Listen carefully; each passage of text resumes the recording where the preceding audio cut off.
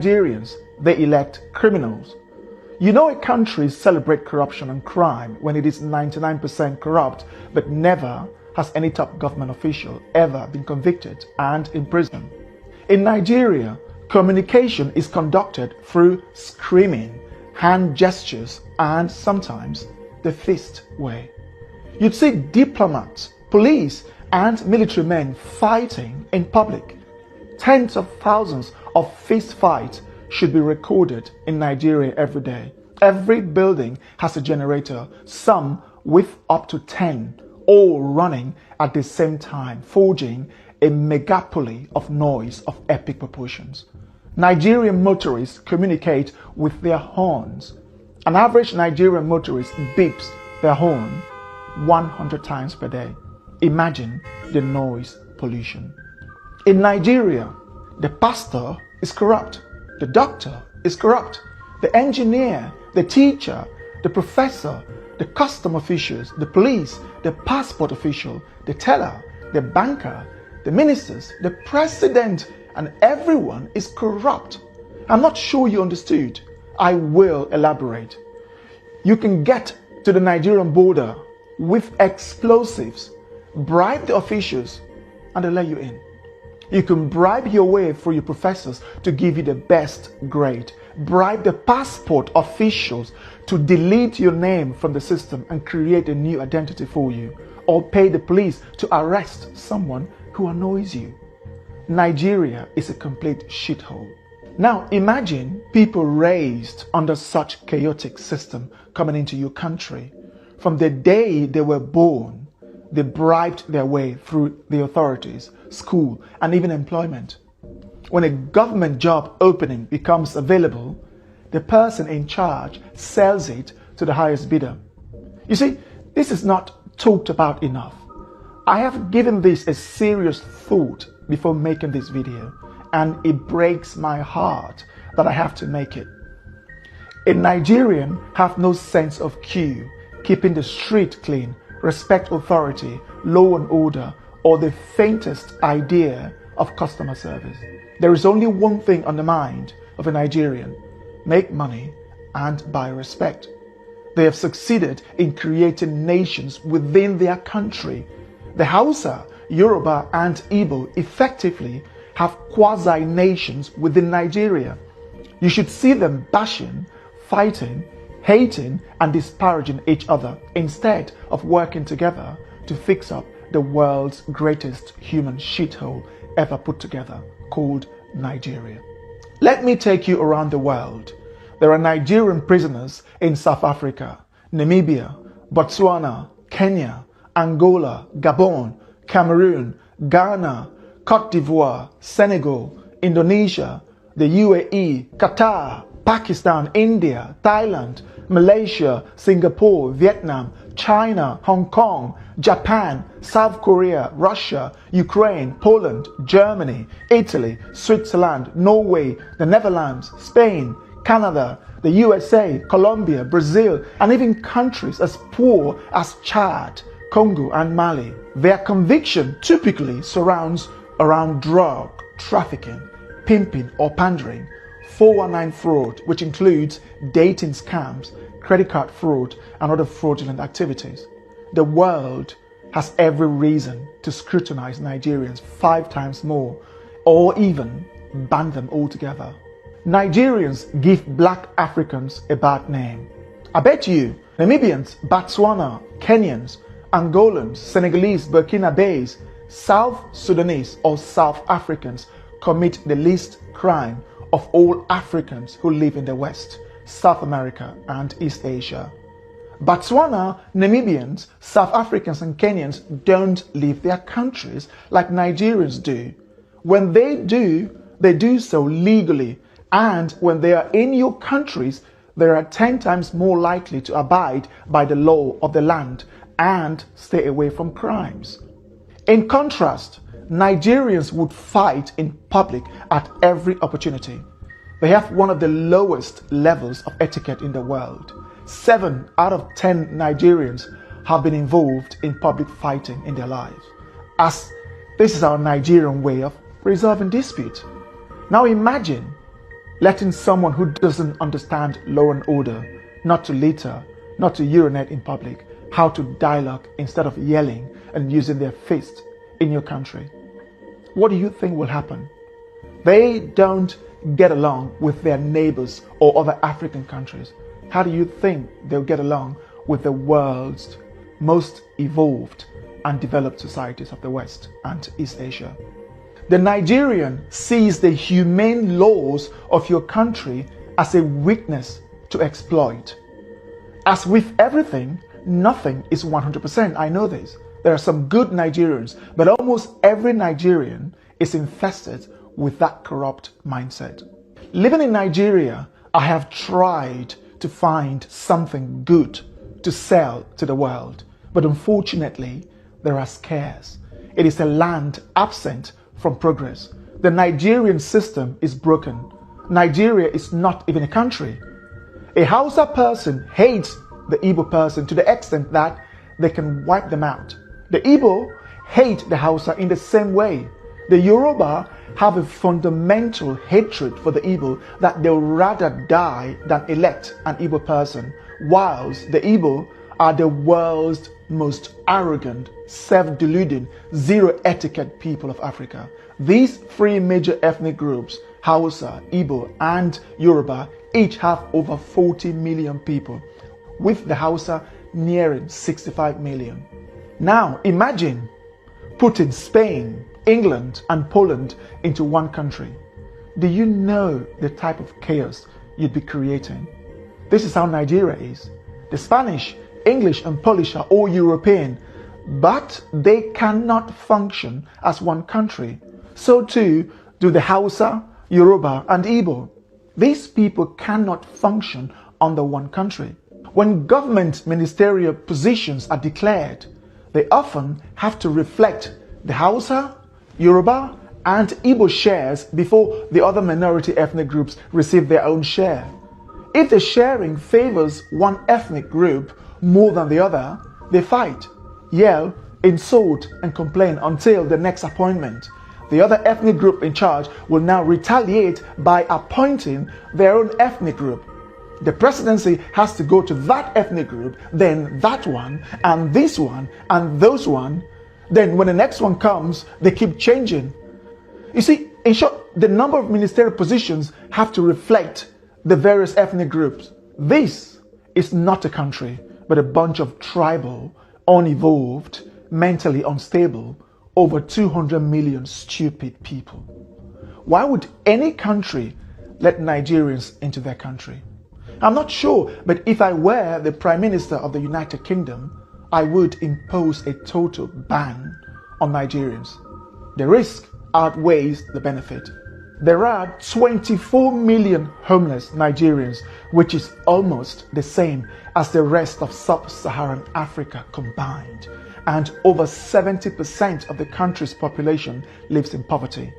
That is over 160 million people. The highest in the world when averaged, given that India has over 5 times as many people as Nigeria. They have the largest arable land in Africa, Nigeria, yet most of that is uncultivated. Their weather is characterized by abundant sunshine during the dry season and ample rainfall during the raining season.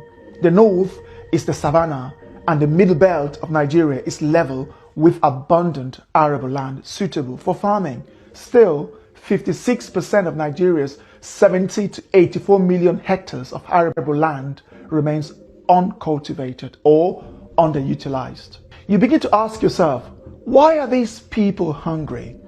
The answer is simple: incompetence and a collective lack of skills to run a country.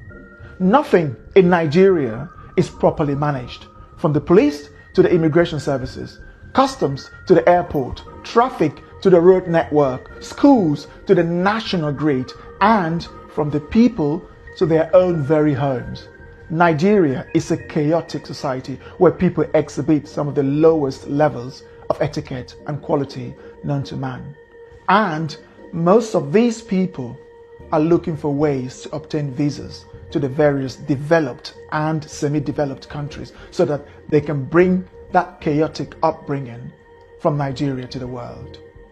I have tried to find a better way to euphemize this video. Still, after months of procrastinating, I couldn't find a better way to organize my words, but to say it as it is.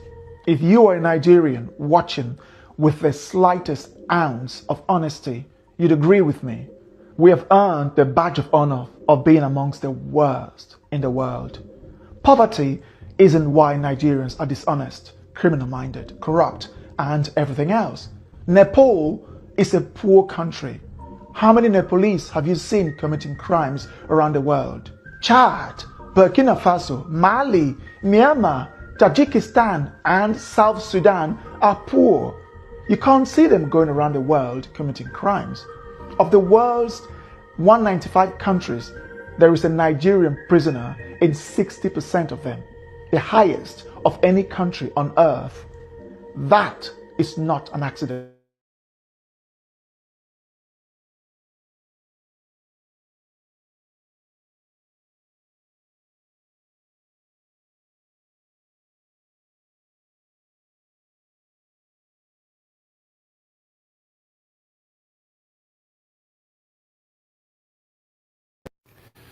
I will not watch this thing alone, please. I want you to listen to this. I couldn't believe it.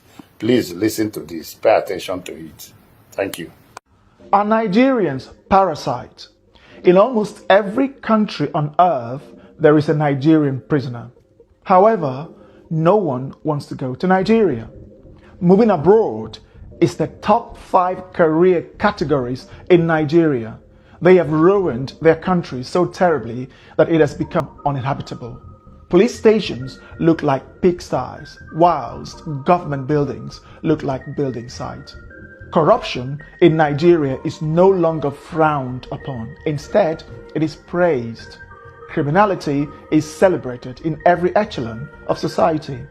The people themselves do not elect decent Nigerians. They elect criminals. You know a country celebrates corruption and crime when it is 99% corrupt, but never has any top government official ever been convicted and imprisoned. In Nigeria, communication is conducted through screaming, hand gestures, and sometimes the fist way. You'd see diplomats, police, and military men fighting in public. Tens of thousands of fist fights should be recorded in Nigeria every day. Every building has a generator, some with up to 10, all running at the same time, forging a megapoly of noise of epic proportions. Nigerian motorists communicate with their horns. An average Nigerian motorist beeps their horn 100 times per day. Imagine the noise pollution. In Nigeria, the pastor is corrupt, the doctor is corrupt, the engineer, the teacher, the professor, the custom officials, the police, the passport official, the teller, the banker, the ministers, the president, and everyone is corrupt. I'm not sure you understood. I will elaborate. You can get to the Nigerian border with explosives, bribe the officials, and they'll let you in. You can bribe your way through your professors to give you the best grade. Bribe the passport officials to delete your name from the system and create a new identity for you. Or pay the police to arrest someone who annoys you. Nigeria is a complete shithole. Now imagine people raised under such chaotic system coming into your country. From the day they were born, they bribed their way through the authorities, school, and even employment. When a government job opening becomes available, the person in charge sells it to the highest bidder. You see, this is not talked about enough. I have given this a serious thought before making this video, and it breaks my heart that I have to make it. A Nigerian have no sense of queue, keeping the street clean, respect authority, law and order, or the faintest idea of customer service. There is only one thing on the mind of a Nigerian: make money and buy respect. They have succeeded in creating nations within their country. The Hausa, Yoruba, and Igbo effectively have quasi-nations within Nigeria. You should see them bashing, fighting, hating, and disparaging each other instead of working together to fix up the world's greatest human shithole ever put together, called Nigeria. Let me take you around the world. There are Nigerian prisoners in South Africa, Namibia, Botswana, Kenya, Angola, Gabon, Cameroon, Ghana, Cote d'Ivoire, Senegal, Indonesia, the UAE, Qatar, Pakistan, India, Thailand, Malaysia, Singapore, Vietnam, China, Hong Kong, Japan, South Korea, Russia, Ukraine, Poland, Germany, Italy, Switzerland, Norway, the Netherlands, Spain, Canada, the USA, Colombia, Brazil, and even countries as poor as Chad, Congo, and Mali. Their conviction typically surrounds around drug trafficking, pimping or pandering, 419 fraud, which includes dating scams, credit card fraud, and other fraudulent activities. The world has every reason to scrutinize Nigerians 5 times more, or even ban them altogether. Nigerians give black Africans a bad name. I bet you Namibians, Botswana, Kenyans, Angolans, Senegalese, Burkinabes, South Sudanese, or South Africans commit the least crime of all Africans who live in the West, South America, and East Asia. Botswana, Namibians, South Africans, and Kenyans don't leave their countries like Nigerians do. When they do so legally, and when they are in your countries, they are 10 times more likely to abide by the law of the land and stay away from crimes. In contrast, Nigerians would fight in public at every opportunity. They have one of the lowest levels of etiquette in the world.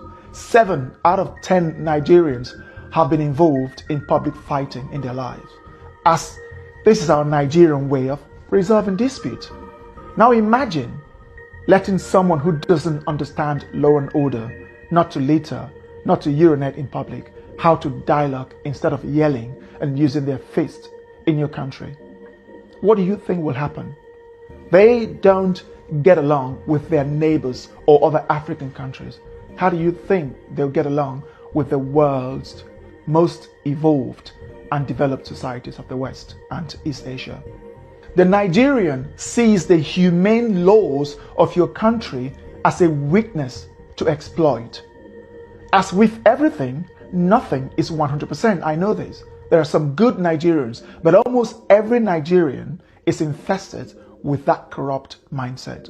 Living in Nigeria, I have tried to find something good to sell to the world, but unfortunately, there are scarce. It is a land absent from progress. The Nigerian system is broken. Nigeria is not even a country. A Hausa person hates the Igbo person to the extent that they can wipe them out. The Igbo hate the Hausa in the same way. The Yoruba have a fundamental hatred for the Igbo that they'll rather die than elect an Igbo person, whilst the Igbo are the world's most arrogant, self-deluding, zero-etiquette people of Africa. These 3 major ethnic groups, Hausa, Igbo, and Yoruba, each have over 40 million people, with the Hausa nearing 65 million. Now imagine putting Spain, England, and Poland into one country. Do you know the type of chaos you'd be creating? This is how Nigeria is. The Spanish, English, and Polish are all European, but they cannot function as one country. So too do the Hausa, Yoruba, and Igbo. These people cannot function under one country. When government ministerial positions are declared, they often have to reflect the Hausa, Yoruba, and Igbo shares before the other minority ethnic groups receive their own share. If the sharing favors one ethnic group more than the other, they fight, yell, insult, and complain until the next appointment. The other ethnic group in charge will now retaliate by appointing their own ethnic group. The presidency has to go to that ethnic group, then that one, and this one, and those one. Then when the next one comes, they keep changing. You see, in short, the number of ministerial positions have to reflect the various ethnic groups. This is not a country, but a bunch of tribal, unevolved, mentally unstable, over 200 million stupid people. Why would any country let Nigerians into their country? I'm not sure, but if I were the Prime Minister of the United Kingdom, I would impose a total ban on Nigerians. The risk outweighs the benefit. There are 24 million homeless Nigerians, which is almost the same as the rest of sub-Saharan Africa combined. And over 70% of the country's population lives in poverty. That is over 160 million people. The highest in the world when averaged, given that India has over 5 times as many people as Nigeria.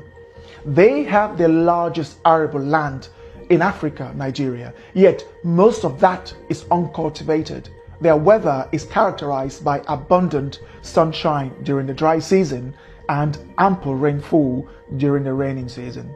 The north is the savanna, and the middle belt of Nigeria is level with abundant arable land suitable for farming. Still, 56% of Nigeria's 70 to 84 million hectares of arable land remains uncultivated or underutilized. You begin to ask yourself, why are these people hungry?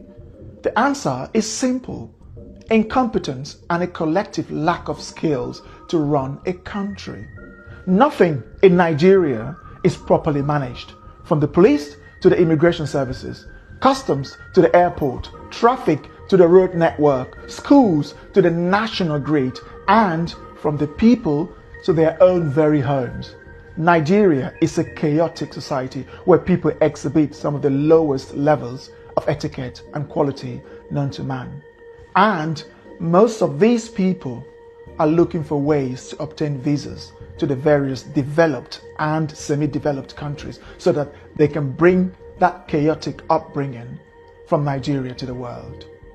I have tried to find a better way to euphemize this video. Still, after months of procrastinating, I couldn't find a better way to organize my words, but to say it as it is. If you are a Nigerian watching with the slightest ounce of honesty, you'd agree with me. We have earned the badge of honor of being amongst the worst in the world. Poverty isn't why Nigerians are dishonest, criminal-minded, corrupt, and everything else. Nepal is a poor country. How many Nepalese have you seen committing crimes around the world? Chad, Burkina Faso, Mali, Myanmar, Tajikistan, and South Sudan are poor. You can't see them going around the world committing crimes. Of the world's 195 countries, there is a Nigerian prisoner in 60% of them, the highest of any country on earth. That is not an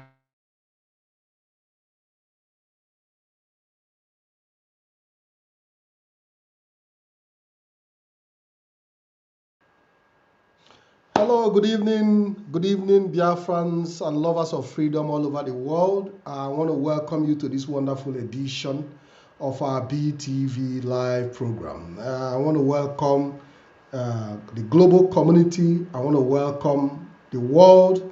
I want to welcome Biafrans globally. I know that millions and millions of Biafrans and spectators are watching us on this wonderful edition.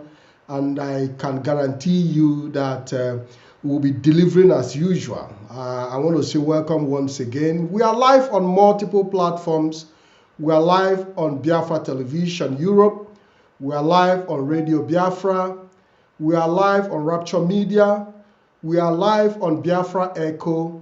And we are live on Radio Biafra X Space, formerly known as Twitter. And we are also live on my Telegram live. I want to say thank you very much for being here. If you haven't shared this program, make sure you share this program so that we'll be able to have more engagement, because it is a very, very exclusive one this evening.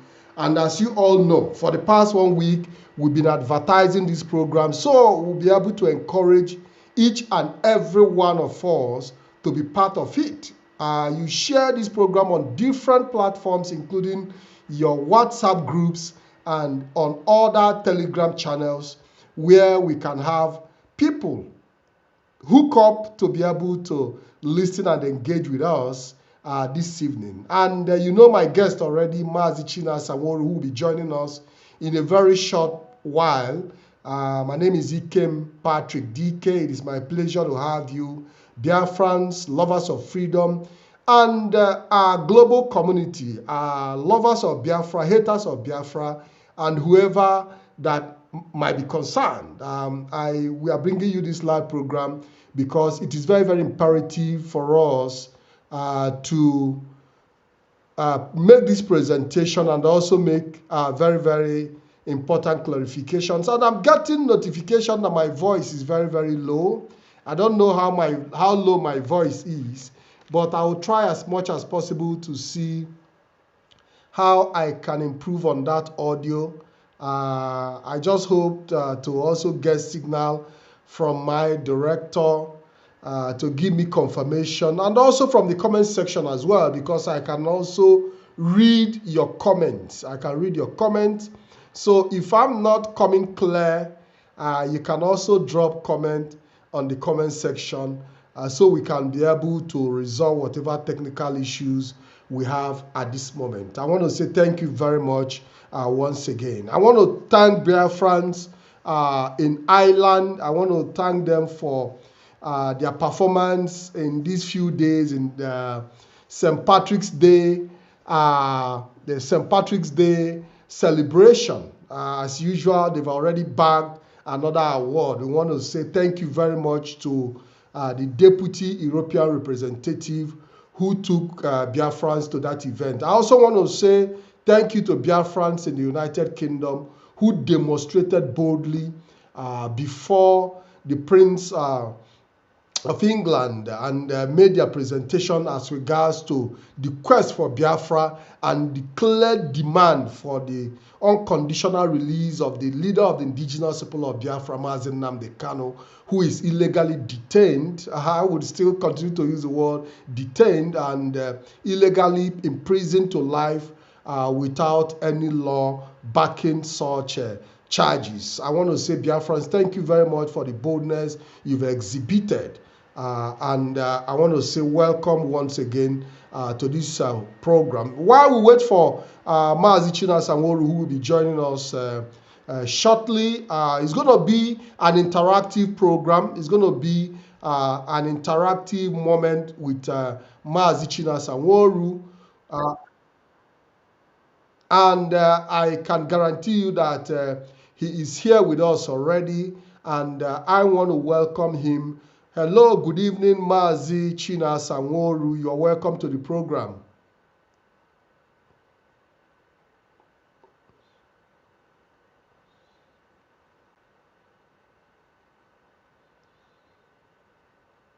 Mazi, can you please unmute yourself? Can you please unmute yourself and make your introduction, because Biafrans are waiting to hear from you. But while we wait for Mazi Chinasa Nworu's introduction, we just watch a clip of the video of the narration of what Nigeria represents. And this is a very clear analysis of the state of the Nigerian situation as it stands today. And this is what we've been shouting for the world to look into for over a decade now.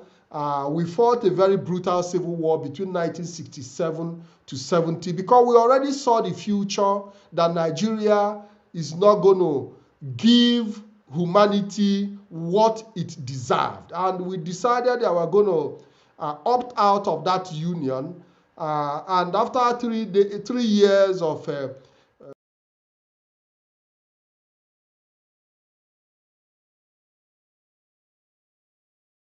to return back, we were forced to return back to the table with hopes that things are going to improve. And roughly 60 years down the line, Nigeria have even gotten worse than it is. That when you ask people, they will tell you that things were better 10 years ago than it is today.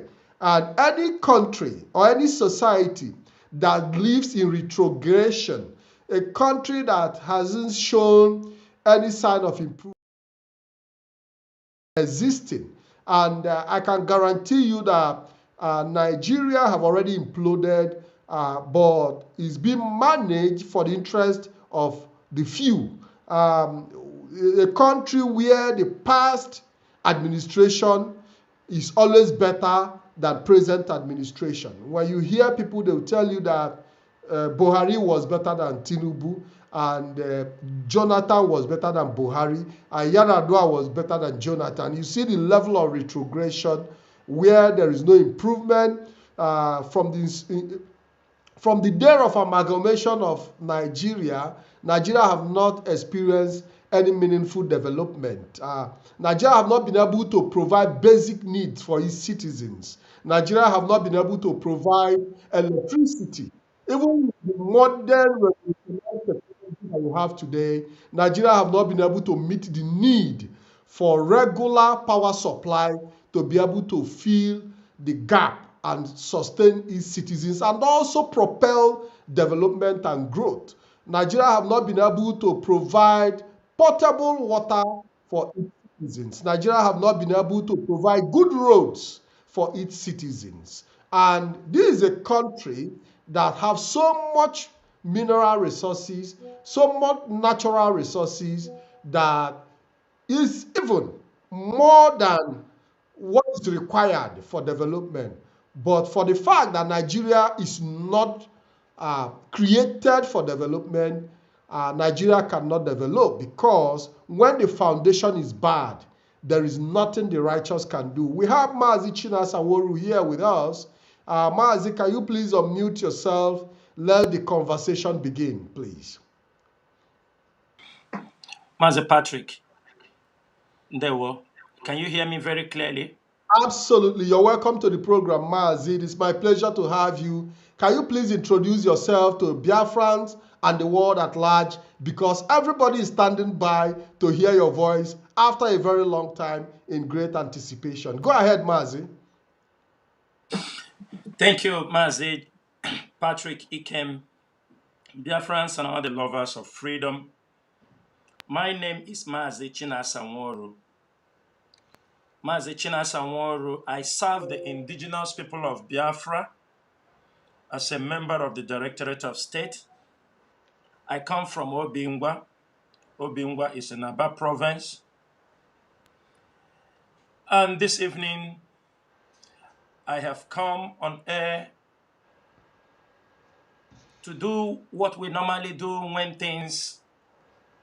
when rumors, blackmailers are trying to take the airwave for the Biafran struggle. Unfortunately, I have not been on to any program this year. It was intentional because we do have things we are handling also out of social media. But it's unfortunate that anytime we want to concentrate to do the job for the Biafran struggle, there is always people being sponsored, people being positioned to distract our people on things that are irrelevant. There are things that if we start to talk about them, the shame will befall many of them. And this evening, I am going to say certain things, and I don't want when I'm going to say these things, people to say this is what Mazi Chinasa Nworu is saying. He's a leader, and he is saying these things on the air. But it's unfortunate that since this year, lies, blackmails has been peddled against my own name, the name of the Directorate of State, only few IPOB members who understood what is happening are the people defending this struggle. Once again, many of our people now are sitting on the fence, like what happened to us in 2021. They have all gone to sit on the fence again for the second time, because people have been arranged to destroy this struggle.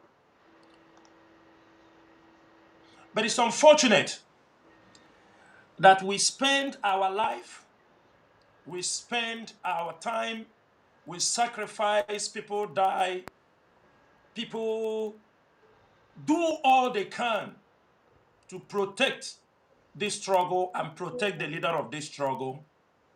But unfortunately, the leader of this struggle do not appreciate. He do not give a damn about whatever sacrifice people have given to this struggle. It is very, very unfortunate. Every time Mazi Nnamdi Kanu is being arrested or detained, people pay dearly for his detain or his imprisonment. Every one of us knew what happened between 2015 and 2017. It is the same men here that defended this struggle, defended Mazi Nnamdi Kanu. People died. 2017, when he was released, people died in the process of defending him. 2021, as he was renditioned, from that moment he was renditioned. People are dying. For them, and for some of them, they said, is this normal? Yes, in a freedom fighting, people can die, but shouldn't die recklessly because of a reckless behavior, reckless utterances, reckless planning. People shouldn't die. Today, it is really, really surprising that since 2021, Mazi Nnamdi Kanu was renditioned from Kenya, imprisoned,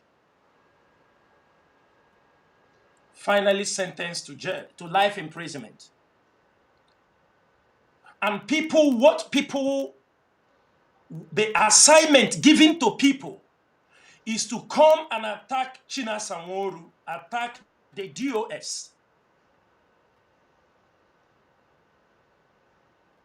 That is the assignment given to them, and many Biafrans are not seeing anything wrong. Nobody is reasoning. They're sponsoring you to launch an attack against somebody who have paid dearly for this struggle. In exile for 12 years. In exile for 12 years.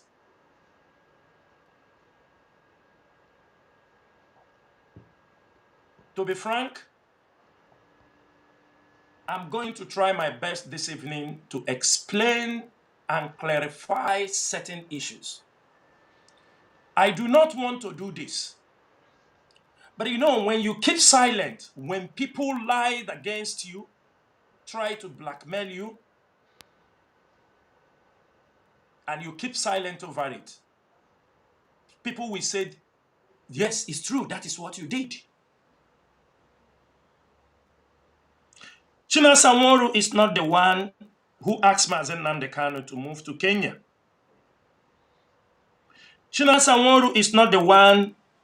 I am not the Nigerian intelligence agency that was following Mazi Nnamdi Kanu and they renditioned him to Nigeria, handed him over to the DSS. Chinasa Nworu did not know.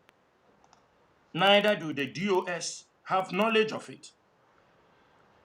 Chinasa Nworu is not the legal practitioner who is defending Mazi Nnamdi Kanu in the court of law. Upon all the alarms I was raising, Chinasa Nworu is not in charge of IPOB fund. I am not the one that sentenced Mazi. I am not a Omotosho or Nigerian federal government. But today, I am not the one that sent Mazi Nnamdi Kanu to Sokoto prison. But today, it is Chinasa Nworu is the topic. The DOS are the topic. Nobody is asking any question. And it is, they don't listen to Mazi Nnamdi Kanu. They don't listen to Mazi Nnamdi Kanu. And I'm going to clarify all those listening. And I wish after this broadcast, people should go back also to Mazi Nnamdi Kanu and ask him certain questions. Of course, people have gone and asked him. There is nothing tangible that he's saying. There is nothing. The only thing we hear is all about money, fundraising, order. That is all we hear. Before I proceed in this broadcast this evening, I challenge anybody, anywhere you are, that I have discussed or in any IPOB meeting that I have instructed you to go and attack Mazi Nnamdi Kanu. I want that person, I want anybody who will say that Chinasa Nworu have a discussion with him, even in a meeting where people gathered, even in a meeting where we are discussing or clarifying issues, that I told you, go and attack Mazi Nnamdi Kanu. If anybody can come, bring the evidence where I ask him to do this, I will come on this radio on two things: resign and tender apology to Mazi Nnamdi Kanu. I will do that. But it's unfortunate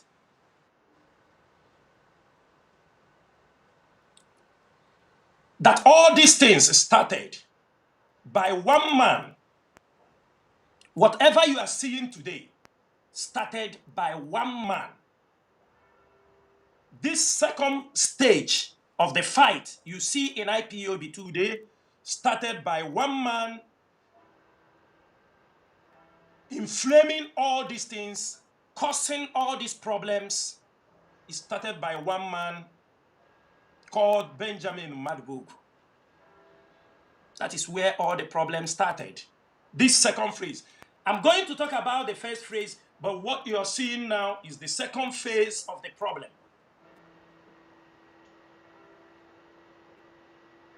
That is what we are seeing now. And I'm going to explain. Can I interject a little bit, because I want this program to be more of interactive, and I want us to take it in a little of a bit light, and not because I understand your feelings, Mazi, and you're gonna have the opportunity to express yourself 100% in this program. You are going to have the opportunity to really talk to Biafrans, and I believe that what our people need more is education. A lot of our people does not understand the dynamics of the Biafran struggle.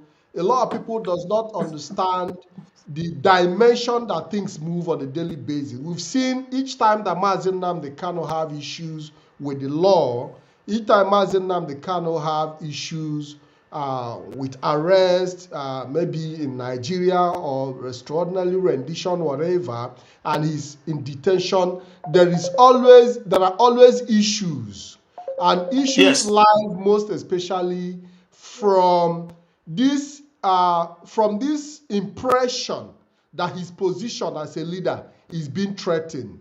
So I'm going to ask you about this obsession about holding the leadership position for Mazi Nnamdi Kanu, which we'll come to eventually in this program. Now, you made mention of a name called Benjamin Madubugu, which a lot of people know that at some point he was also arrested alongside Mazi Nnamdi Kanu in 2015. And, you know, all the processes, and he was bailed and the court case continued. Before the arrest of Mazi Nnamdi Kanu, how did Benjamin Madubugu come into the picture? It's very important that our people have a clear understanding of who he is. Go ahead, Mazi. Mazi, Benjamin Madubugu is an IPOB member. Like you have introduced him, he went to the prison with Mazi Nnamdi Kanu. So after Mazi Nnamdi Kanu was released, he was also released. But there is something I will say also this night, and I have said it on the television, on these programs for a very long time. There are things people do not know. Before Nelly and Oyibo tried to push me to take over the leadership of IPOB, to destroy the DOS and take the ESN command, and they will join me with Simon Ekpa. Benjamin Madubugu was the first person who made that offer. But I don't like to talk about it because at a point he returned back. He was the first person when Mazi Nnamdi Kanu was renditioned. That was the first person I heard such idea, such intention was in him. When he approached me and told me, Mazi, I want you to bring somebody you like. If you can bring anybody you like, I don't want to mention the name of the person. He even suggested for me the name of the person, that I should bring him, that he is bringing Simon Ekpa. Let four of us take over the Biafra struggle.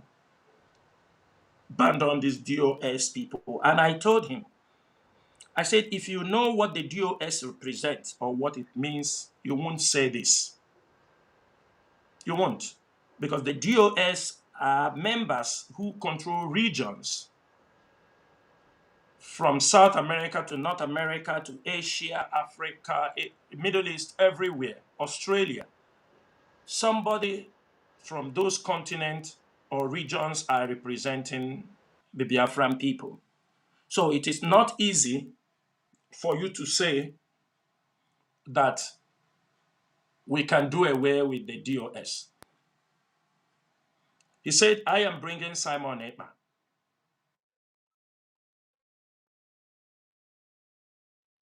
Yeah. Okay. So, yes. So at this point, I said, okay, but it's not going to be possible. They're just holding Mazi Nnamdi Kanu. This is the problem we are facing. Because of that, he discommunicated with me. We don't talk for 3 months, 3 or 4 months exactly. He moved his own way. I don't communicate. He don't communicate me for 3 months. That was when they were feeding Simon Ekpa all what he was doing. Later on, before Nelly and her group come to ask me for the same thing, which I said no. But after 3 months, I think along the line, Benjamin realized whether he made a mistake or something didn't go the way he wanted. He came back. He wanted us to put things in order.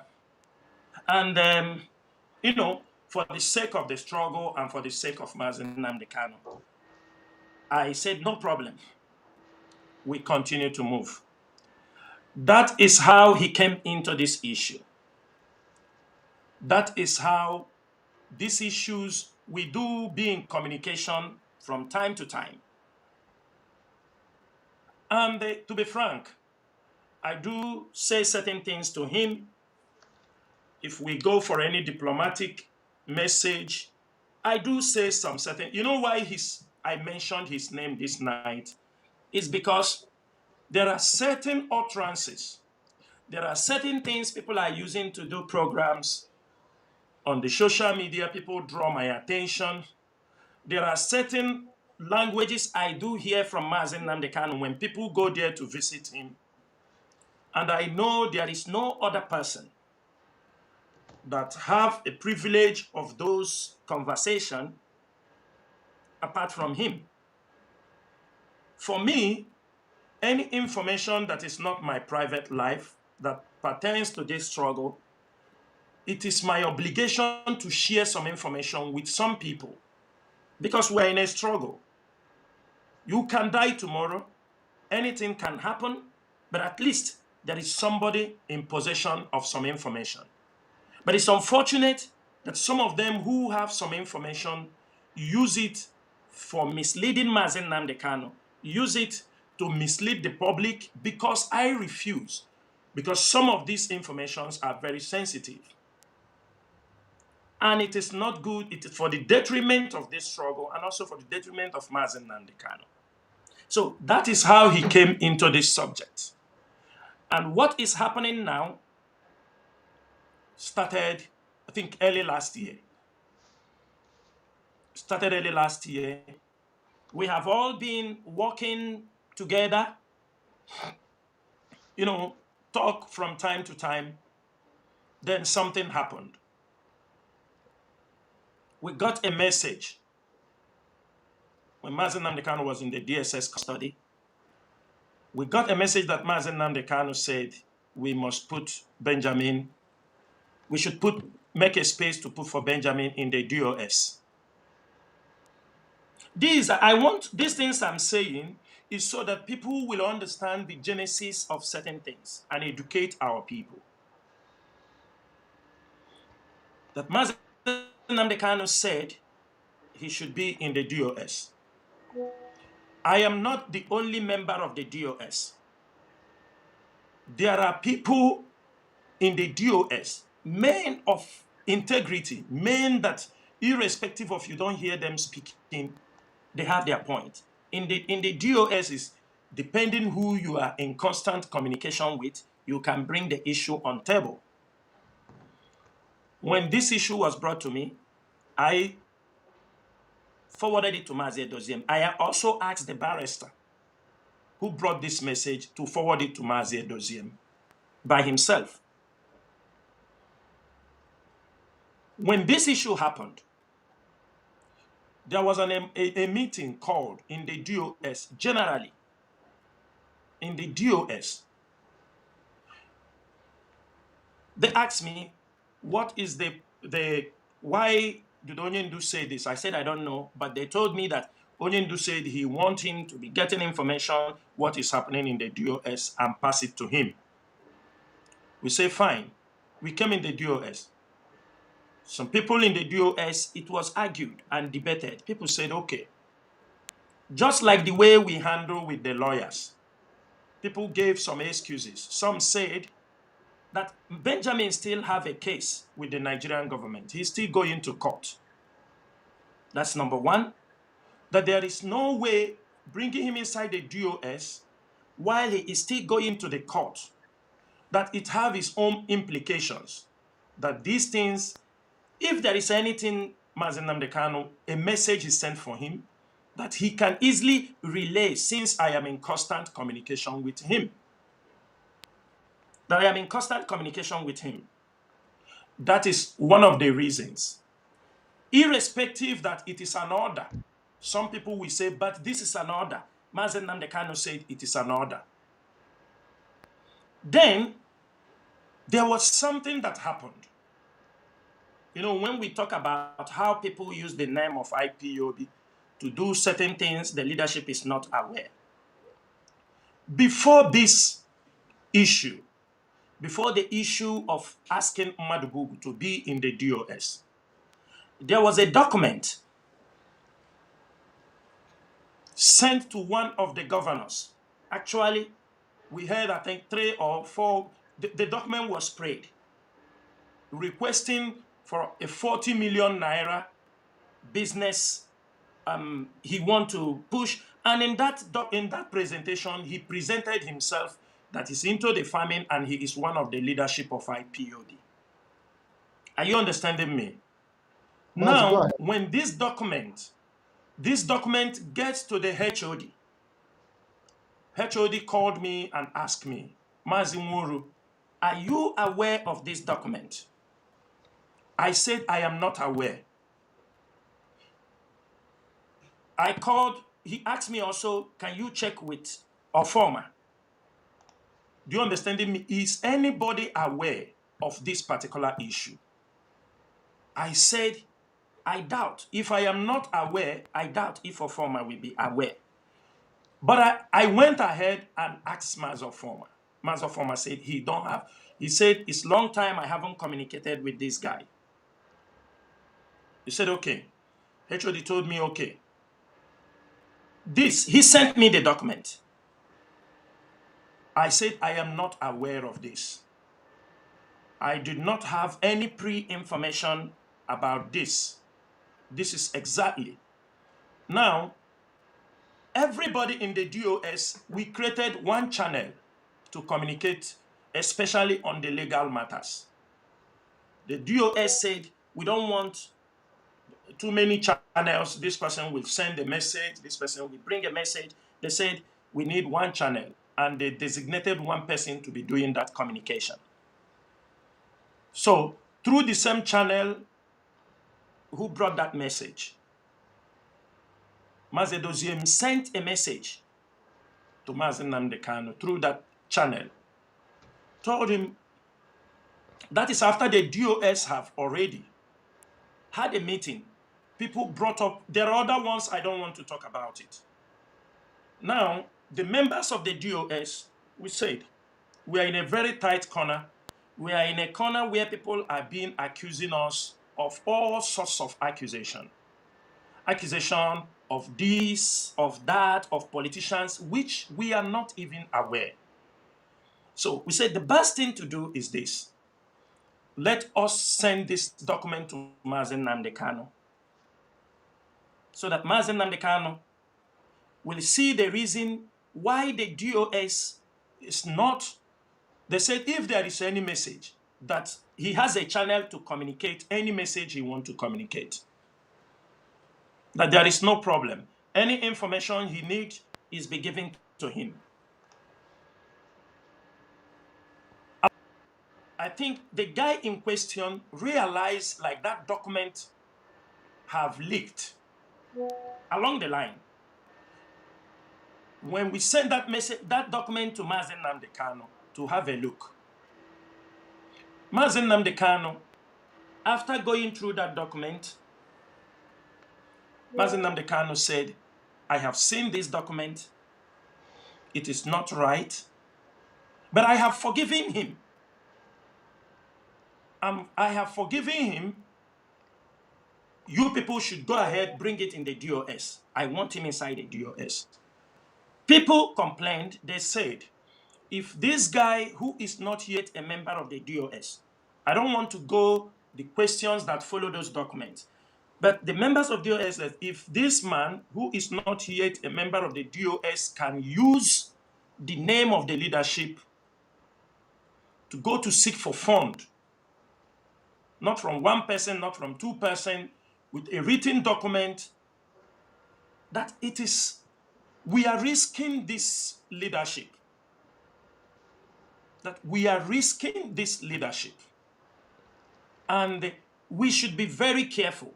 If there is anything they want him to do, any information, and he's getting it, he can never deny he don't get information of what happens in this struggle.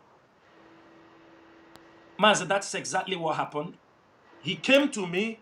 I think he felt that document have leaked. He came to me and started telling me, Mazi, that he want to write a letter to some people to give him money to start a business. That he want to write to some governors. I told him, Mazi, please, this thing you're saying, let it not be.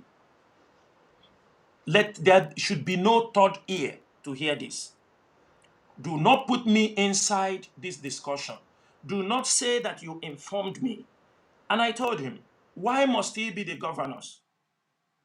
Why not look for a businessman who Since it is a business you say you want to go in, why not look for a businessman and join with the businessman? If it is all, take a loan. You said nobody, people cannot do that. I said, okay, fine and good. But to our greatest surprise, Mazi Nnamdi Kanu said he has forgiven him for sending those letters to the governors that we should take him. This decision didn't go very well with the leadership. They said, how can Mazi Nnamdi Kanu say such a thing? After seeing this document, after seeing somebody using the name of the leadership to seek for this. When he heard it, he came back to me. He was upset. He called one or two people to say, this is what we said, that Onyendu asked us to put him in the leadership. We refuse. Over his dead body, this leadership, he will destroy it. He uttered some horrible comments. So Mazi, are we dealing with a situation of forgery here? Yes, situation of impersonation also. That is what we are dealing on. And the issue that the DO, he was still facing charges in Nigeria. We cannot bring him inside the DOS. So these are two cases, and he made those utterances what he will do to me, to the point that he told somebody that if he found a means, he will poison me. He said it to somebody. He said that the way he is looking, he got any means that he is ready to poison me. And I laughed. I said, why do you put this anger on me as Chinasa Nworu when I am not the one making decisions for the whole of this struggle? They said that I have the ability to convince other DOS members to accept him as a DOS member. Mazi, I do not have that authority. In the DOS, these are men. I know the utterances of many of them. I know their comments. They said we cannot at this particular time risk the name of IPOB. That we are facing a lot of accusations. That if eventually we bring in him into the DOS, that we have sealed. You know, when we bring him in the DOS, we will release an official letter. The public will be aware of it. And there is this fear that if somebody can do this when he's not a member of the DOS, there is a possibility. And at that particular time, Mazi, IPOB leadership were dealing with, even till date. That is why you see the IPOB leadership change their letter-headed paper. In fact, the company that did this IPOB letter-headed paper does letter-headed paper for presidents, because we try to put a maximum security. All over Europe, in Europe, many places in Africa, people forge our letter-headed paper. They're using it, collecting money from people. There is a lot of things the leadership was passing through. There are cases we make in Ireland where somebody used the IPOB name, the leadership, collecting money for asylum seekers, some $3,000, $2,000. They will sign in the name of Chike Doziem. Some, I do not sign any letter officially for IPOB. I do not. Some letters were signed in my name as Chinasa.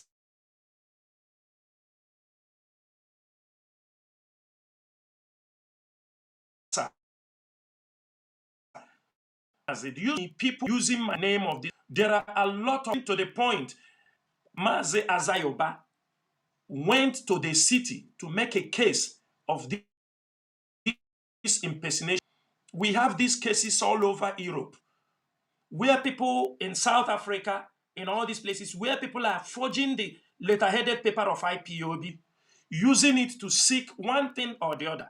And the question is this: do IPOB have the right to scrutinize, to make sure that anything that is being done in their name goes through the legitimate way? Can anybody, Mazi Nnamdi Kanu, just send you a message for Mazi Nnamdi Kanu to say, I have seen this document and I have forgiven him, meaning he didn't even take it serious? The question is, Mazi Nnamdi Kanu aware that he wrote this letter and could brush it with just a backhand. Yes, I have seen the letter he wrote, use the name of the leadership, but no problem, I have forgiven him. Yes, Mazi Nnamdi Kanu, you have forgiven him, but what of the name of the leadership? Are we compelled also to forgive him? Must we forgive him? Or do we take measures to make sure these things don't happen any longer? Because we are talking about the leadership of IPOB that are writing letters to the government. The government, we are writing letters. They know where the letters are coming from. For example, I will give you an example. Somebody used a photocopy of IPOB letterheaded paper, wrote letters to some people, collected money from them, $2,000, $3,000. Later on, they needed, the institution needed the original paper of that particular paper. They now come back to us, asking us if we can prepare the same letter in an original paper, Mazi. Do you see these are the things, the destruction people are planning against IPOB, it is not coming from one angle. It's coming from many angles. And it is the duty of the DOS to protect this struggle.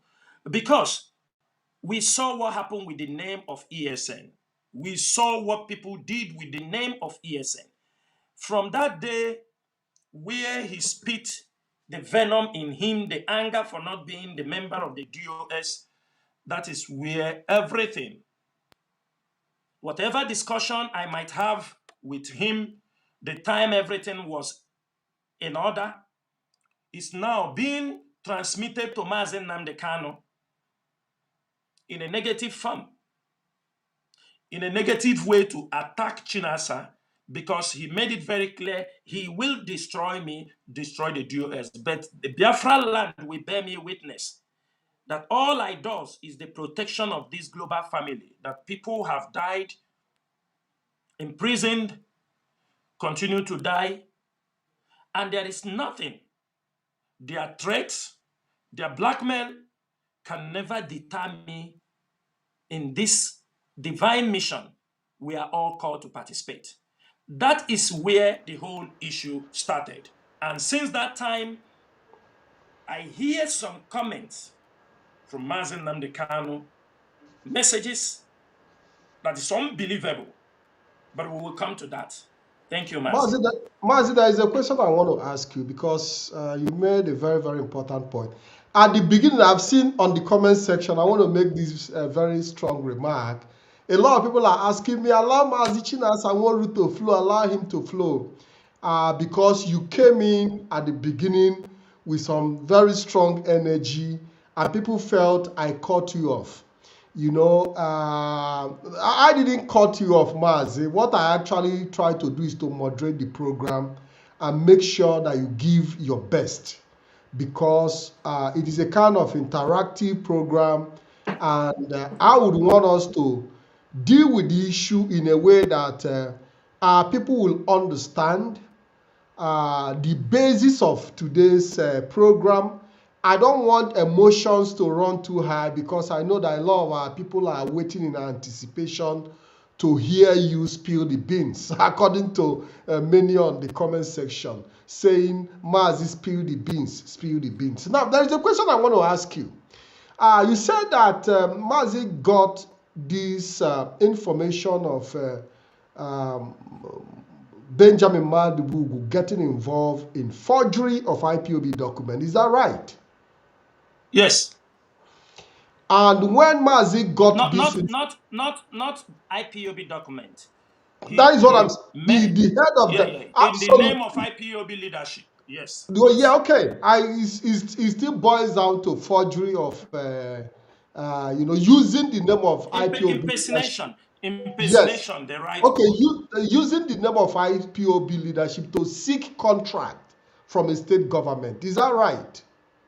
Not actually a contract.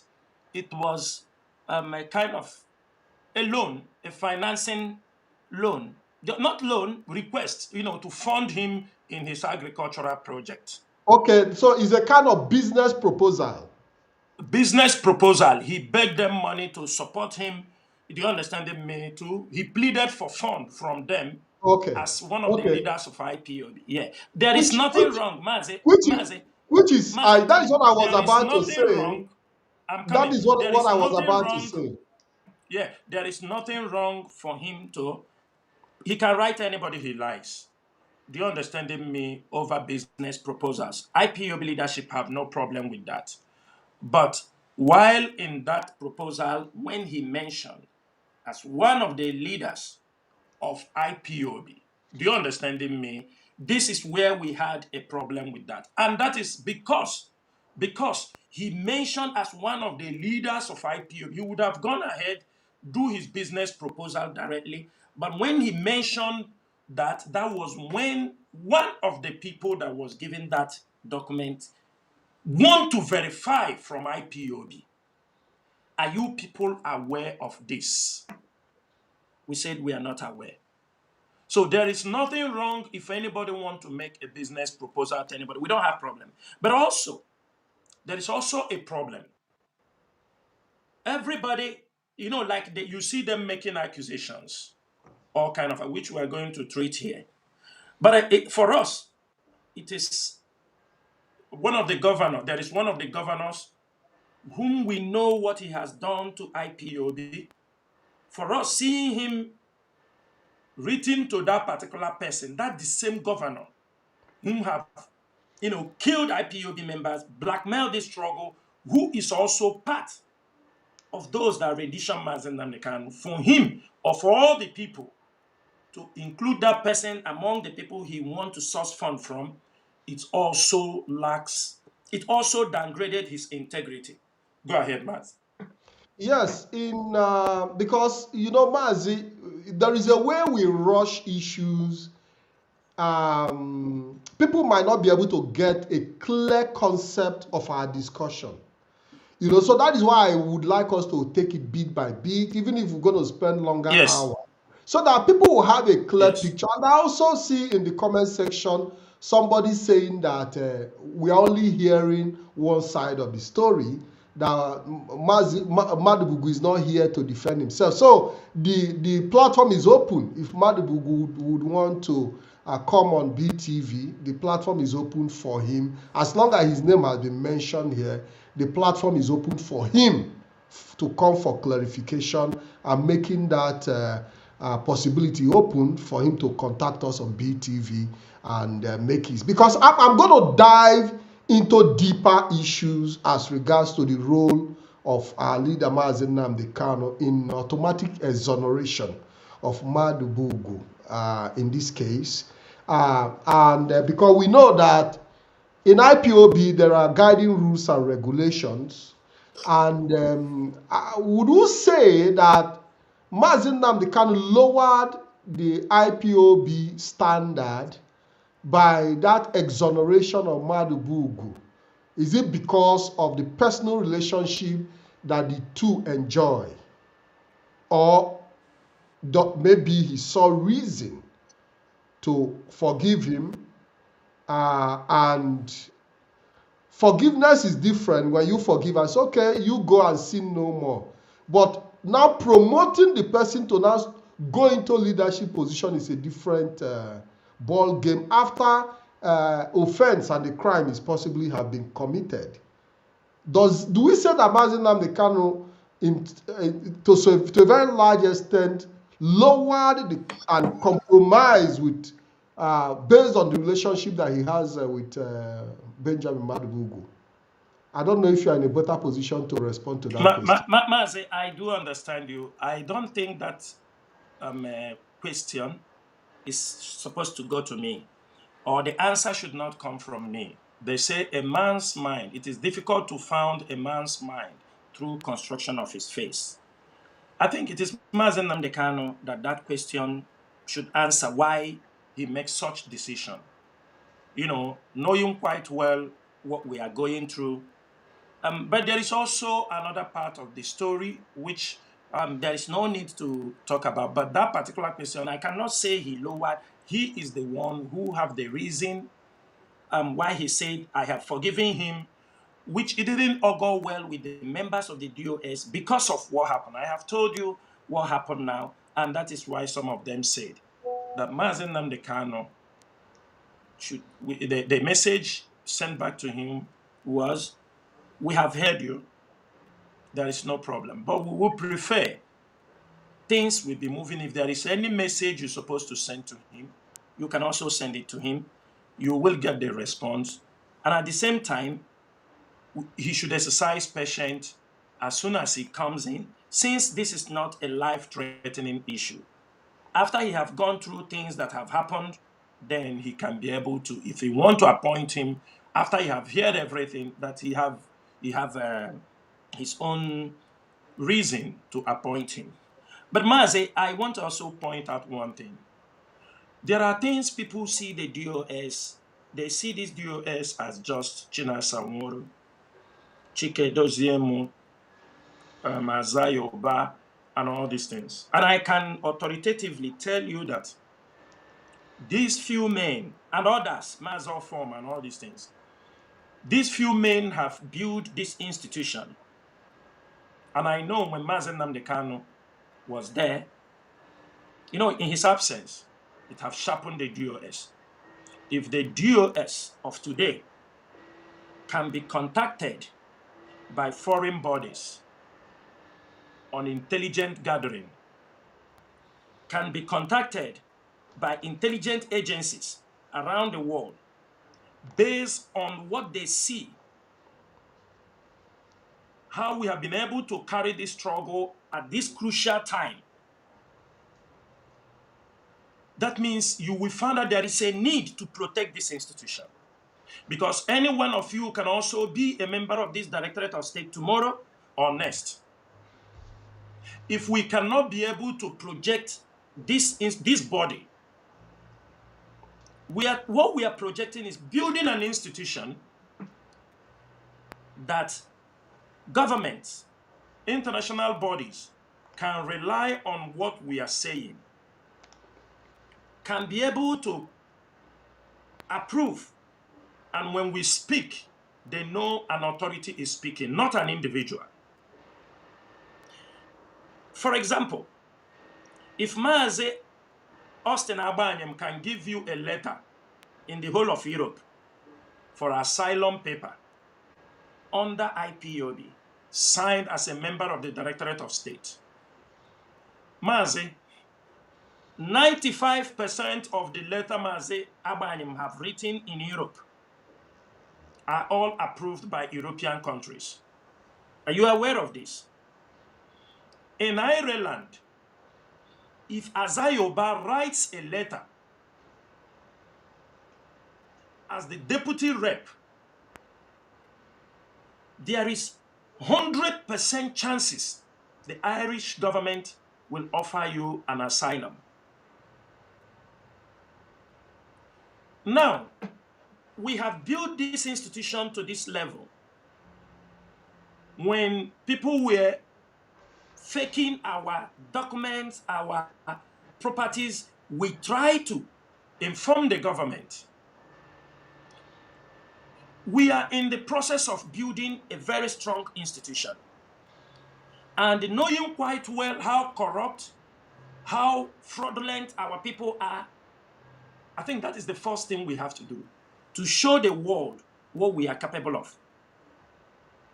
If we are not professional in what we are doing, if we are not consistent in what we are doing, they will not approve all those things. I can tell you the fact, sometimes Nigerian government will write a damning report against IPOB to some government bodies. They will call us because they have checked us. They have run background check about us. They know we are not into any crime. They know we are not into fraudulent things. They know. And they will do what? Said, come and see the document the Nigerian government wrote to us about you people. We are giving it to you people. Go and study it. I'm telling you what is happening. I don't need to mention names because we are not in those things. But I mean, along the line, the intelligence department of this movement, under the leadership of Mazi Nnamdi Kanu and the DOS, have been contacted by several intelligence agencies around the world. At least I can tell you up to 3 or 4. To say, can you help us? We trust what you do. We know what you're doing. We need intelligence report on this. And we're looking forward to get it from you people. And we will prepare it. Mazi, do you know some of these our people that are misbehaving or doing fraud? Do you know how many intelligence agencies sometimes do contact us? Say, give us information about this person. But we don't do it. Because we know we don't want to be used on the negative side. You see some of these our brothers you see who are doing all this fraudulent 419 crypto scam. They think when we speak, we don't know what we are speaking. Because they know we have the information. They know we have information and we will give accurate information. From the Sahel to Sudan to Asia to court to fraud.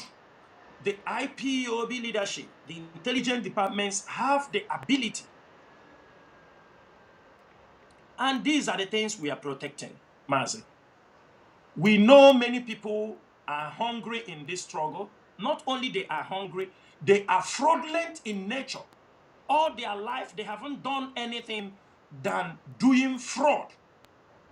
And you know, defrauding people in the name of this struggle will be one of the worst things that will happen to this movement. That means we are not going to be all those things we say we are. So, Mazi, I cannot say why Mazi Nnamdi Kanu say it, but we are talking about things that can damage our reputation. That's what we are talking here. So, that question, I think, anytime he has the opportunity, he can answer that. Okay, thank you very much, Mazi. There is another question I want to put across to you, because this question now is directly to you, because we've seen a lot of name calling. We've seen your name being used all over social media, people putting different allegations on you, Yes. even to the extent that you are working to take the position of Mazi Nnamdi Kanu. How true is this allegation? Do you have that eager to take the position of Mazi Nnamdi Kanu and be IPOB leader as alleged in certain quarters? I believe you are in a position to respond to this question now. Mazi, thank you so much. I do say these things. You know, this is one of the most dumbest accusations I have ever seen in this struggle. One of the dumbest accusations. Mazi, like I have said here, I am not the one who renditioned Mazi Nnamdi Kanu. Neither do I know how he goes and how he comes and what happened to him. But Mazi, you can agree with me that in our present, from the time they renditioned Mazi Nnamdi Kanu, you can count how many people who have dragged to become the president of Biafra or prime ministers of Biafra. Right or wrong? You Absolutely. can agree with me. Yes. Simon Ekpa came out as the prime minister. Mazi Nnamdi Kanu never fought him one day. He became his beloved. According to the lawyers. Ogenkere, now after Simon Ekpa, Ogenkere is also another prime minister. I don't see those people fighting them. Ngozi Orabeze is also prime minister in the same USA.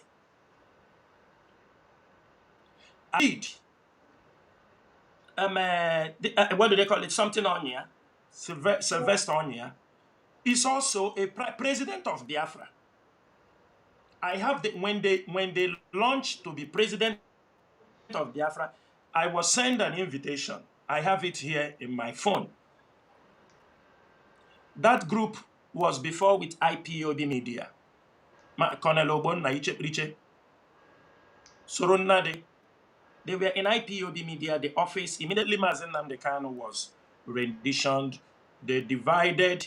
They are smart in doing things because we brought some of them and bring some Ambazonians in a forum because Ambazonians were in America. And when Mazi Nnamdi Kanu had that interview with Choi Ayaba, at a point, they were the one who they log out from those things because we were all in the same forum with assistants of this Ambazonia. They went through the back, start contacting them, start demonizing the leadership that we are the one who sold Mazi Nnamdi Kanu. They now formed their own. They said they divided and they opened their own radio and Mazi Chinasa Nworu and the members of the DOS their topic. Now, the question is this. 4 government in exile, 4 prime minister in exile, with Tony Nwanwisi. There is the one they call Tony Nwanwisi. Also, that one, he was working with those Omoadaka in America. Mazi, in all these things, have you ever seen where Chinasa come and address himself as the leader of this struggle? Have you? Have you ever seen me, even in a picture where I say, or in any means, I do speak to people? Can anyone tell me that I have such intention? Mazi, that intention is not there. I am not a power monger. You understand me? People who knows me. I'm not a power monger. I want things to be in order. That is why I'm in IPOB. That is why you see me participate in many things, because I want everything we do in IPOB to meet up the international standard of people say I am in the media. Some of them will say I am, I want to say something. Some of them say he's a coordinator and he's trying to lower down. They know my capacity. Mazi Nnamdi Kanu knows my capacity. All of them, Yabe Mouth, knows my capacity. They know what I can do. They know. Go to IPOB Media. Go to things, diplomatic issues for IPOB. Go a lot of things. I am too busy working for Biafra to seek for leadership. If I become planning to be a leader, that means the game is finished, Mazi. The Biafra struggle is finished. Reasons, let me tell you. The Nigerian government have positioned these things that they are looking, as they put down Mazi Nnamdi Kanu, they try to promote Ekperima down. They want a continuous, that greed for power in our people, somebody to emerge. Immediately you emerge, they will do everything to make sure they bring you down. And I have been telling our people, we don't have to operate in this system of government where an individual comes out promoting himself. It will be very easy to destroy IPOB. But if we can build an institution, the Directorate of State containing more than 20 or 15 members with different specialties, if anything happens to me, another person is there. If anything happens to, I do not want an individual-based movement. So that is why. And the one thing you ask yourself, Mazi, these people are calling themselves prime minister. These people that are attacking Chinasa Nworu never attack those people. Are you understanding the point? They never attack them. But it is somebody whom you don't see him. I do my job on the social media. I do the ones I will do offline. That is the person. What is this threat? Why do they see me as a threat? Why? Mazi, yes, there is a question. Now I'm coming. Okay. I'm coming, Mazi. Do you know to the point when they rendition Mazi Nnamdi Kanu? Already Simon Ekpa and his team, the people, You know, sometimes people say we said he's working for Nigerian government, but they jail him because people don't know how government works. Government can use anybody. After they finish with you, they put you in prison. You can look at it. Even the Malami, all those people who work and rendition Mazi Nnamdi Kanu, are they not taking them into prison today? Don't they take them into prison? Don't they arrest them? But they were working for Nigeria government. Some of them were happy when he rendition Mazi Nnamdi Kanu.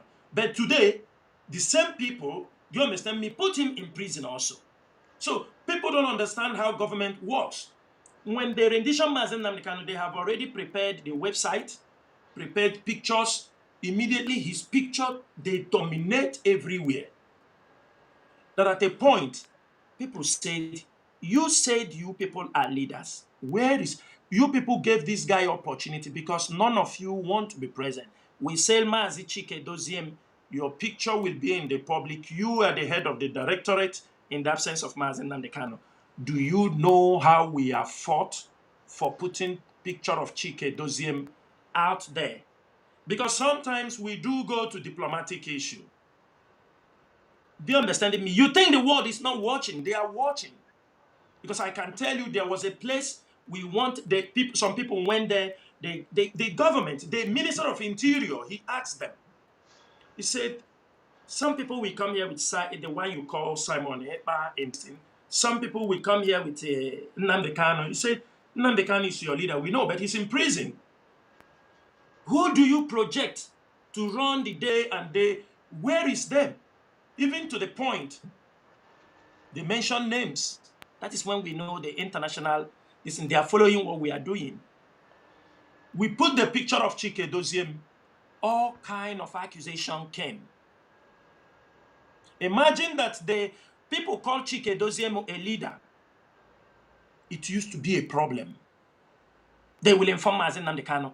They are calling him leader. But Mazi Nnamdi Kanu, you say you are holding the title of supreme leader. Coordinators, everybody serving IPOB, they are leaders in their own capacity. I don't see the reason if somebody called Chike Doziem a leader. Where is the crime? If somebody called Chinasa Nworu a leader, where is the crime? If somebody called Abanyim a leader, where is the crime? You call a coordinator at home a leader, where is the crime?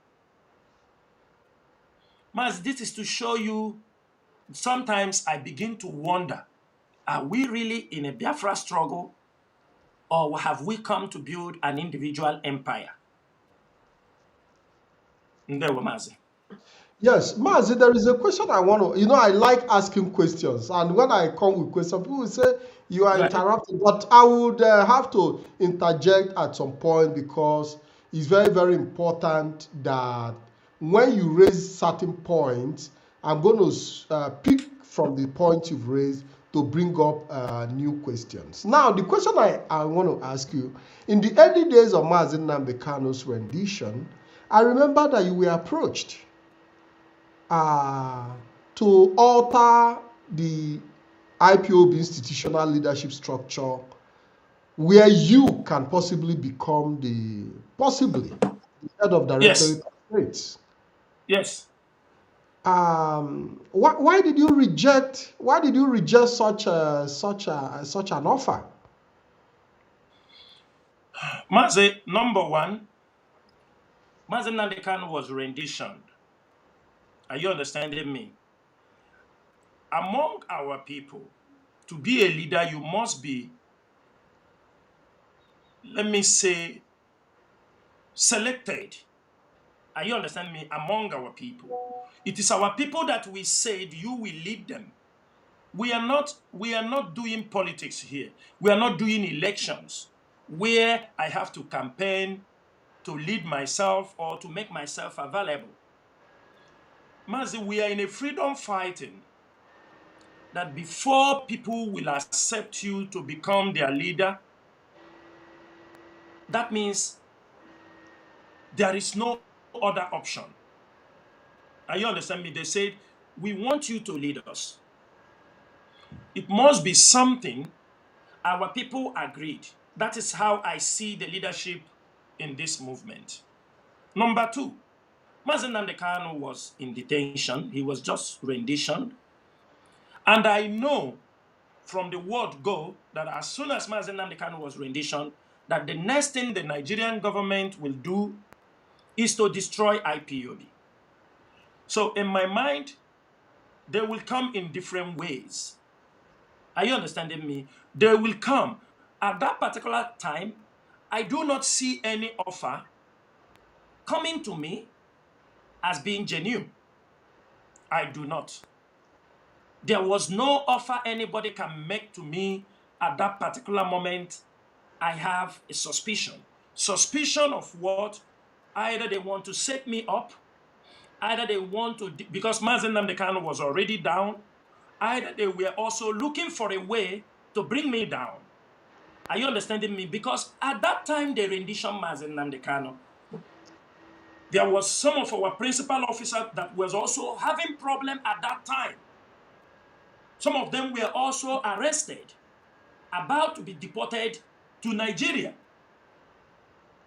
which I was fighting for that. And also there was a problem also I had at that time also, which I don't need to say it on air, but I battled that problem for 1 year. I spent over $7,000 over that problem. IPOB never supported me. And this issue is linked. The issue is linked to the Biafra struggle, obviously. It's linked to the struggle.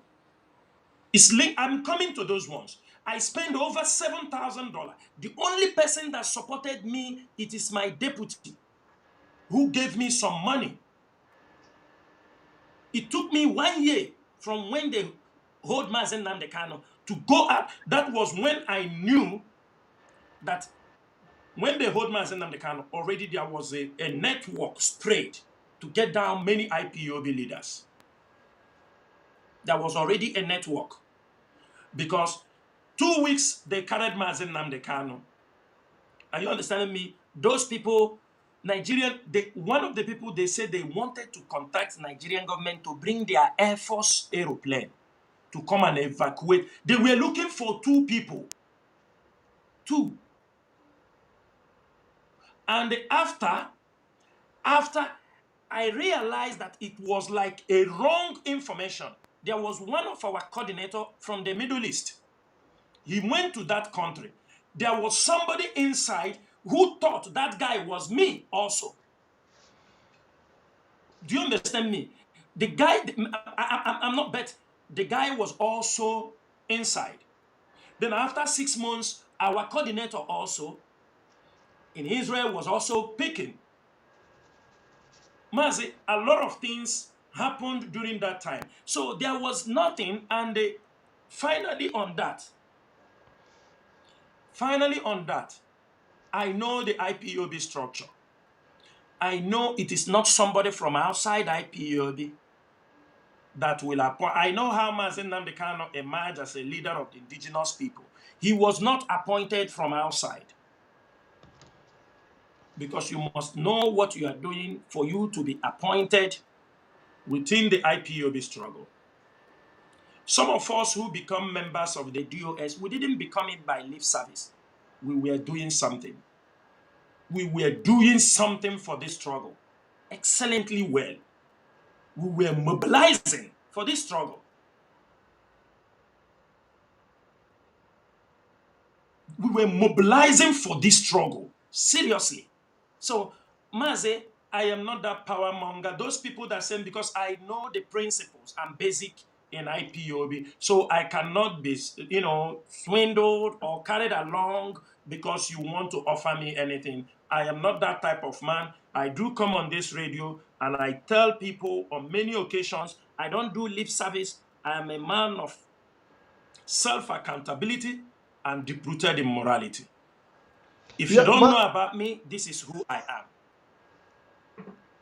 Yes, Mazi, you know why I asked you that question? Why did you reject that offer? It's because the offer was for you to possibly overthrow the head of Directorate of State, Mazi Chinasa. Exactly. Now, if you cannot overthrow the head of Directorate of State that is even close to your rank, how do you now jump into becoming the leader of The leader. IPO, where Yes. you cannot even cling to the power that is very, very close to you? So this is the reason why I asked that question, because you cannot jump from A to Z. So it is very, very obvious, and that brings me to the question of Madubugu. Does it mean that all the blackmail you have been and all the accusations were as a result of the rejection of this person? Does Yes. he saw you as the obstacle that made him not to be a member of DOS? Is that the reason Yes. why he choose Yes. to now, recruit some media persons and individuals to tarnish your image? Is that the Mazi, situation? let me give you a small highlight on that. Do you know why I don't worry myself? Do you know why I don't worry myself for these issues? This guy that have 1,000 teeth. Are you hearing me, Mazi? Am I? I can I'm hear not you. Go hearing you ahead, man. again. Go ahead. Go ahead. Okay. You know this guy that have 1,000 teeth in his mouth? Every one of you remember when he was attacking Mazi Nandekano, abusing the hell out of Mazi Nandekano, abusing the hell out of everybody member of the DOS. You can ask Mazi, the Austrian coordinator. I was the one consistently that I am there. This guy is attacking Mazi Nandekano and speaking against Mazi Nandekano. The same person is the one we can't talk. He will tell me we are supporting these guys to be attacking Mazi Nandekano. We are this, that we are seeing people attacking Mazi Nandekano. Every time he brings this accusation, I will go to Mazi Abanyem. I will ask Mazi Abanyem, can you bring the Austrian coordinator? I will give the warning to the Austrian coordinator to make sure that this guy, to know the background of this guy, what he does. They said he doesn't come to meeting and he doesn't participate. They talk about that he's just only coming to make trouble. I will go back. I said, don't communicate with this guy. I don't see the reason I am the one being pested on when anybody is attacking or saying anything. This opportunity some of you are using to attack me, why can't you use it also and respond to this guy? But I always take it as a responsibility to go always to speak to the people through their coordinators, through their reps. I will tell them, call this person to order. But today, Mazi, the same person is now whom they recruited. Are you understanding me? The same person is whom they recruited today, and the instruction was given to him to focus on Chinasa. Attack Chinasa, they don't want to. The same person. The same thing, because of what they did, the same thing, I don't want to mention names, but I have to mention names. You see them calling this guy name, Ikenga name, always, that I am there or stacking Mazi Nnamdi. Now, the question is this, Mazi. Most times, what these guys do, I don't even watch them. Mazi, imagine being busy watching where somebody is talking. If you ask people who know me, I don't even listen to. If you send me an audio message, more than 3 minutes, possibility I will listen to it is difficult. I mean, immediately. But any audio message between, a minute and a distance. But when you imagine me sitting, watching those people for program, I don't have this time. But I do get reports. Then I ask people, I said, this guy whom you are asking me now to go attack, you are bringing out your time on social media, attacking Chinasa Nworu for not attacking this guy, for not going to. Am I the attacking dog? Number one. You spend all your time, all your data, attacking Chinasa Nworu for not attacking, but you have the data. You can attack that person.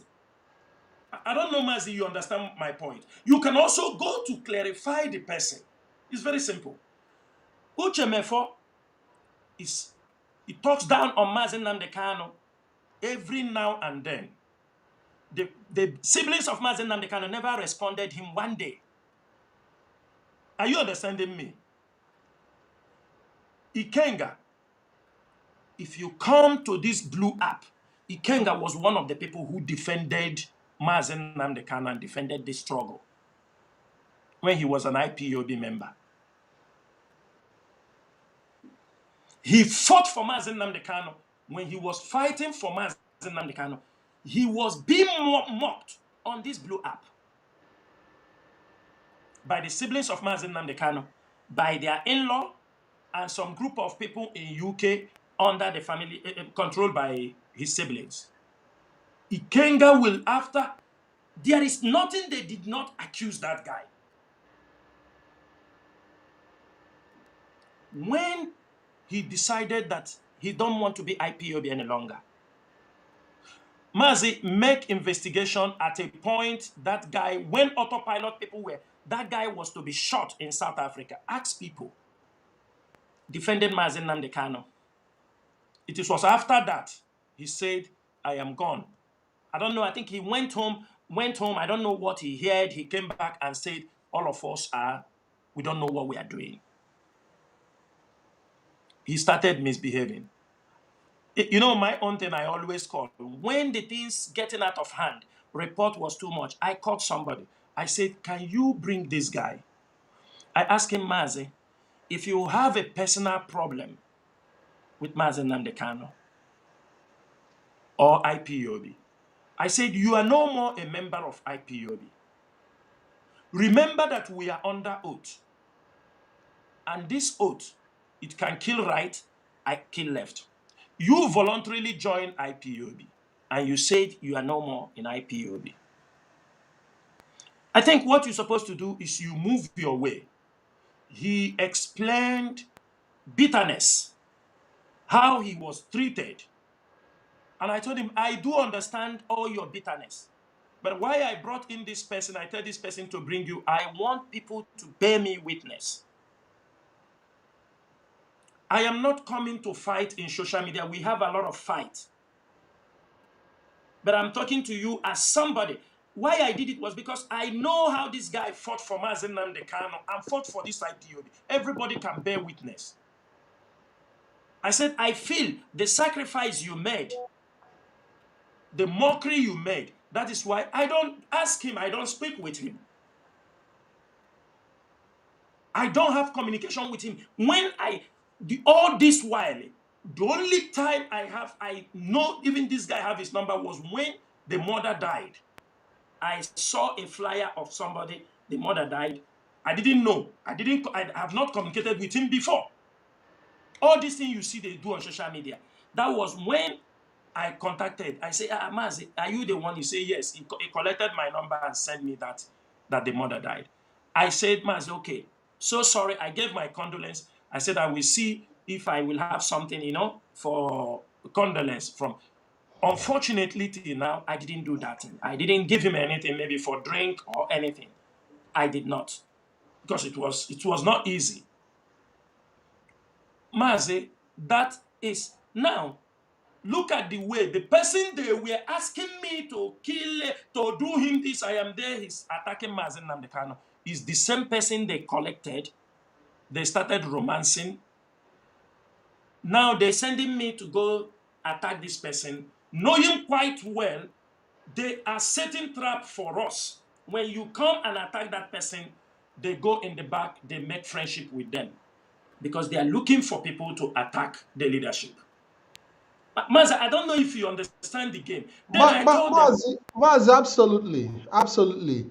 yes, yeah. I understand. I told them, if you can be on social media for 1 hour attacking Chinasa Nworu for not attacking Ikenga, why not use that opportunity to attack him? Attack him.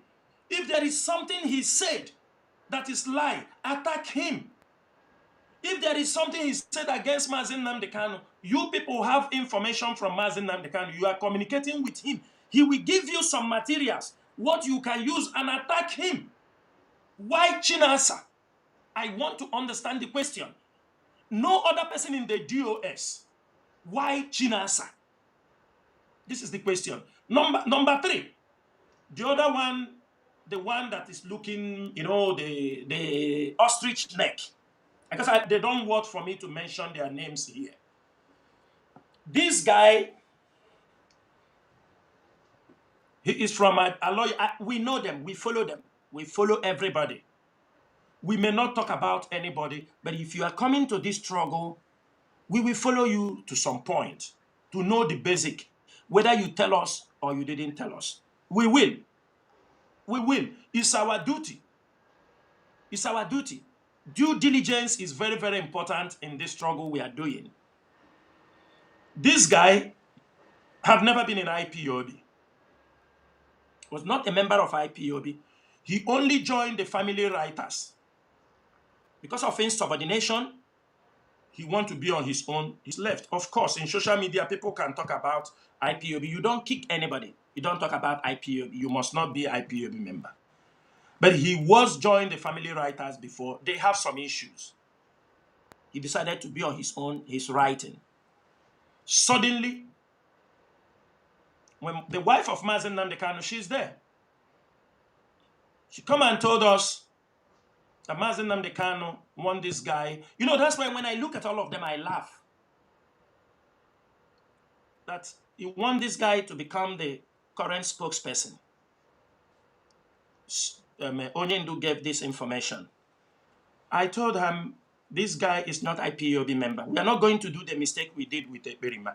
Besides, we have his background check of certain behavior, where we come out and promote somebody who is already demonstrated signs of insubordination. Do you understand me?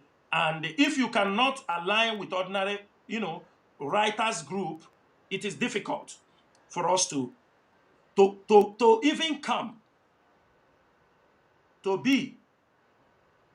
And also, while we are during that time, we are running an investigation. We realize, I think he's from the same place with Aloy Ejimakor. We know Aloy Ejimakor. So we saw the influence of Aloy Ejimakor on him.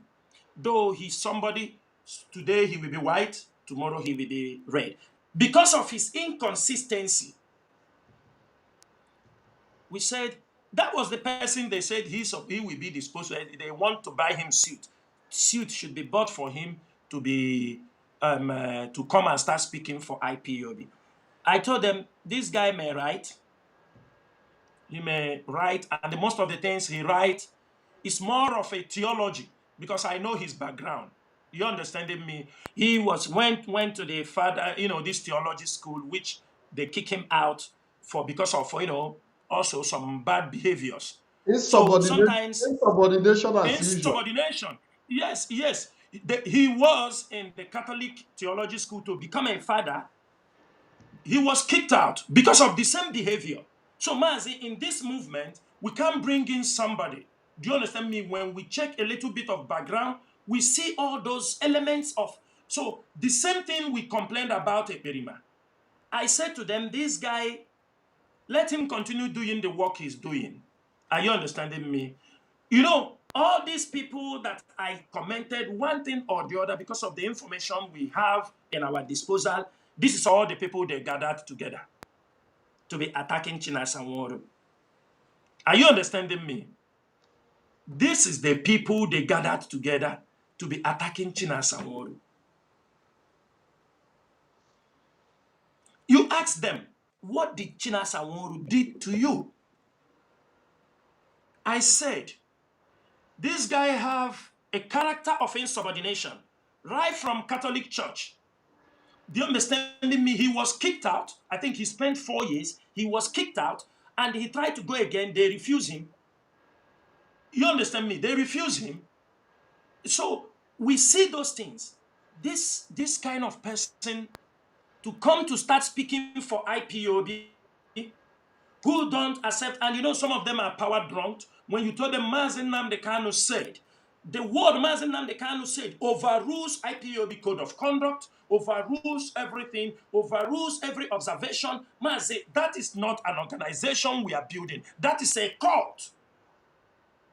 That is not an organization that is want to get their freedom. When somebody said, do this, don't blackmail, we are under oath. Then he told you, blackmail that person. And he sent you. We are under oath. In our oath, there are words, spoken words.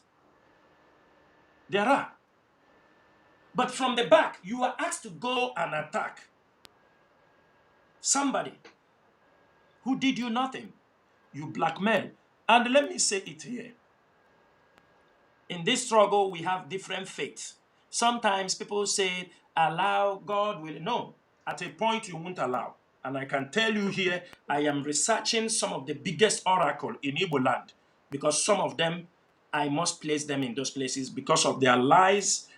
Too many of them now because of their lies, their blackmail against my name. I will do it, and I won't hear any word from anybody who will tell me, because it have taken now ages.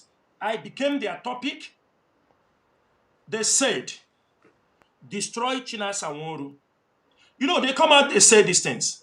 You know, when they said Mazi Nnamdi Kanu told us, Mazi Nnamdi Kanu said this. On the process where they are saying Mazi Nnamdi Kanu said this, even some message given to them in secret are revealed. Mazi, are you understanding the point? Because these people has no integrity, they have no knowledge, they have no leadership quality. For example, Mazi Nnamdi Kanu can send me a message. With my initiative, I can deliver those things without referencing.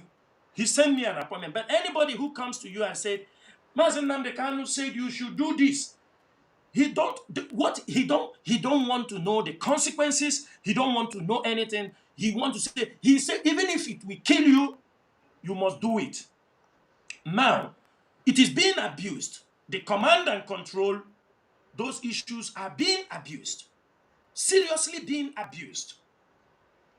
Are you understanding me? Now they use it on the process. They will tell you, even certain things Mazi Nnamdi Kanu told them in secret, maybe delivered the message to them in secret.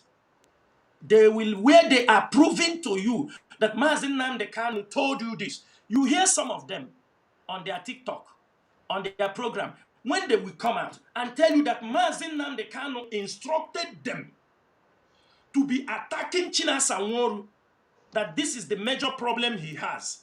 If he can destroy Chinasa Nworu, that Chike Doziemo and other people, he will deal with them like he deal with Uchemefo. These are words that come out of their mouth. They will tell you now, give us evidence. Go to their platforms. I'm not an archive keeper. But these utterances, the same utterances come from one of those fools also, who was relieved of one of his position. When you join the meeting for the Nigerian IPOB, you hear what they are saying. He came to see Onyendu. Mazi Nnamdi Kanu told him that do you know Chinasa Nworu? He said, yes, I want you. That is why that one went and he bought a microphone, bought all these things. He told them in a meeting that Mazi Nnamdi Kanu instructed him, I want you to destroy Chinasa Nworu. And I start to ask, what did Chinasa Nworu did to you people? We will come to that. These are the things happening. And I've kept quiet for a very long time. Because I have kept quiet, they continue to exhibit these behaviors. But you know why I am not worried? Because I know it is an agenda to destroy IPOB.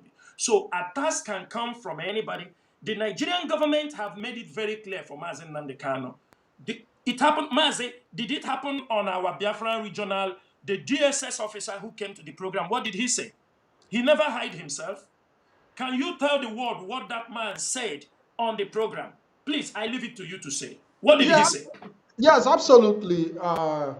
In one of our programs, a DSS agent asked a question that if Mazi Nnamdi Kanu decided to disband IPOB, that are the IPOB people, since they say that he's their leader, and if he now tomorrow say that he no longer want to continue, that IPOB should stop, that are they ready to take that order as their leader? You know, it's a question a DSS agent asked and said, if your leader Mazi Nnamdi Kanu, come out now and say, okay, I don't want IPOB to continue, I'm giving an order to end IPOB today, are you people ready to drop your agitation for Biafra restoration? And I responded and I said, well, unfortunately, that IPOB have gone beyond Mazi Nnamdi Kanu. Because Mazi Nnamdi Kanu himself also made it very clear that the IPOB that he built have gone beyond him. That the Mazi Nnamdi Kanu can no longer stop Biafra agitation. And what the officer of the DSS told me is that if IPOB have gone beyond Mazi Nnamdi Kanu, and that Mazi Nnamdi Kanu can no longer stop IPOB, which means there is no need releasing Mazi Nnamdi Kanu from detention. That was in an open program on Twitter. Thank This you. was what a DSS officer told us, that if Mazi Nnamdi Kanu can no longer control IPOB, that IPOB can no longer be stopped by Mazi Nnamdi Kanu, which means that Mazi Nnamdi Kanu, there is no need releasing him from detention. As at that time, he has not been given life sentence, though. You know, the case was still going on. Mazi, go ahead. Thank you. So, if this is the one they made openly, not the ones we heard, not the ones we are being communicated to, do you understand me? Drop the struggle. Now, the question is, that is why when all these things are coming, I am not very moved, because I know the government comes from different angles. They try to use deception. They try to use, do you understand me, things to trying to see if they can destroy the struggle. They will come with all kinds of things, even to the point utterances. You know, that is why where Mazi Nnamdi Kanu is very sensitive. But it's unfortunate that Mazi Nnamdi Kanu do not care what he says in the midst of the enemies. Because you see these people, he is telling things. They go out, they say horrible things. Better destroy IPOB. If Mazi Nnamdi come out tomorrow, he will rebuild it. These are wrong statements coming from many of them. Are you understanding me? When you are saying these things, whether you are saying it out of anger, saying it out of what, I don't know. These are because people that he is passing information to are already in the gear trying to destroy IPOB out of hatred, out of because there are custodians holding this struggle. And I want to make it very clear, Mazi. Every time we fight for this struggle, major fight, Mazi Nnamdi Kanu has never been around. He's always in detention. Every time we engage in serious battle, the soul of IPOB, Mazi Nnamdi Kanu is always in detention. In 2015, it happened. We fought until they brought him out. 2000, we protested for 5 months before Mazi Nnamdi Kanu was brought to court. This struggle, in December 2015, the military invaded his home. He went hiding for one year, 1 month, or 1 year, 2 weeks. IPOB was fighting. And I'm there. I was there. Ask people. Then the rendition Mazi Nnamdi Kanu. We are in the front line fighting for him. And as this program goes on, I will address the issue of people saying, they don't send Mazi Nnamdi Kanu message. They send Mazi Nnamdi Kanu message. Because it have gotten to the point that I have to explain to our people. It have gotten to the point. I have to explain to our people what is happening, all the lies. You don't see Mazi Nnamdi Kanu. You don't send him message. He don't message. You That is know, the question. it's That is the next question I wanted to ask, because we've seen Mazi, go ahead. on Go yes, ahead. we've seen on many occasions people also direct that question to me.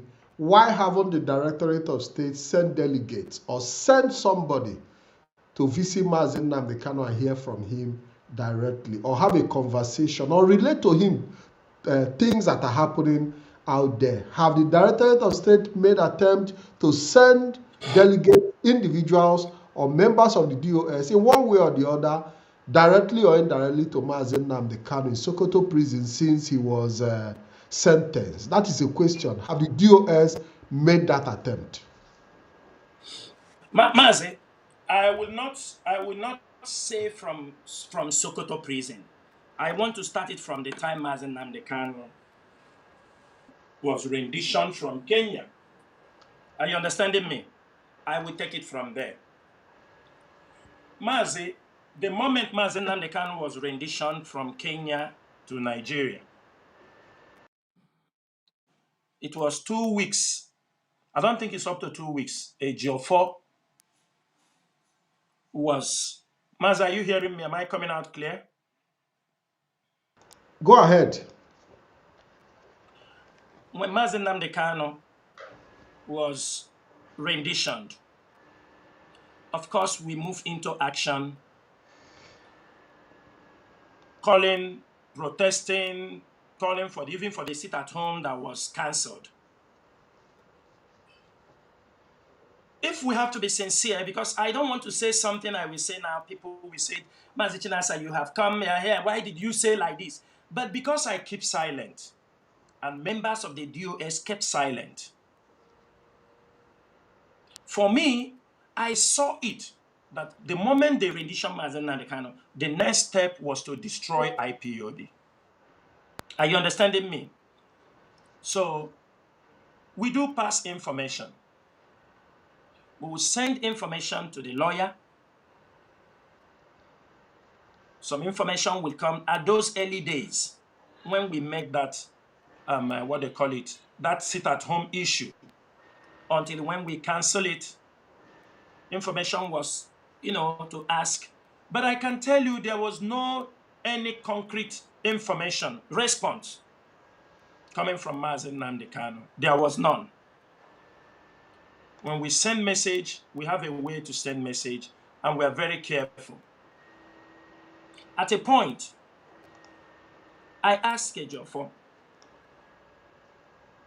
When I tried to send message again, Ejiofor said, Mazi, please, I'm not going to be sending you people message for reasons.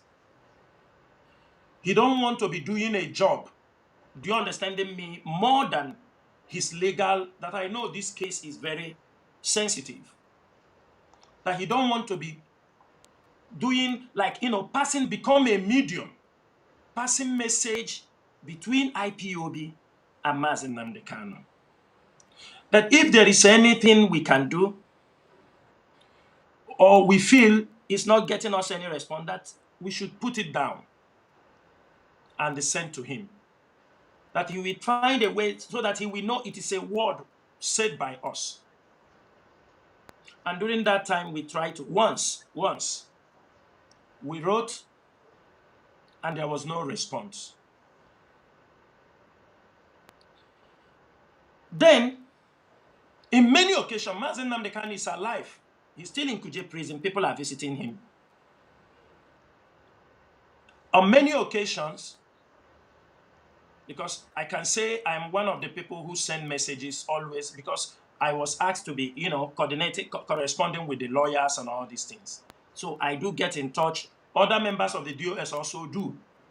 But at a point, all the messages that was going to Mazi Nnamdi Kanu, especially the time we are fighting with Simon Ekpa and his brothers,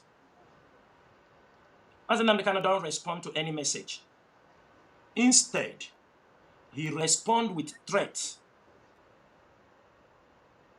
accusations, warnings. He's alive. Ask him. And those messages sometimes sent through the lawyer, sent through another person I don't want to. There was a time I sent a message to him. I know what he responded. I kept that screenshot because I felt bittered and betrayed. He's alive. Every message sent to Mazi Nnamdi Kanu doesn't come back with any response. In most cases, it comes with insult and comes with threats. He's alive. We took it cool. We said, this is our leader. We know a lot of things are going on. Mazi, for 2 years and 6 months, I was, even though he used to send those abusive words, those insults, I used to send a message to him. Mazi Nnamdi Kanu, I want you to exonerate the DOS, that we don't know what happened to you. I told them at a point, I have to call a lawyer Jimako, and one of the lawyers in Maswell that time, I said this thing. They said, nobody is saying, who is saying it? I said, because when the rendition Mazi Nnamdi Kanu, you have come out on air and exonerated his siblings and his secretary. Are you understanding me? You have come out on air, exonerated these people. Can you please get instruction from Mazi Nnamdi Kanu to do what? Now, every DOS member here knows what I am saying, and all of them can bear witness. Some people have a cold feet because of the way Mazi Nnamdi Kanu was rendition. Some people have a shock. Some people have all kind of things. When Mazi Nnamdi Kanu was renditioned, we summoned a meeting and asked the secretary to join the meeting. Nanya was in that meeting. Also, when we were trying to know what happened to Mazi Nnamdi Kanu, the secretary at a point, when we are trying to understand all these things, he said to us, my God, that Mazi Nnamdi Kanu told her that he don't trust any one of us. That only his trust is in his siblings. The secretary is alive, I'm sure. And the DOS members can bear witness. He don't trust any one of us. You say, really? No problem. But we continue to push. I don't want to say other ones. That he don't trust. He told him clearly that is why when they hold him, they didn't want to tell us. His brother said he should not tell us. If he tell us that they will kill her, all these kind of things, all these kind of threats, that they don't trust any one of us. So that word that lady said start to play out from when Mazi Nnamdi Kanu was inside the detention. So it started to give us worry. That is why I continue to ask. After 2 years and 6 months, when Ekperima was being arrested the first time, I think the first time he was arrested and questioned, that was when Mazi Nnamdi Kanu told Barrister Nnemeka Ejiofor, because I continue, I never stop. He said that he told him that we don't know anything that happened to him, that he should write it. He should put it in writing and give to us after 2 years, 6 months. Now, with all the happenings, I realized that they were using that we are the one that sold Mazi Nnamdi Kanu, trying to see if they can destroy the DOS and destroy some of us. That is why you see Biafrans, people were talking all kind of things because they want to lay the accusation on that particular. And Mazi Nnamdi Kanu did not. I said they should make it public, not just you come out to talk. As they are writing all this memo. 2 years, 6 months. Until when Nnemeka wrote it and give it to me, I laugh. The way he put it, it is because of how it is written. It was written, made me not to publish it. I say this is a joke. I said this is a joke. Now, from that time, we try to send message. Mazi Nnamdi Kanu is in the enemy's territory, in their house. Every one of us can bear witness when they rendition Mazi Nnamdi Kanu that Lai Mohammed came out in public. The publications are there. Go there. If you don't have it, go and check it. Lai Mohammed spoke about how they followed Mazi Nnamdi Kanu for 2 years, collecting informations, data. And for that reason, somebody like me was very, very careful communicating Mazi Nnamdi Kanu there. I was also warned. And let me make it very clear, people don't know that during these 2 years, Mazi Nnamdi Kanu was, I don't know how he was communicating. I don't know how he was doing this. Mazi Nnamdi Kanu also compromised my communication with him. Some communications I have with Mazi Nnamdi Kanu are also in the hands of some international bodies. I have gone to some places, they asked me certain questions, they play some audios for me. I am passing a hell by communicating with Mazi Nnamdi Kanu. He compromised our communication, but they don't care. They don't care. We are very careful communicating him. They use this opportunity to destroy, calling our names. Mazi Nnamdi Kanu never. There is something I will say, if I say it, so that people will not say. There are some messages Mazi Nnamdi Kanu will send. Most times I don't believe he's the one who can send this message.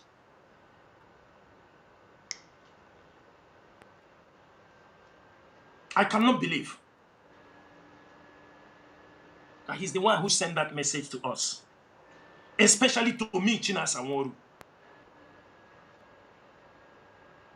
Mazi Chinasa. Now, the question. I'm coming. Let me finish. Yes. Let me finish. In this communication, we tried our best to be communicating, but all we get, Mazi, at a point, many of you people will ask me, I don't tell them anything. Have every one of you forgotten that every day, every post I made in my life, I put free Mazi Nnamdi Kanu? Have every one of you forgotten? Have every one of you forgotten? Until people started to ask me, hey, you don't write about Mazi Nnamdi, free Mazi Nnamdi Kanu. But little did many people knew that I was warned not to use his name, all this free Mazi Nnamdi Kanu. Don't put it in any of your posts. People did not know. People did not know. And I respectfully listen to that. I respectfully listen to. I take it serious. I am not communicating with him every day. But some issues he will bring, I don't know his reason. Then comes the letter they wrote and told us don't attack, no leadership should talk about a Ekperima. Benjamin Madbugu was sent to Mazi Nnamdi Kanu. Ask him, they can deny or they cannot deny. We sent Benjamin Madbugu to Mazi Nnamdi Kanu. When he met him in the court, we asked him, did you tell him about so thing? About what Ekperima is doing? You see what he said on... Benjamin is there. Ask him, what did Mazi Nnamdi Kanu said? We keep that one aside. The wife, we send the wife to sort out issues. The only word coming from him is, this is an order, fundraising, do this, remove Chinedu, remove this thing. If you don't do this, I will... Onyisi, can you even listen to us? No. He made up his mind. Whatever they have told him, he don't want to listen to us. There comes to Sokoto. Ask them. When they go and say they found that they moved Mazi Nnamdi Kanu to Sokoto, ask people, ask Chukwu your former that night. We make communication. We want some people. We don't know who in Sokoto. Later, I found out I have one in-law in Sokoto. On Saturday morning, I sent him to Sokoto prison. On Saturday morning, they said because they brought in Mazi Nnamdi Kanu just that yesterday, do you understand me? They still didn't have people to start meeting him. The guy said, they said because yesterday they came in. I sent somebody to Sokoto. He came to the prison. But they said because they just brought him yesterday, you understand me, they are not anybody just coming. I said, okay, I informed the DOS. We even tried to move somebody, some of our family members from Niger, to go into Sokoto on Saturday till we got that guy. Mazi, ask Mazi Nnamdi Kanu, was I sending messages from his in-law from time to time, asking how he is doing? His in-law that is in Sokoto, was I sending messages on a daily basis? Call Mazi Ndubisi, ask him. I told him, how is our Onyendu? Please take care. Take care. I was following up. And the DOS was aware. We said since they have moved him from Sokoto, from Abuja to Sokoto, asking Nemeka, this is a leader. Do you understand me? Okay, we said now he's in Sokoto. It will be easier for communication. Mazi, what did I hear in the social media? Nobody knows I started making this communication. What did I hear with his squad? The squad they have set up. They came now on social media. Chinasa Nworu that hate Mazi Nnamdi Kanu, he's going from the back, looking his face. Now showing who Mazi Nnamdi Kanu, now Joe Tomere. Mazi, it was on social media. Can you believe that? I said, so it is wrong. I came back to the leadership. I told them, do you see what these guys are talking? Do you see what they are saying? And I told the leadership, I said, please, I don't want much problem. Because I have found out that trying to please or look after Mazi Nnamdi Kanu only turns out to be a blackmail against. And I told them, you can find somebody who will go and any of you can communicate to Mazi Nnamdi Kanu. I don't want, I need, for my mental health. We have gone through 4 years of this thing. We need to know how we are going to handle this issue. But if I am asking for Mazi Nnamdi Kanu, asking message, how he does, who saw him, is he okay? Ask the wife. I was trying to make sure I keep, that was when I said, the leadership, we have to find something to make sure. That was when it started. Immediately they bring him to Sokoto. We start to say, okay, we need his welfare. How can we manage it? You understand me? We start talking about this thing. The next thing I heard was now they are using my name. Chinasa, who is telling people to hate Mazi Nnamdi Kanu, is going in the back, looking his face. And I said, please, I will not ask again. I don't want any problem this time around. Let them finish what they are doing. Mazi, that is how I kept silent. The leadership said they will send somebody to Sokoto. There were 3 people that are supposed to go to Sokoto on behalf of the leadership to go and see Mazi Nnamdi Kanu. But we couldn't make the clearance. People, for one reason or the other, one person said, okay, that he will go. Let us go and put things in order.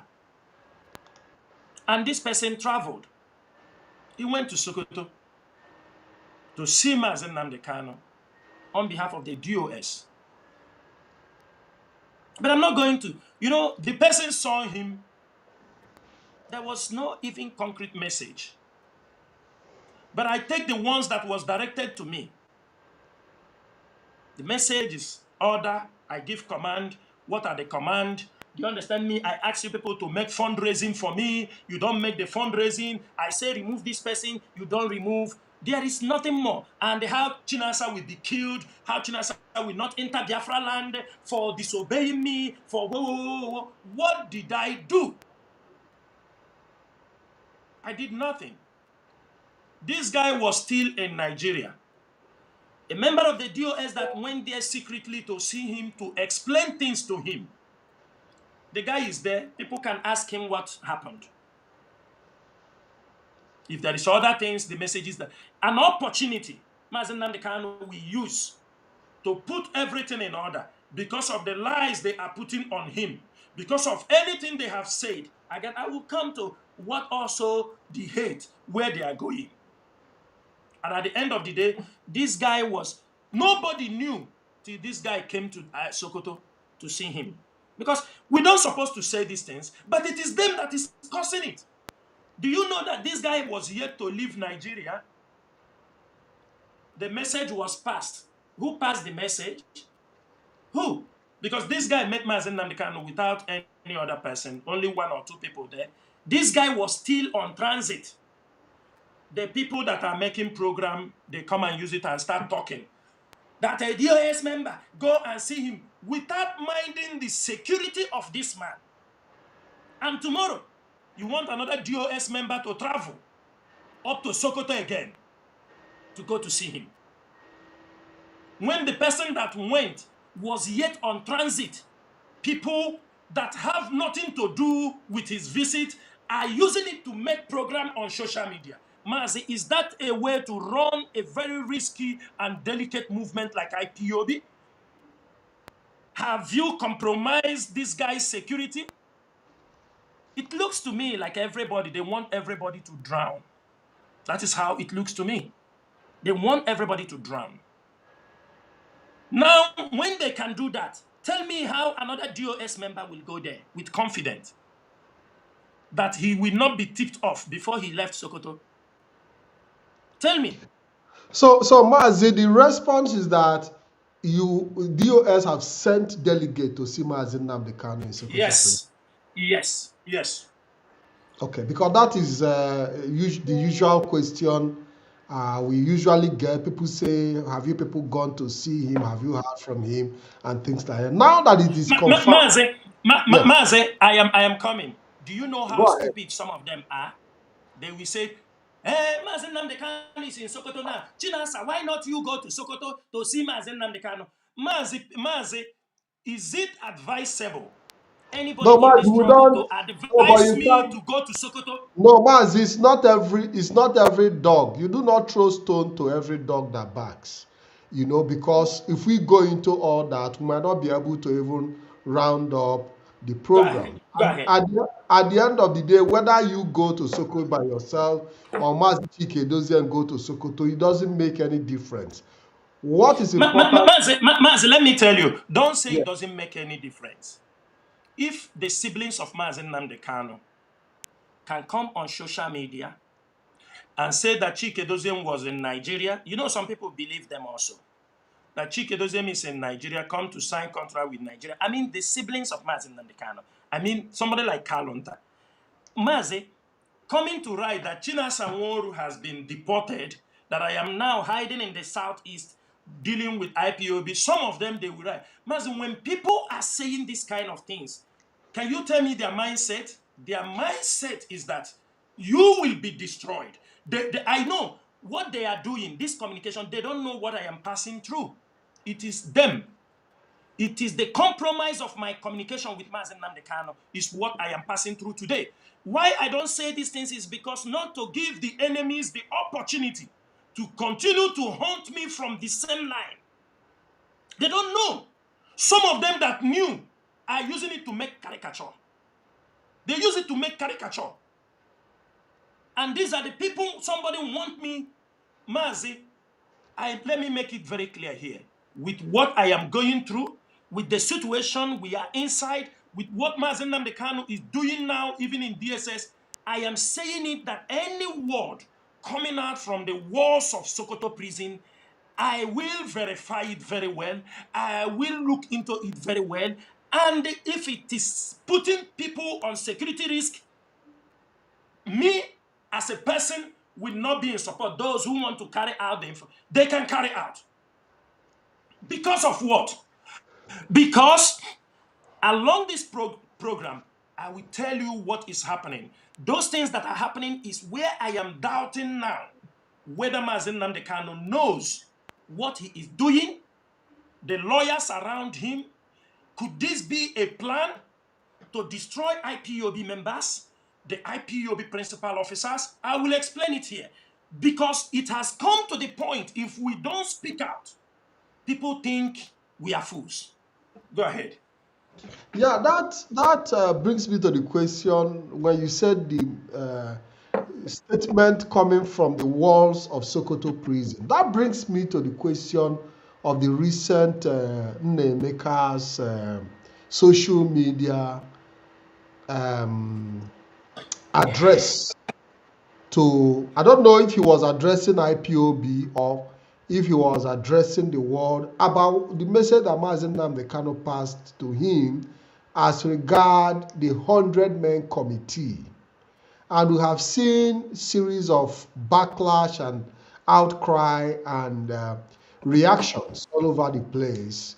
What does the Directorate of State on its own as a body make of that message? What does the DOS make of that message? Mazi, an Igbo adage says, onye na-amaghị ebe eliri ozu, ọ na-esi n'ụkwụ abụọ ya. You understand me? He who does not know where they buried the corpse, if you are asked to dig out the dead body, the corpse, you start from the legs instead from the head side. Mazi, the word 100 men is nothing new in IPOB. I want to say that very, very clear. This has been the word Mazi Nnamdi Kanu used at the beginning of this struggle. That I need 100 men. 100 men is not something new to this struggle. But also, I want people to understand that this issue pertaining to 100 men, it is a philosophy quote from those. It is like for men in war, it is a philosophy quote or a metaphorical statement. And I can tell you the man who this particular quote is attributed to, Heraclitus. It is a Greek philosophy.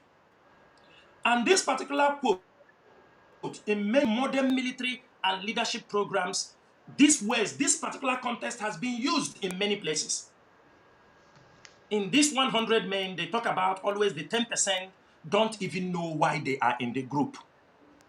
Are you understanding me? Inside the 100 men, the 10%, 10 people from that 100 don't know even why they were inside the group. They are like novice inside the group. This is like a human behavior. He said 80%, say 80 people, 80.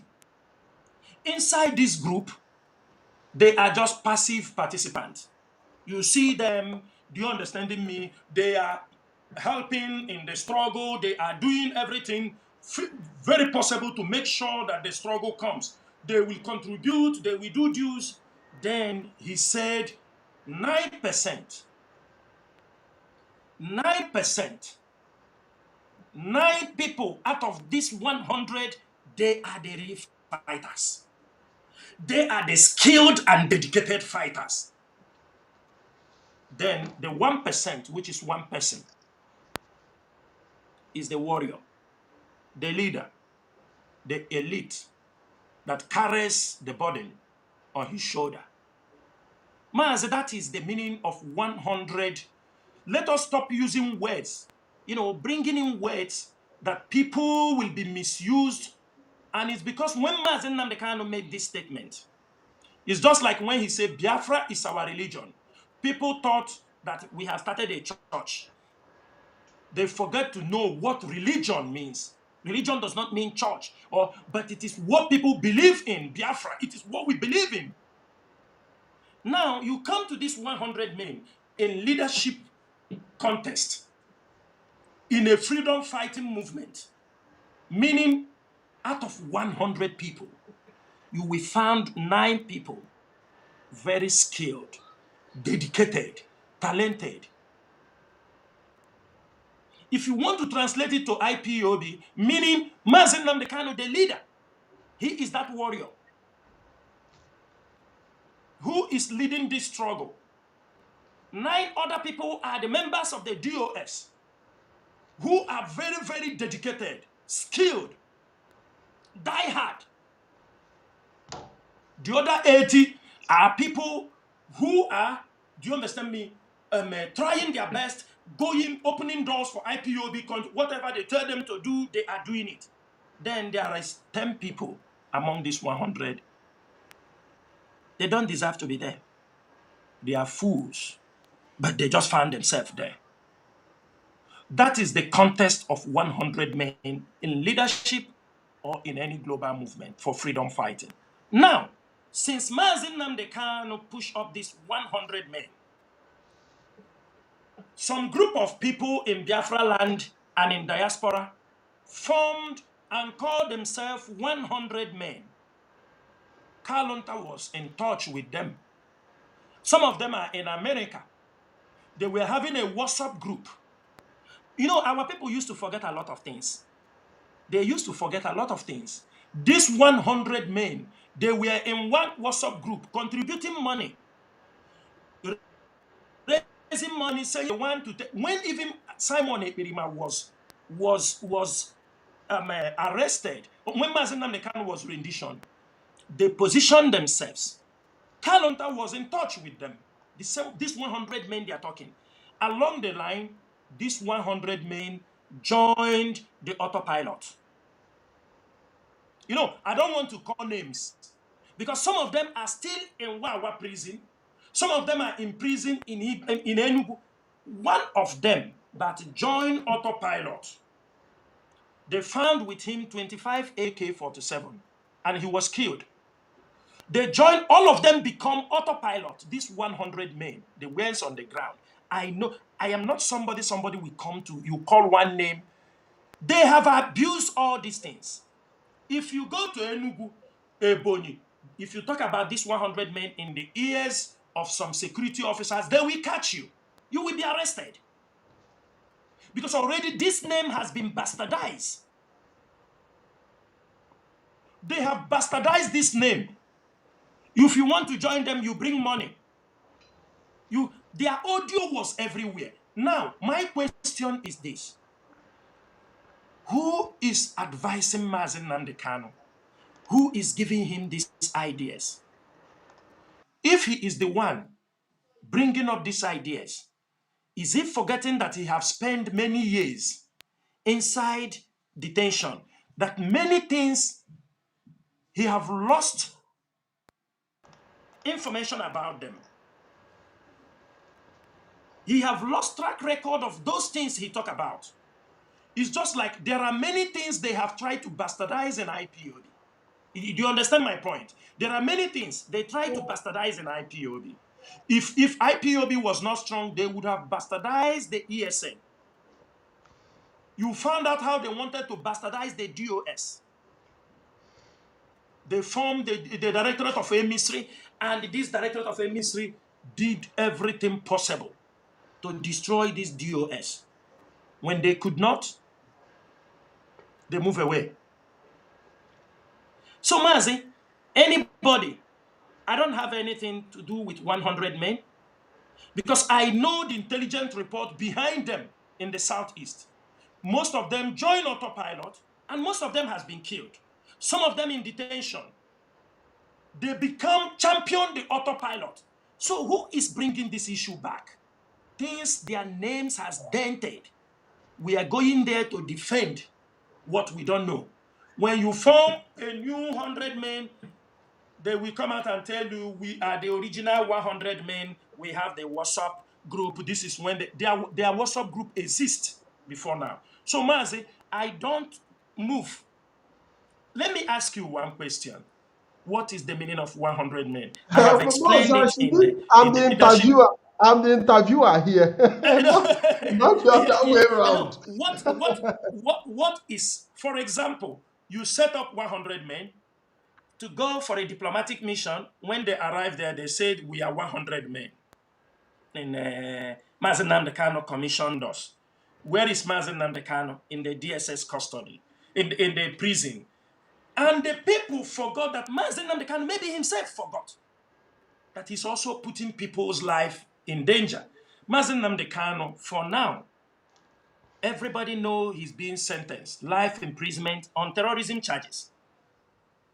And this taking people, telling them he will be controlling them from the prison, even if he say like this, is that right? What a lawyer can come to the public to say? Is it right? When he make this statement in the public, how do you want the Nigerian government to react? Forgetting that in the judgment they read against him, they said that this man should be locked out from the public, where he will not have any device in his hand. But a lawyer who knows the judgment is coming out to tell people, Mazi Nnamdi Kanu will be leading you people from the prison, giving instructions. Mazi Haba. Now, Are we Mazi, here? yeah, For Mazi, example, Mazi, I'm yeah. coming. Just look at the names. When they come in, they say they are autopilot. What is up? Can you go anywhere, any diplomatic mission, and present yourself like autopilot? Can you? Then you leave that one. Now you are commissioning people, say 100 men. If you go to somewhere to approach, if you go to Nigeria government, you say we are 100 men. We are led by Mazi Nnamdi Kanu from the prison. Maz, don't you think this is more of a joke? No, Mazi, the most important thing here is that let's take, for example, how the prison system works. Whatever goes in and out must be scrutinized. So automatically, any information that is coming out from Mazi Nnamdi Kanu to the 100 men will definitely be scrutinized by the prison officials. And whatever that report that is coming from these 100 men going into Mazi Nnamdi Kanu's custody in prison will also be scrutinized by prison officials. Mazi, you know, Yeah. you know the mistake all these guys make. We are the DOS. Nobody bring us message without scrutiny. Even when Ejiofor, I see people talking about Ejiofor, this. Ejiofor cannot send us even message. Ejiofor never even send us any message. And he have not even dare it to say. At a point, Ejiofor don't want even any message from us. He said, let me focus on the professional side what we are doing. But you see them, we don't believe any message that come from that place. Reasons is what? We already have what we are battling behind the scene. And I will explain it to Biafrans here to know what we are going through because of communication with Mazi Nnamdi Kanu. Compromised. Communication with Mazi Nnamdi Kanu before they hold him is in the hands of many government agencies. In the DSS, I used to shout on radio here to tell people, tell Mazi Nnamdi Kanu be careful, but I found that he don't care. There is nothing Mazi Nnamdi Kanu said in the DSS that they don't have. If these people can follow Mazi Nnamdi Kanu for 2 years, communicate, follow his information while he was outside. This guy said it, Lai Mohammed said it openly, until some of us start to witness it. I will go to places to apply for something, to where I do some work. You see the question they will ask me, Mazi, you will be afraid. To the point, I will say how. Ask me about ESN, ask me about communication with the leader, write many things. Do you understand me? And thank God I am not denying what I will say. This is the reason why we are doing it. Because immediately you make deny, boom, they push. What they push? They said you are a liar. That makes you a hiding liar. something. That makes you a liar. There is communication. I know I never, maybe with Mazi Nnamdi Kanu. I was asked that question. I was shocked. Mazi, I was asked, and they go to your Facebook, they take everything from there, they start to punch you information left and right, left and right. Are you communicating with the leader inside? When last did you talk to him? When all these things, Mazi, they are looking for something, and I will explain it for our people. I will explain it from our people this night. When they want to know how long now have you communicated with the leader? When have you spoken to him one-on-one? When have you done this? They want, because they want us to come outside and say it. Mazi, they forgot that Chinasa Nworu, whom their eye is on, they just want to link me communication with Mazi Nnamdi Kanu, whom they have sentenced to life imprisonment. Some countries do not care whether it is in Nigeria illegally or not illegally. I will be locked up immediately for having a communication and discussing issues, material support with somebody sentenced on terrorism. Some of them knew, but you see them, they ask them to come and blackmail Chinasa so that out of emotion, I will fall into that trap. Even if we consider it an illegal incarceration, before the world, it is not illegal because they still see the Nigerian judiciary as a legitimate instrument. And they are still looking for a way to tie some of you down. They are looking for a way to pin down the leaders of this movement. Mazi, we want to travel to a country. We wanted to travel somewhere. Me and Mazi Doziem. The country refused. We will not come to their country. Reasons are, I'm telling you clearly what happened. That we are supporting terrorism in Nigeria. Before we want to say Jack, they say Simon Ekpa. We explained that we don't have anything to do with Simon Ekpa. He's not part of IPOB. We don't know anything about him. They said no. With intelligence report we have, you people know what you are doing. Your leader do send him messages. Mazi, Nigeria government is feeding the international communities with information. Do you understand me? They said your leader do send him messages. So you people are playing a kind of game, you know. You said you don't know, but who is your leader like this? They said we are not coming in. We try to show where we have denounced Simon Ekpa. God so kind, this person, they really know, you know, they know what we are doing. They say, we want to see you people disassociate yourself from this guy. That is the only way we can accept. We didn't know, because that was when we knew that Simon was going to be arrested for the second time and he would not come out from it. He said because the Nigerian government is pushing very seriously and this guy will be picked, and if care is not taken, we try to let them know, Mazi Doziem, that Nigeria put a case against him, but we won in the court. They needed that judgment to clarify that Mazi Doziem was cleared. And along the line, we started to push. In fact, we were in that country, Simon Ekpa was arrested. We were in that country. We were in that country that 13th November, Simon Ekpa was arrested. That is the things we are going through. And I start to ask the leader of indigenous people of Biafra, whom we have adored for his wisdom, whom we have known, is making, they don't only make those decisions, they ask people to blackmail us with it, to push our emotional, so that out of shame, you said you go to talk, and tomorrow they clap you. If the family and siblings of Mazi Nnamdi Kanu can come be celebrating I have been deported, don't you think there is something in their head they are wishing it will happen? Don't you think so? Don't you think so? This is what they are thinking. Today they say I am in 5-star hotel in the Imo State. I have run, I disappear. This is 12 years, Mazi, in exile. To be in exile for 12 years is a torture. It has its own psychological effect. It is not something easy. It is not a willingly something. People who know me, I can fall into Nigeria anytime for my business. 12 years in exile.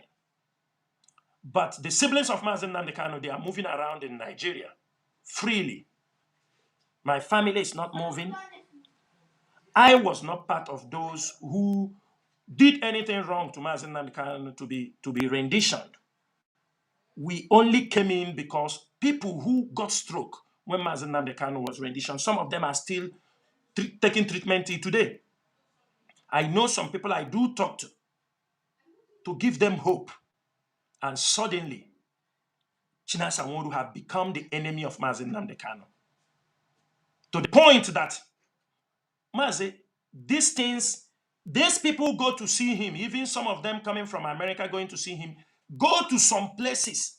When they ask, because the government knows the DOS, when they ask, they say, no, Nnamdi Kanu doesn't work with them any longer. They don't work with those people. He don't have anything to do with them.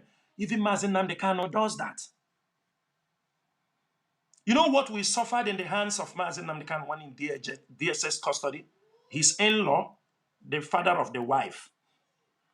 Mazi Nnamdi Kanu, that man will come out to visit Mazi Nnamdi Kanu. He will come and tell Biafrans, coordinators, that Mazi Nnamdi Kanu doesn't work with the DOS any longer. They are not, he don't want them. And may Ikechukwu, may his soul rest in peace. Whenever they will bring up this thing, confusion will be in Biafra land.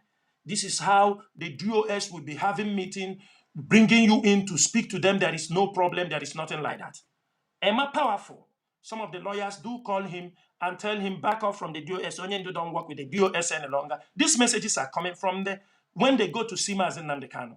Whether it is Mazi Nnamdi Kanu sending them, whether they are coming to fabricate, but Mazi Nnamdi Kanu do hear them. And he never make any attempt to correct those misleading. I'm coming, Mazi. One of the lawyers, he wrote to Emma Powerful stood. They hated Emma Powerful because Emma Powerful stood that time. They told him he should stop doing anything with the leadership. Mazi Nnamdi Kanu don't have anything to do with them. Mazi, they put the whole family in disarray. At the same time, some of them in America, you see this America, you see this America, you see this America. Some of them in America, we will be here. They will tell us they spoke to Mazi Nnamdi Kanu. He's in meeting with them. They spoke to him. He said like this. He said like that. He said like this. Because they're having access. Whether he's talking to them, he knows how he's talking to them. When these people will go in their meeting and talk, tomorrow they will tell them, say, it's Chinasa Nworu that is telling people Mazi Nnamdi Kanu is talking to people. What a nonsense is this? Mazi, there is a question I want to ask you. There is a question I want to ask you. Go ahead. Go ahead. This assertion of Mazi Nnamdi Kanu not working with DOS and all the rumors flying around, does it come to that? Initial revelation of the lack of trust that he expressed to the former secretary, that he doesn't trust the members of the DOS? Does it align? Mazi, it makes us to think from that. Many people have a way of reasoning. Are you understanding me? But for somebody like me, I did not take it. Even though the lady says it, I didn't take it serious. But I start to see the attitude of Mazi Nnamdi Kanu, what he has been doing. If anybody said Mazi Nnamdi Kanu don't know these things, you see, when Mazi Nnamdi Kanu was in detention in the DSS, we tried our best to say Mazi Nnamdi Kanu to denounce, disconnect himself from Simon Ekpa. We sent messages. We were mocked on the social media. His siblings, they mocked us. They mocked us.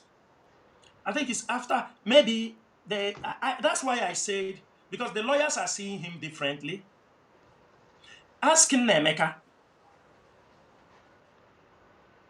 If you ask the DSS to release audios of threat from Mazi Nnamdi Kanu against the leadership inside the DSS custody, you will be amazed. We did him nothing. I don't know whether it is to say I don't have anything to do, because the Nigerian government want the DOS to be dissolved. They found the members of the DOS as very conservative for this struggle. They found them very conservative. And it is very difficult. And it is very difficult that some of these things, we wonder, why? Mazi, IPOB members are facing a lot of things. They will say, we do this, we do that. And Mazi Nnamdi Kanu do hear those things. But he never responded one day. He don't. Instead, he continue. For me, I see it is one of those things they ask him to destroy the leadership of IPOB so they can form a new one, what they want to do. But I know that it will hit the wall, because trying to destroy the structure that holds this global movement is destruction of IPOB. Imagine this structure is here. People do misbehave, do how they want. Imagine when this structure is not here. Imagine if the DOS was not there. Look at what happened in Osun. It would have moved beyond Imo State. I think you understand me. It would have been replicated in many parts of Biafra land. What happened in Osun, if you see what they are showing today, things that happen in Osun, Mazi, had it been the DOS, some of us did not stand to say, this thing have nothing to do with IPOB. This is not the foundation this struggle was built on. This is not why we came here. From 12th December 2021, I started to shout about these things. If not, there will be nothing like IPOB today. There will be nothing like IPOB. None of them. I mean, when we were fighting to exonerate IPOB, the siblings of Mazi Nnamdi Kanu was entangled themselves with people destroying our land. And they were doing it with impunity. And at the end of the day, we continue. Every day we are on self-defense. They were supporting a Perima. They were supporting a Perima. Mazi, let me tell you something. If not that Chukwu Okike Abiama is with me and in this struggle, what happened to Eperima will happen to me. Because after they want to use all those things to heap on my head.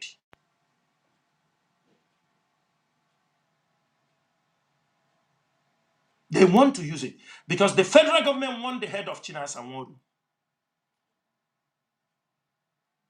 And you see them demonstrating it on the social media, helping the federal government.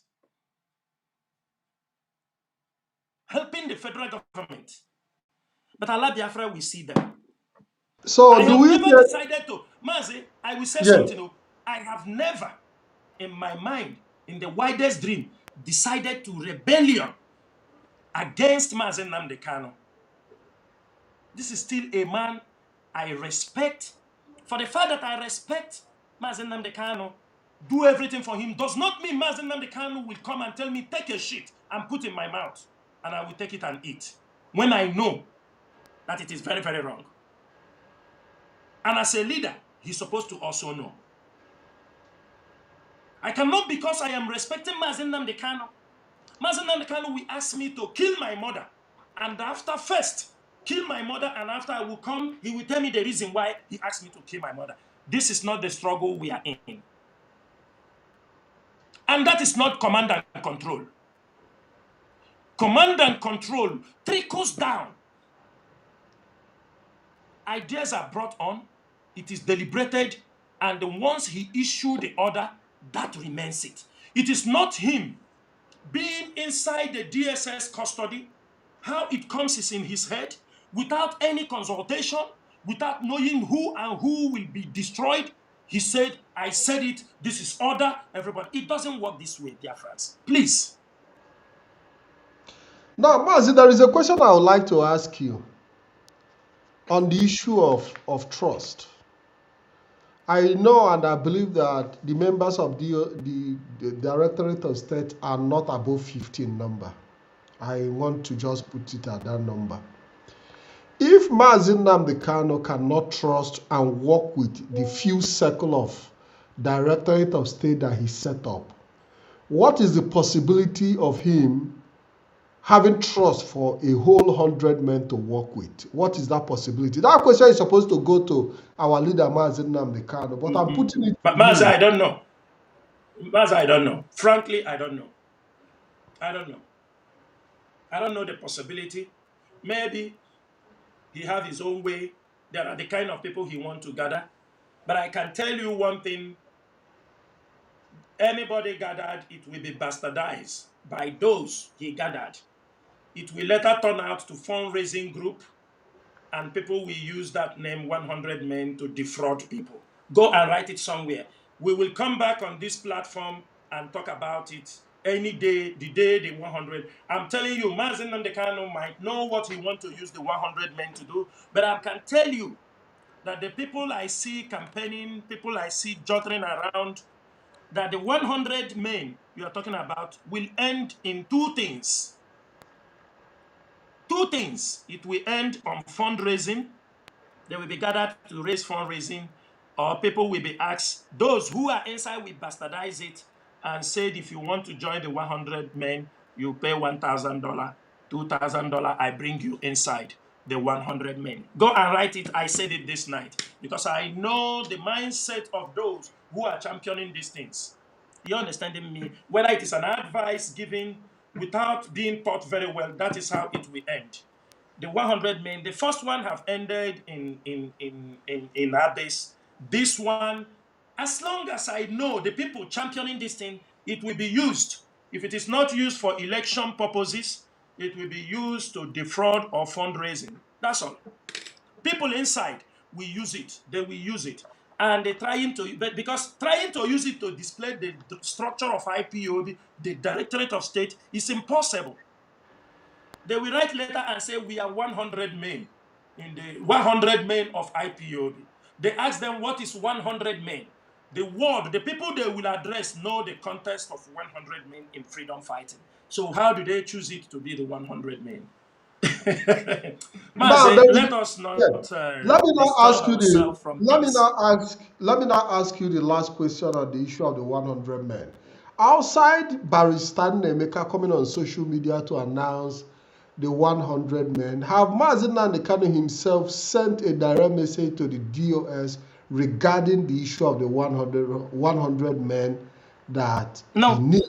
no, Have they no. have he directly sent a message to the There DOS? is, Mazi, I've told you in the beginning here that from the time I am trying to check upon him, I'm trying to check on him.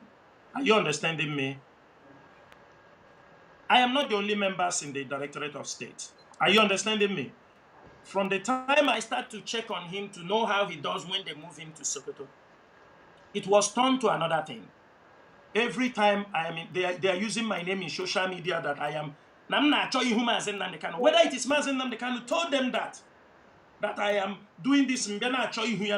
Mazi, I don't spit and I take it back. I said, I have known this intention. He is my leader.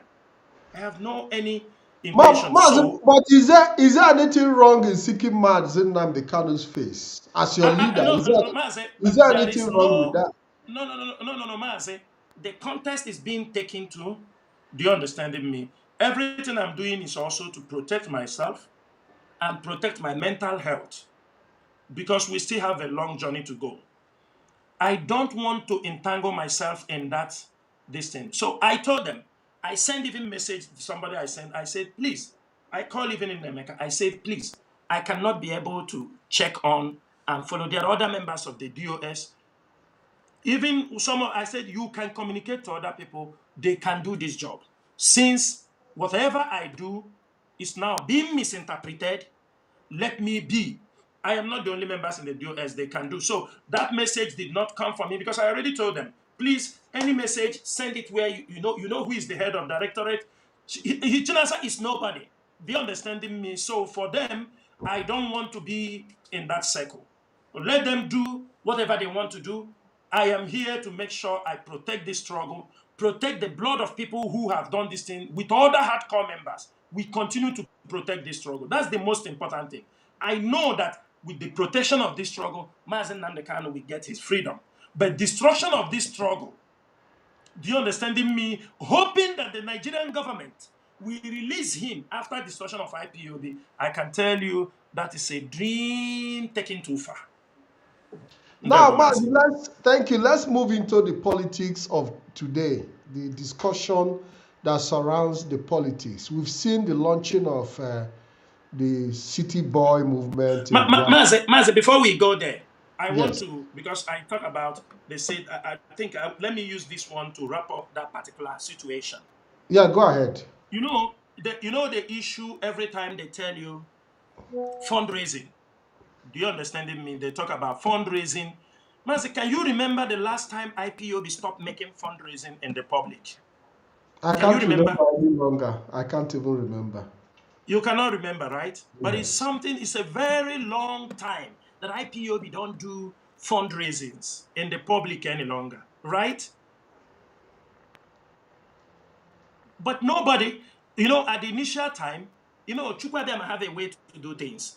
At the initial time when we want to do fundraising, it will be cancelled. His brothers will attack it. Everybody will, do you understand me, attack the fundraising.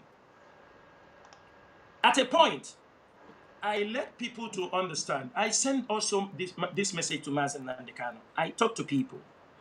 I said, you ask Chike Doziem to lead a fundraising.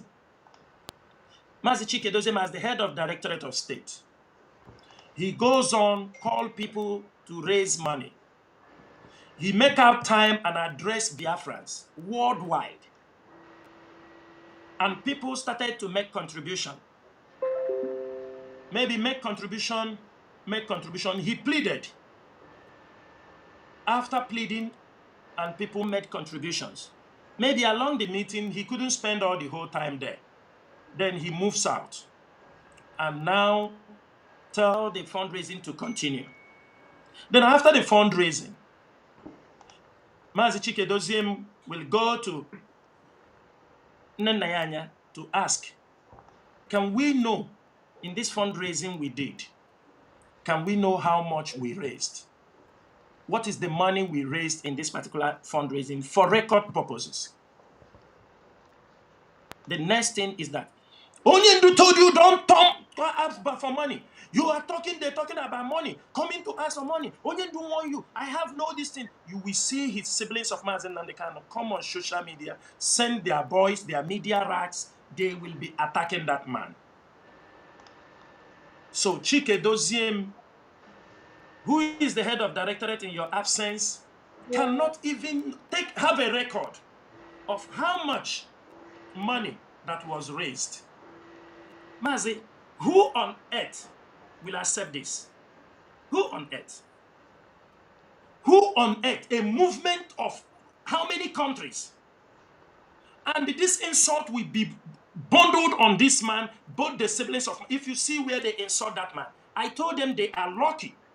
It is Mazi Chike Doziem that is the head of directorate and they can talk to him like that.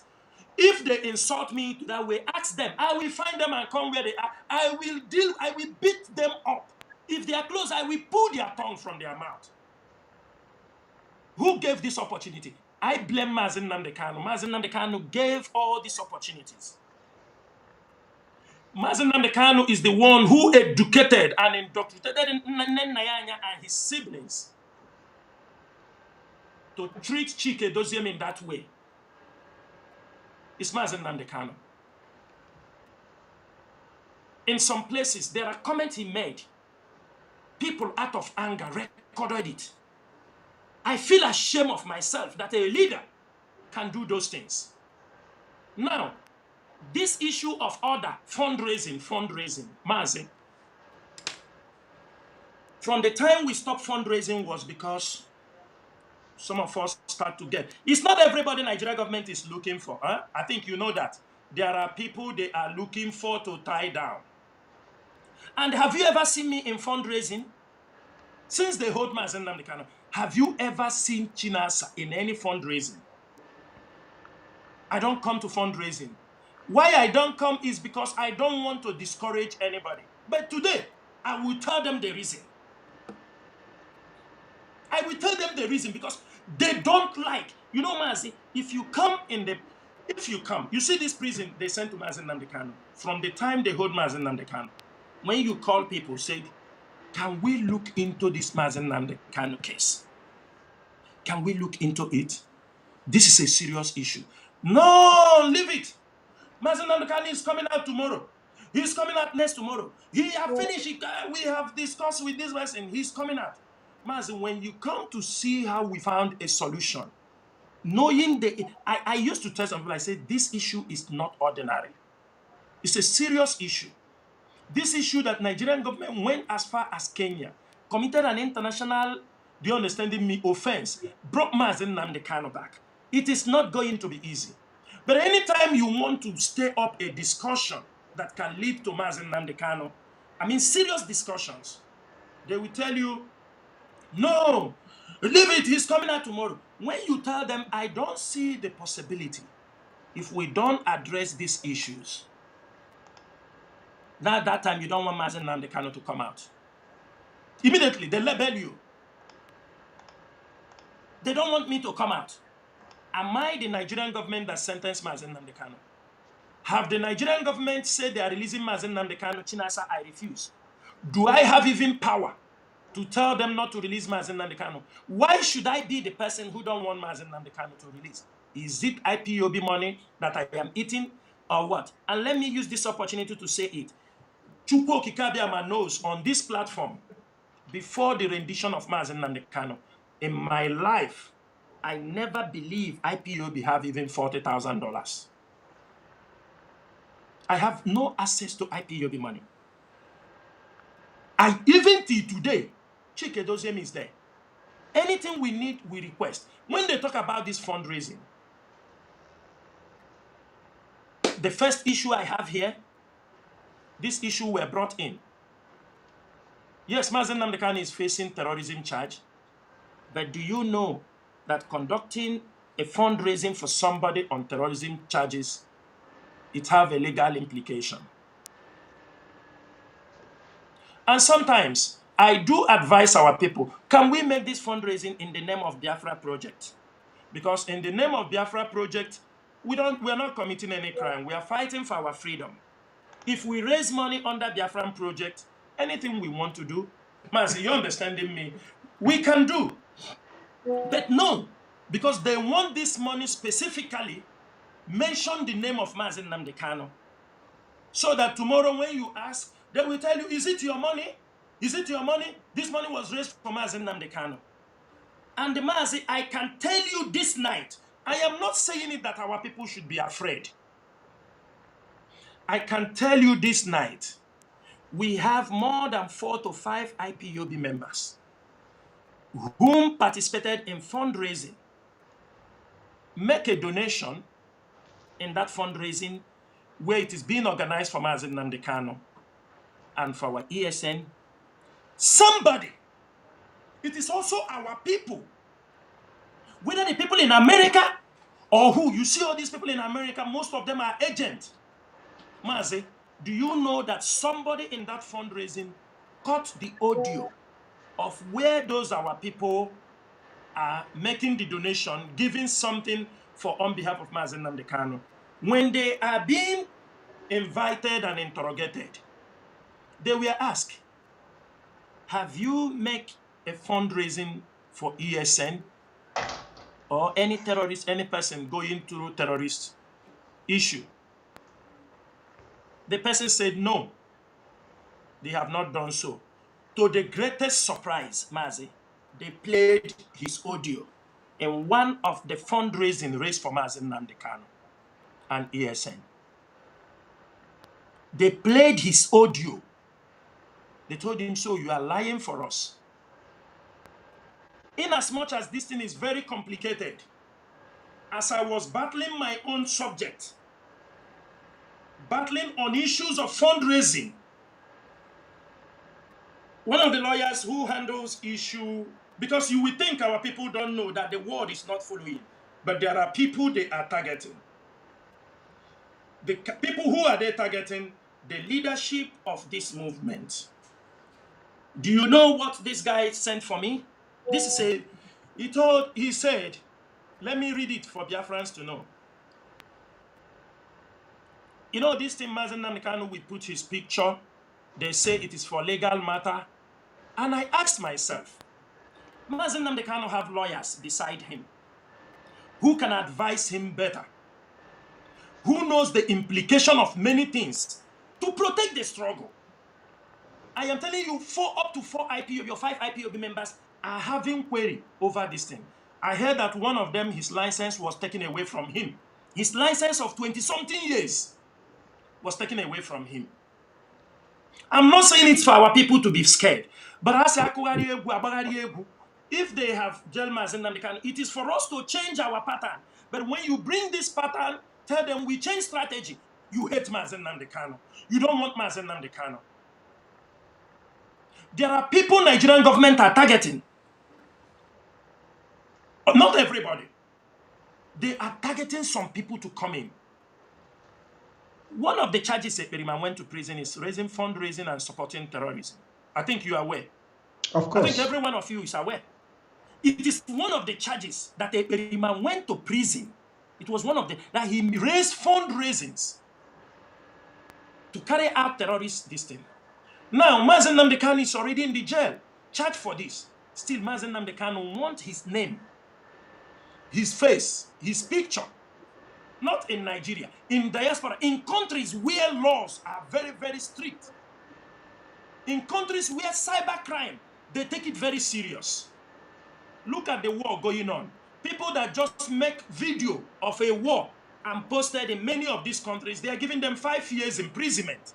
Just you make a video, talk less of where Mazi Nnamdi Kanu.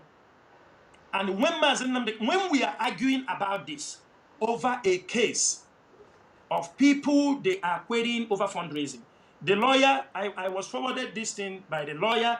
One of the lawyers said, are you people aware that organizing for an individual found guilty of terrorism, organizing fundraising for an individual found guilty of terrorism is illegal in many countries and have a serious legal recuperation, such as jail time, rendering material support or supplying funds to someone already convicted of terrorism in any region is against the law in the USA under 18 USC 23394 and 2335B to offer material support, financial services,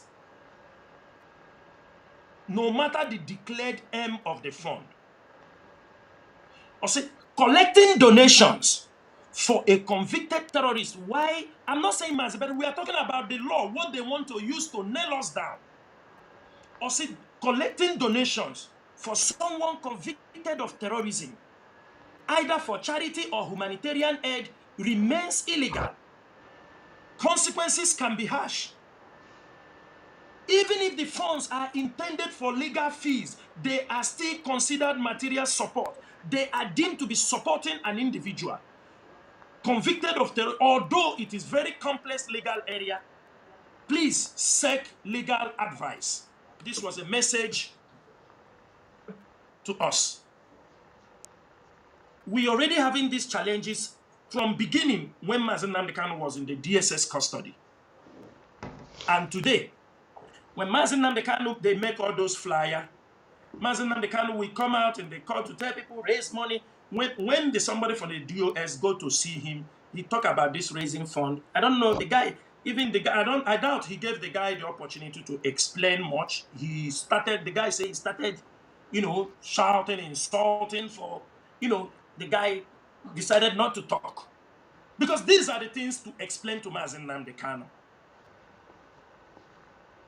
When they put out a form, you didn't say anything. They don't know you are protecting the struggle. If you give them advice, you are an enemy. You don't want Mazi Nnamdi Kanu to come out. You don't want. Why not make this fundraising in the name of IPOB? They have bastardized it. Simon Ekpa and these women in America have bastardized it.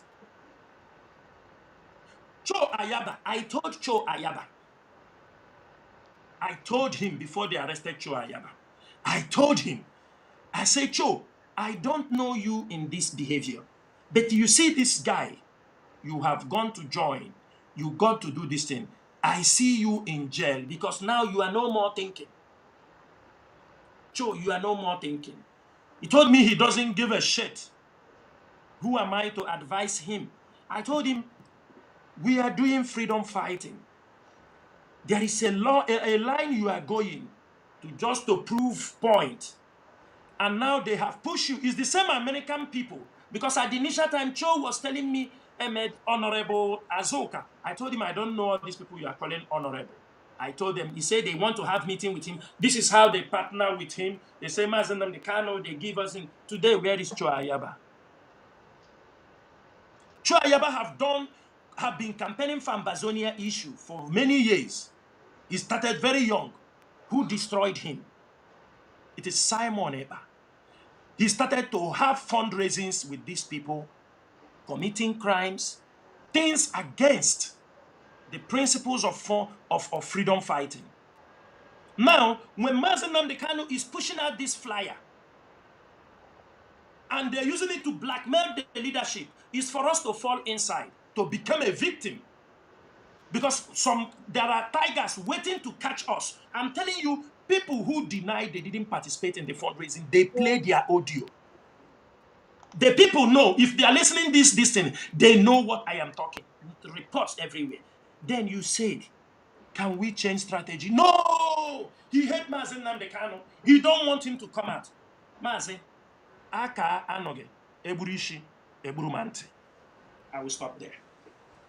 Thank you very much, Mazi Chinasa Nworu. You know, anytime you come live, you bring education on board. I've also been following the comment section. I've seen a lot of people who also some kind of, you know, they already have their opinion shaped out for them and for themselves. They have their biases, and I can read through all on the comment section. But so far, you've been able to educate our people to understand that, you know, that the freedom fighting is not just something you do without understanding the rules of the engagement, because every fight has a rule of engagement, and the moment you move out of that rule of engagement, you go out of order. It is easy for the Nigerian state to, you know, go out of this rule of engagement without much of a responsibility. But for us, as the indigenous people of Biafra, the eye is more on us to play along and play within the rules, because whatever we do would always be used to judge us and ask us, is it the type of Biafra you people want to restore? You know, so it's very, very important that our people understand the dynamics of the rules of engagement and know when to, you know, follow the manipulations and know how to maneuver. Mazi, you have made it very clear. Whether we agree with the sentencing of Mazi Chinasa or not, whether we agree with the judgment of Mazi Chinasa or not, the international community already see it the way the judgment is. And we just need to understand that we need to change the rule of engagement and make sure that we follow through, following international standard, because any country you're also dealing with diplomatically will also look at how you are following the international law in your engagement. If not, then no country would want to have any business with you. I've been receiving so many questions on the comment section regarding the banishing of the title of that IPOB spokesperson and all that. But I don't want us to be, I don't want us to deviate or be distracted by some of the questions. Now, we want to talk about the politics that is going on, because it's very, very important that we look at what is going on politically in Biafra land. We've seen the position of the Directorate of State taking a stand that our people must start, electing the right people that can represent us, especially people who can be in the House of Representatives and talk about our agitation. Mazi, what is being done in this regard in enlightening our people to understand that we also need the Biafran politicians within the Nigerian setting who understand the plight of their people and speak not just for Biafra, referendum or request for a referendum act to be put into the Nigerian constitution, but also political leaders who can at least look at the need of their people, give the people protection, make provisions for social amenities, basic amenities, and make sure that the suffering in our land is reduced. What are the leaders of IPOB doing in educating our people in voting right? Mazi, thank you so much. Thank you on this particular topic. I thought it's supposed to be our last topic, but we pick it before we go to supporting IPOB. It is fine. Mazi, the leadership of IPOB, if you see, for many years now, there is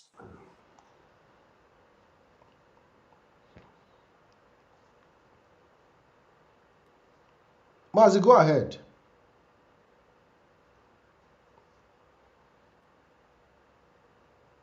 I don't know if Mazi Chinasa Nworu is having some technical issues, or maybe he's having issues with his audio.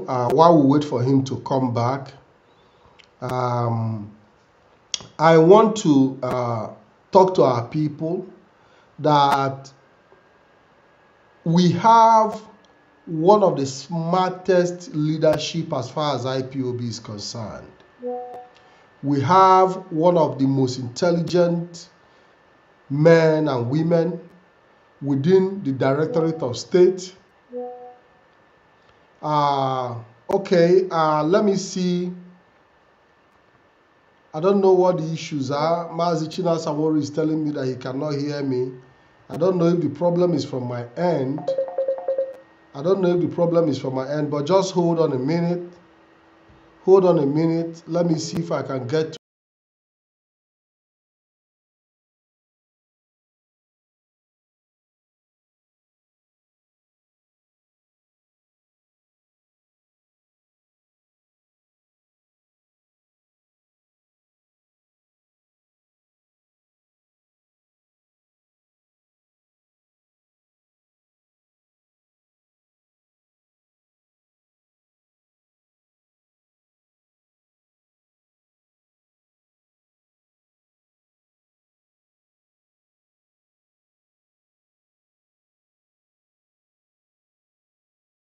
he will be back in a while. I think he's having some technical issues.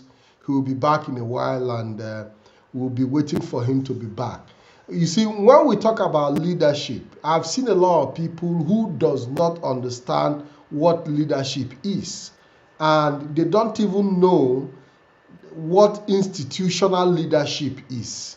And this is where it is quite complicating, because our people have never experienced this kind of institutionalized leadership before.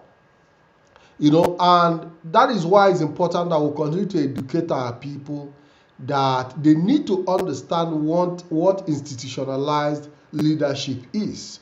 A situation where you have an organized system that takes care of our need in terms of the challenges we face as a people. I believe that Mazi Chinasa Nworu is back. I hope that he's back, and I hope that he will be joining us. Yeah, I can hear you 100%. You're welcome back, Mazi. Yes, you're welcome back.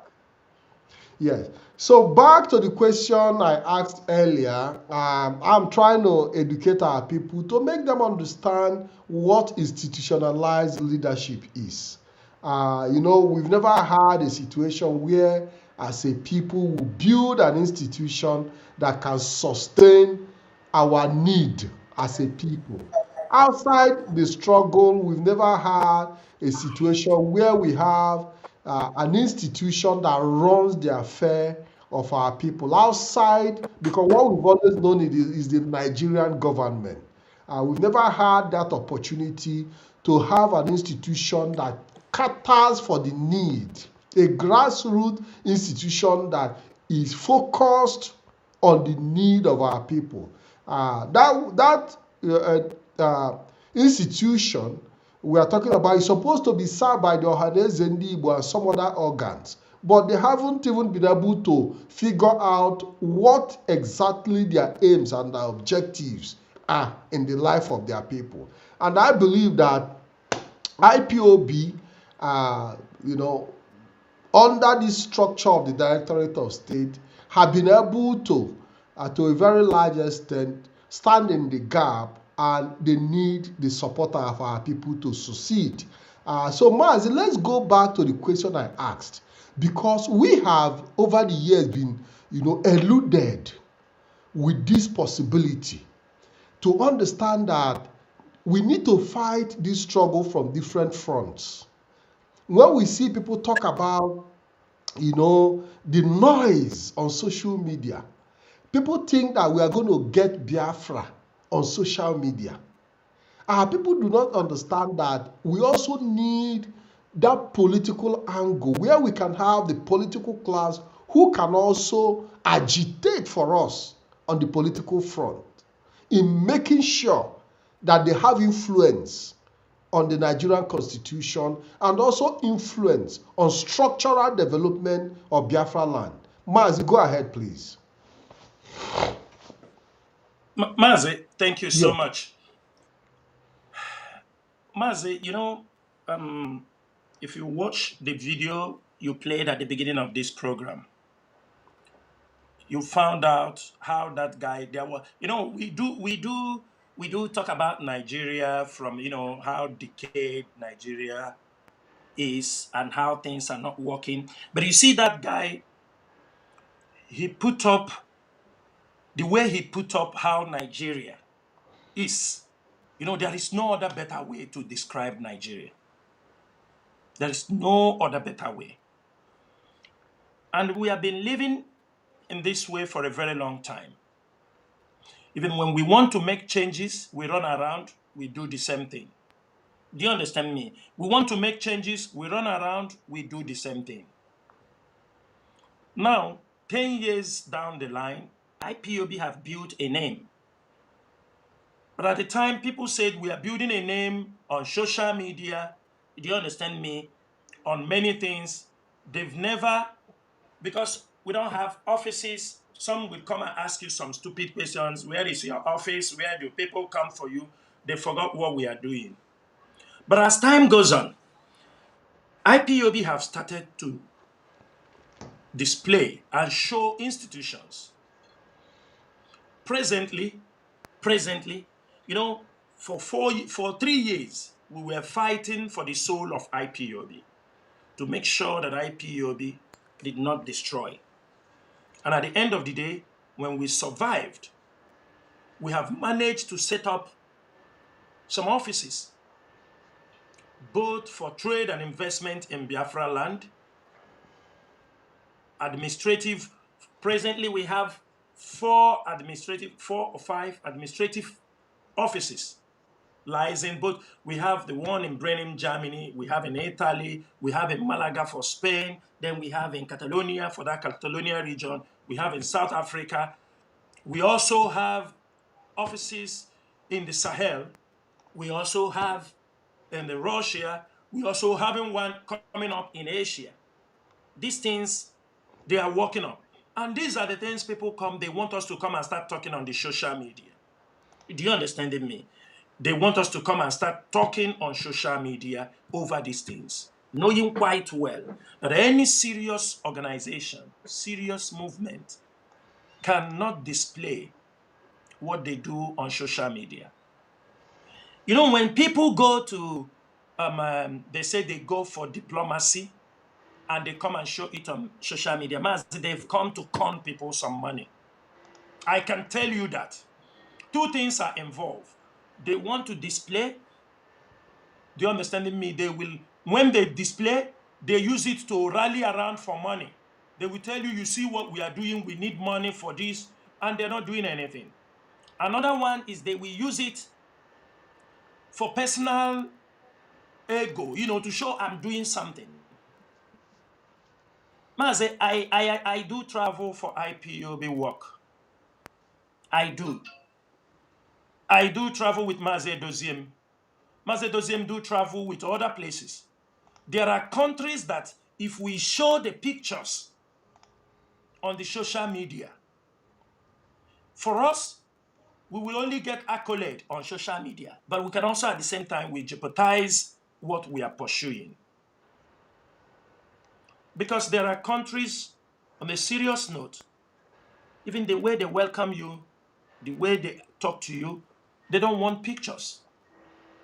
Because number one, they understand your plight. Some countries come for, they want to build a relationship. Some countries, they come into a relationship through trade and investment. Some come in through cultural. There are many ways to bring the your diplomatic activity closer to the foreign countries. There are things they are interested in. Are you understanding me? Let me give you an example. Imagine some country, they don't believe in your Christianity. They don't believe in your Muslim. Are you understanding me? Are you going to tell them that they are killing you because you are Christian while themselves are not Christians? They are not Muslims. What are you going to talk to them? They might be interested in trade and investment to start building relationship. Are you understanding me? There are some countries, they will come to help you on a humanitarian aspect. There are countries, unless you are fighting war, those ones that are selling guns and bullets will come and help you to finish your place. Do you understand my point? Now, after this period, in this shortest period, we have, like I told you here, we have an office that covers the whole of Sahel region. And we are expanding. We have in Russia, we have in Asia, one is coming up soon, very soon. It's on the process. And we are hoping a new one coming up in America. Already in Europe, we have. Europe is the heart of this struggle. I can tell you that. It is not about money, but it's about consistency. And in Europe, IPOB have made, I can tell you thousands of Biafrans are under asylum in Europe. Mazi, are you understanding me? Showing, partially we have secured a kind of a status. Yes, of course, a kind of recognition of our plight. A kind of recognition. We are now, if European countries can grant you an asylum for 5 years for being a Biafran, we have secured a status. Now, we can no more, we have built some things we want in Europe. Now we want to come down on the grassroots. Because for many years, I will tell you something that have happened and I have noticed. We scream, we shout on social media. We scream, we shout on social media, talk about this election and all these things. On the dying minute, we pull out. Are you understanding me? The tempo, the pressure, the excitement, the things we want to achieve, we pause. With some flimsy excuses, we accept. Do you understand me? We accepted. We move on. And also, politicians are also feeding on our agitation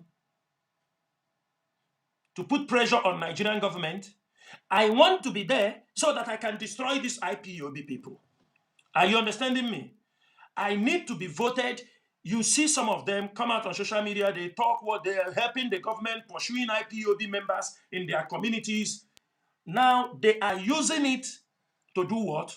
To pursue IPOB, their own personal agenda. Are you understanding me? IPOB leadership have looked down on all this. We have the grassroots mobilization.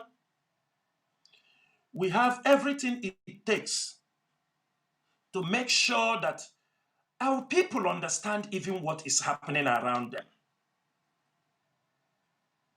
We cannot be shouting the politics when the schools in our communities are in depleted conditions. Now, IPOB leadership and the media has already been instructed that this is our assignment. They have started their campaign. And I am saying it here on Radio Biafra, on BTV. We have to show the world the present condition of our educational system. Are you understanding me? We are not coming. We are coming because these politicians have lied against IPOB. They have lied against this movement. They have set up all kind of gangs. Do you understand me? To make sure they destroy IPOB. They are in collaboration.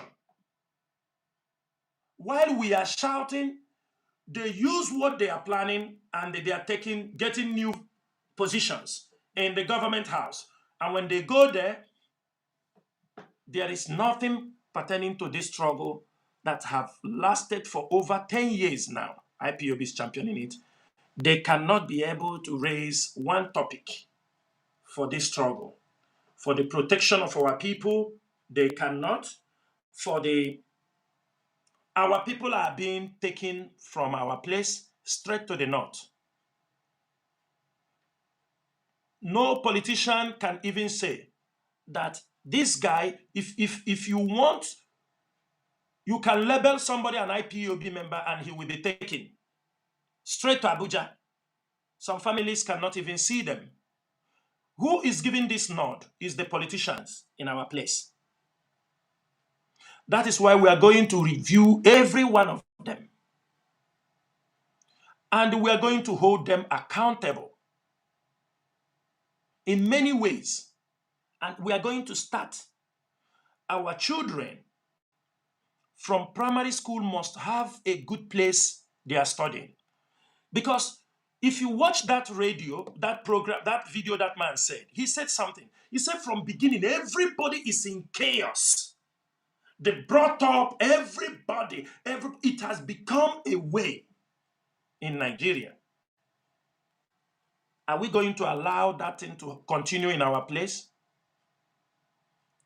Do you know, Mazi, that politicians in our place cannot even enact laws to protect the life of people? So certain things become a tradition, lynching of people in the public. Mazi, can you tell me anywhere in the world where people are lynched in the public because of a bottle of Coke? Jungle justice everywhere. I mean, somebody can steal a bread and the people, grown-up people, will lynch him to death. Jungle justice, Mazi. Jungle it's justice happening every now and then. But we have politicians. We have people who are members of House of Assembly who can protect life of people. None of them want any responsibility. They come out, they speak how they like, and they walk away. They use Mazi Nnamdi Kanu. Election is coming, they parade, they walk away. And IPOB leadership said no. But top on our agenda, what we want to achieve is this. I'm going to make it very clear. So, You know, we have this thing that anytime you talk about the disintegration of Nigeria, they tell you that Nigeria is indivisible and indissoluble sovereignty. According to the 1999 Constitution, Section 2.1, amended. According to them, it was amended, Mazi. That means that was not how it was. That means it was amended explicitly that Nigeria is one indivisible and indissoluble sovereignty. This clause,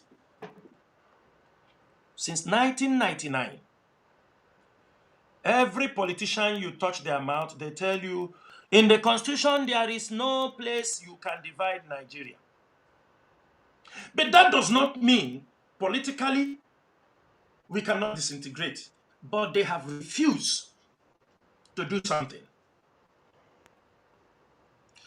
We found out after, even though that the domestic law, which is the Constitution, Nigeria is clinching onto it than the international law that says people are free to have self-determination.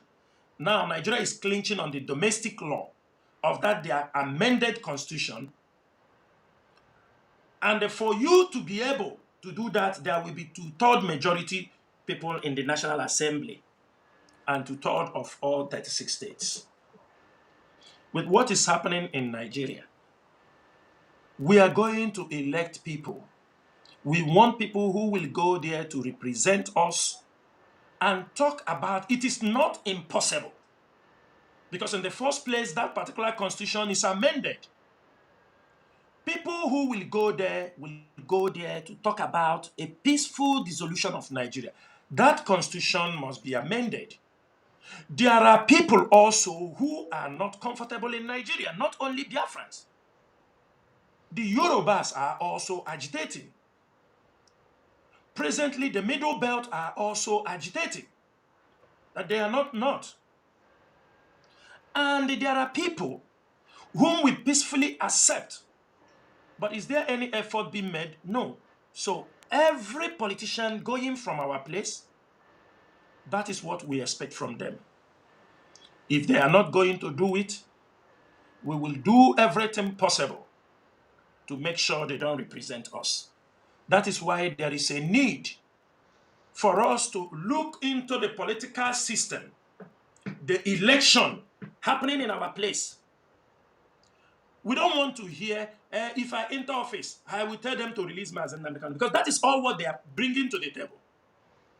They don't want to talk about... Maz, even the city boy movement is using the name of Mazi Chinasa Nworu, because these are the things you want to talk about. When I enter, an Aboro that want to enter, when they enter, he will have opportunity. The governors are there who are speaking. It is him. These are childish talk. For me, I don't see it as anything. So therefore, we want the politicians who must raise this subject. We must. This 1990 Constitution was drafted by people that our people don't give consent to.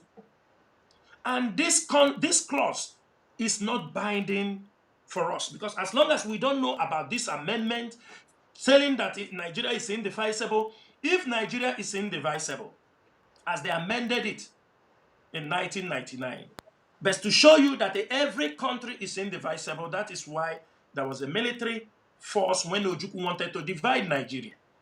Do you understand me? It is not indivisible. There is something I want us to look at. Even before independence. Yes. Even before independence. Yeah. It was almost impossible for Nigeria to have their independence. Yes. Just like we have the situation we have today, where the British insisted that they have to keep governing. Yes. It took the courage of Anthony Nahoro in 1958 to move a motion. Exactly. Just imagine that somebody like Anthony Nahoro didn't have the right, was not voted by his people. Just imagine that he was rigged out and the wrong person put in place. Exactly. And the wrong person who would have been in position of Anthony Nahoro to move a motion, maybe would have gone behind to even take bribe from the colonial masters. Exactly. From the governors, not to move just like we are facing today. Mazi, let me give you, I happen to have a discussion with a senator one time. And I asked him with all sincerity, I said, you people are in the Senate. What do you have for our region on the table? I asked him this. I said, you people goes to the Senate. Every year you are voted in. What do we have for our people? He said, Chinasa, you want me to tell you the truth? I said, yes. He said, we have nothing. Everybody goes there for his family settlement. Anybody goes there, it is for him personally. And now, at the end of the day, he tried to let me understand that it took years. They cannot even gather. Maz, I The don't know what caucus. the issues are. I can't hear you. You can't hear me again? I can't hear you. We have started talking about the Nigerian politics. They have told them, when You are we are not talking coming about out, IPOB. Mazi. You are not coming out. Mhm. I can't. When we are talking, You are no longer audible. You are no longer audible to our audience. So for me, I want for people who are requesting for the line to open, we are not opening the line for calls today. We are going to do that in other subsequent programs in the future. But today's program is exclusively for interaction. Okay. Okay, somebody said I can hear him loud and clear, but I'm not hearing him. I'm not hearing him, so I hope that he comes back. Okay, I think it's from my end. I think it's from my end. Okay, yes. Mazi, go ahead, please. I think it's from my end. okay, Mazi, I Go thought, ahead. you say, are you hearing me now? 100%. Go ahead. Okay, me here offline, but I think, now we have started talking about the Nigerian situation. They don't Yes. want us to talk about. When we are talking about IPOB, the government, they were very interested listening to what happened in IPOB. So now we want to talk about what is happening, the Nigerian corrupt system. They don't want us to speak more. But anyhow, he let me understand that there is nothing the Southeast senators, all this, they don't have any agenda. And all these things they say they don't have any agenda, you can see it playing out. Mazi, if we don't put people, if we don't come out in mass, irrespective of anybody's political inclination, it doesn't matter the party the person is, but at IPOB we can see, we can run a very deep background about people. We know they are politicians. We are not saying that we are going to say, but we will see those who are coming out.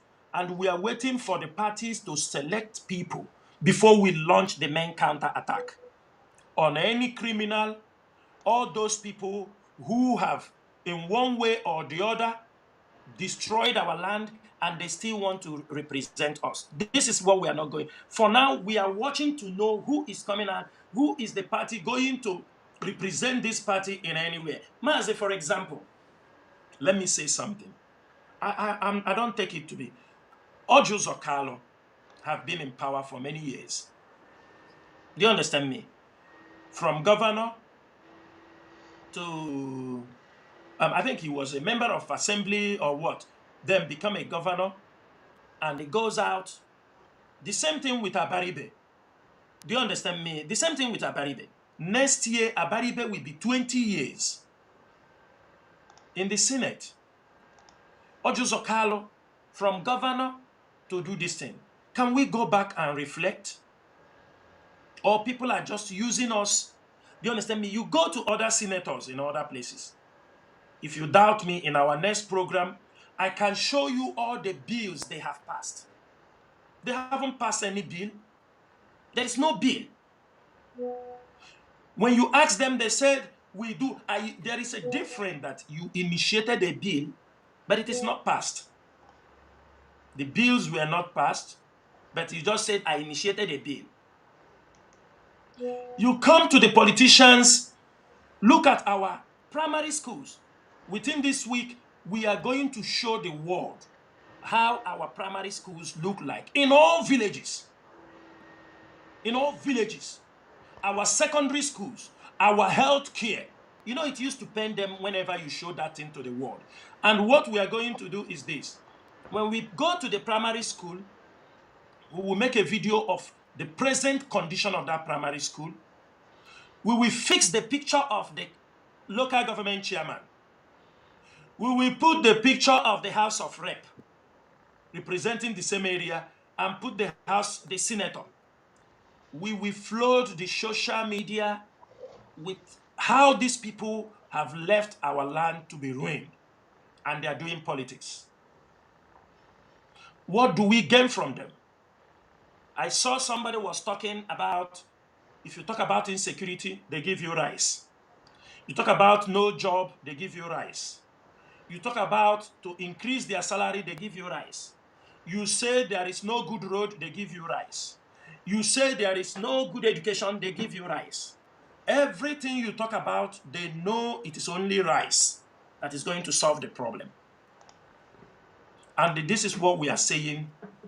This type of politics in our place is not going to be again. We know, there are people, they go to, immediately we start these things, they go to tell them, it is up to them. They know the leadership of IPOB, they know IPOB. They said, oh, don't worry, I will give them money, they will do this thing. We don't. We don't. Let me say it very clearly now. Where this one, go and give our children a good schools where they can study. Nobody should tell you that the DOS want this. We are not doing. We want basic things in our place to be put in place because already Biafra is being positioned globally. If we are positioning Biafra globally, we must also show the effect of that power that we can be able. Sometimes people say, if you have oil, having an oil does not make you viable to have your own nation. You may have a natural resources, it will only bring chaos in your place. But the ability to put things, for example, Biafra is coming, who have the ability to disarm people, who have the ability to put force, who can be able to accept people and without forced assimilation, human rights. Because I used to tell our people, you see all these people coming out to talk about Igbo nation, Igbo nation. Nobody will give you exclusively an Igbo nation. This is a dream. If you're dreaming this, keep it one side. With the behavior of our people, there is no country in the world that will exclusively give you an Igbo as a nation. If you're dreaming this, keep it one side. That is why we are champion Biafra. Biafra knows where the boundaries, all these things people are talking, there are historians. When you are asked, they will show you the boundaries and everything. How our place were divided. And that is why we are taking this subject very, very serious about the politicians. What they are doing in our place. There is a point. Not that I'm trying to cut you. There is a point I also want to bring on board, and I want you to elaborate on that. We all know that there are allocations that comes to different states in Biafra land.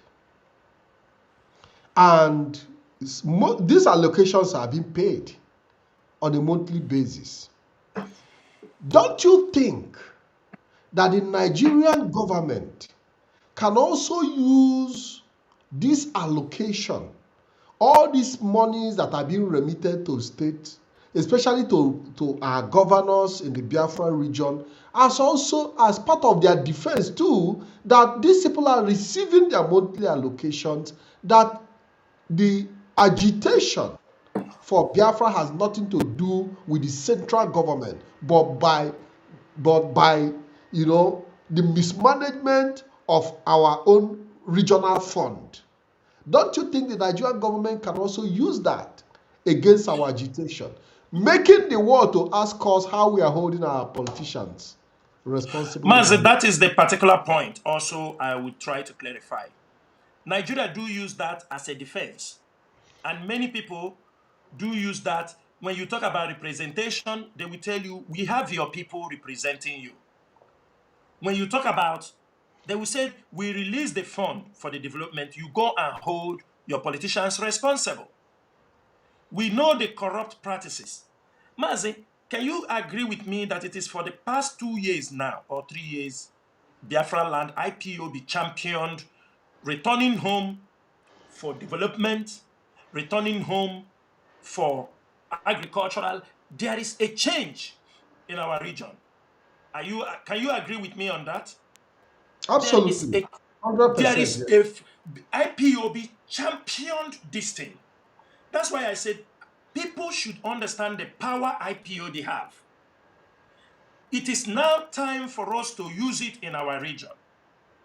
It is time to hold these politicians. We will encourage whistleblowers.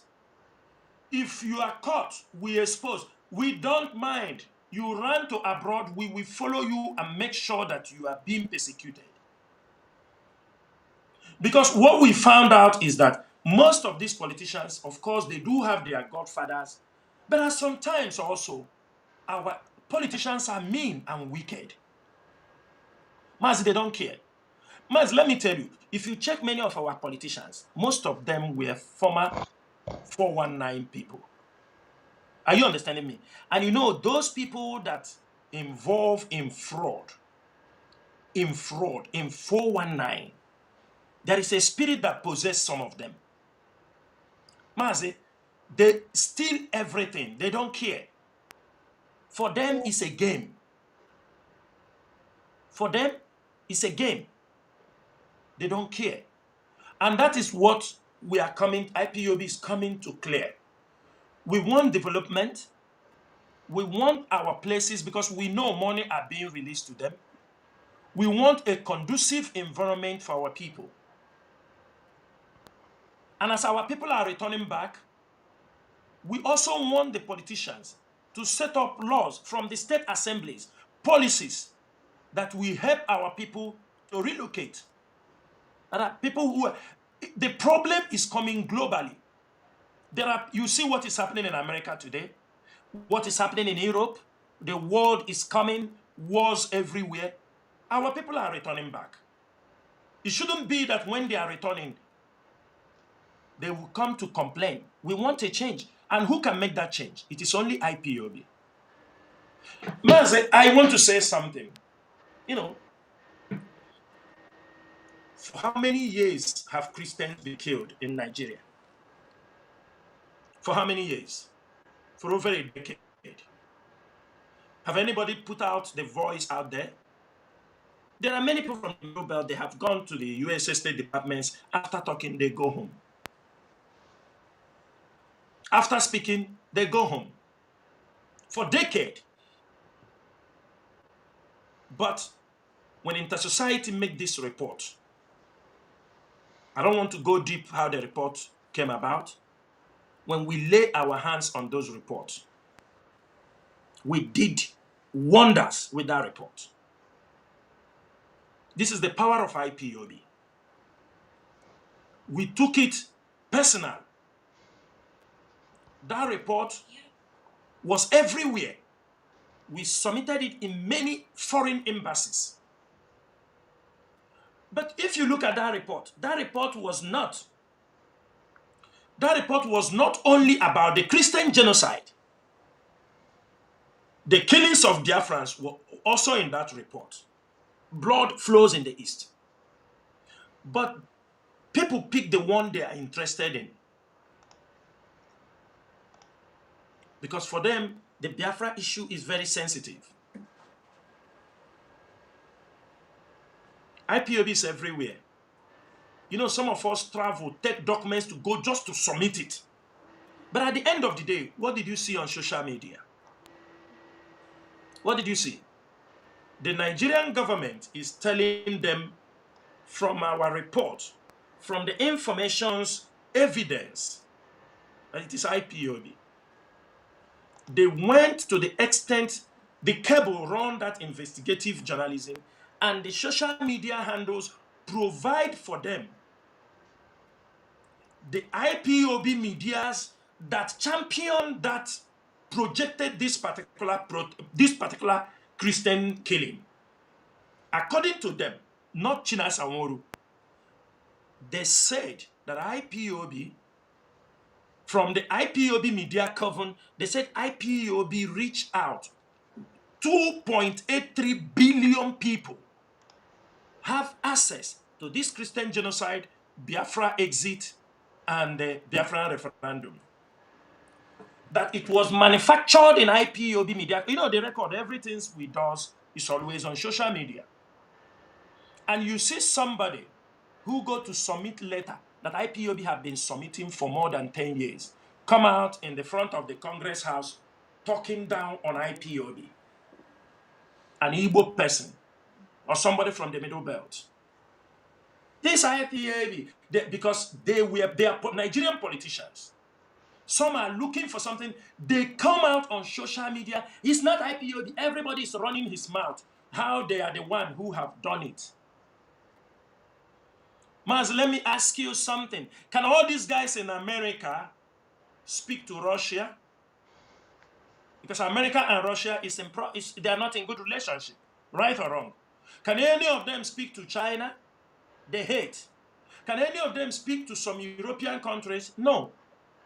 But IPOB, with the way we handle our diplomacy, nobody is our enemy, nobody is our friend. We should not lean our shoulders in the public on who is our friend and who, because the table can turn at any time. That is international diplomacy, is full of games. It's not emotions. And that is what IPOB is trying to look on these politicians. We are not going to look all day demo. You talk about Biafra. You have talked about Mazi Nnamdi Kanu. It is not enough for what we want for our people. It is not enough. We are pushing our people to get the best. Many of them, as we are projecting the Christian genocide, I think you saw how it is everywhere. Everybody is dragging it. Everybody now is dragging glory, glory. I am the one that did it. You see them, everybody is coming out to say I'm the one. IPOB was looking at them. Ask one of the lawyers. I told him, you see this project that IPOB spend their time. Mazi alone, me, every 28 days, I have up to 37 to 40 million viewers on my Facebook. This is a huge number. The same thing with other IPOB medias, front lines. We have a wide range of coverage. IPOB is not paying us. It is dedication. Now, they come to run the name of IPOB in the public. Everybody was visiting Sokoto to go to claim credit because you go to the Congress House and submit a letter. IPOB diplomatic team in America, you don't see them post pictures. We have IPOB diplomatic team. We have our files in all these Congress places. We have our files. Do you see us posting picture? We don't post picture. Call people in USA. We have a diplomatic team in USA that goes for IPOB. Do you see them come and write rubbish on social media? And I told that lawyer, I said, to show them the power of IPOB, from today, the issue of Christian genocide will die like water. Is it happening or not? That IPOB will step aside. Let us see. It doesn't mean we are not going to talk about it. But let us see those things they are talking. I told him, we will not champion. We want to see their own effort. This is a battle. America is coming to Nigeria because of terrorism. It is good they be on ground and see what is happening. And that's what we want. We want them because this thing have been going on for many years. Nobody have the guts to say it. Nobody have anything. It is when IPOB have projected this thing they start to talk down on us because we are not wearing suit. And can anybody stop me? If I decided to wear suit and they come out, those who know me, am I not presentable enough if I wear suit? Am I not presentable enough? Because you are coming on social media, wear suit, and you start talking on people who knows me, who have met me, am I not presentable enough to be on social media? But this is not social media issue. We want result. And because I am not coming on social media to wear suit, you thought because you are coming on social media talking rubbish, you think we are in the same level. We are in the same, do you understand me? If you talk, I will come out and respond to you. If you come and talk, I come and respond to you. IPOB is doing a very critical job. Maz, let me tell you something. You see, the church have done a lot to our people. You know, there is what they call, it is the intelligence agencies use these things, and that is what is disturbing us. Even look at our churches. That is where the politicians are coming out from, right or wrong. That is why you see the politicians, right from when they are young, they are already going to church. They are all in the same churches. And now they grow up in the same environment and grew up and later have money and become somebody. What mindset do you think they have? Because there are people, it's very difficult to remove the mindset the way they grew up. When election reach, he goes back to the pastor. One thing our people don't understand, that most of these pastors, they are government agents. They work for the government agents. Their job is to keep the society down. They will tell you, God showed me. Because most of our people, their mindset has been kept in that level. They don't reason beyond anything the Bible is not saying. During the Cold War... But when you even look at it, the religion is also interwoven with politics. And intelligent gathering. You understand me? Maz, let me tell you. There is what they call the MK Ultra. Yes. You need the two. You need the two to work together to keep the society going. So to keep the society down. So it depends on which direction. When it becomes corrupted, it takes the society down. But when you have, because we are talking about Biafra today, doesn't mean that we are not going to have churches in Biafra land. Exactly. Not that we are not going to have religious bodies, but they are going to be for good of the people and not for the detriment of the people. Mazi, go ahead.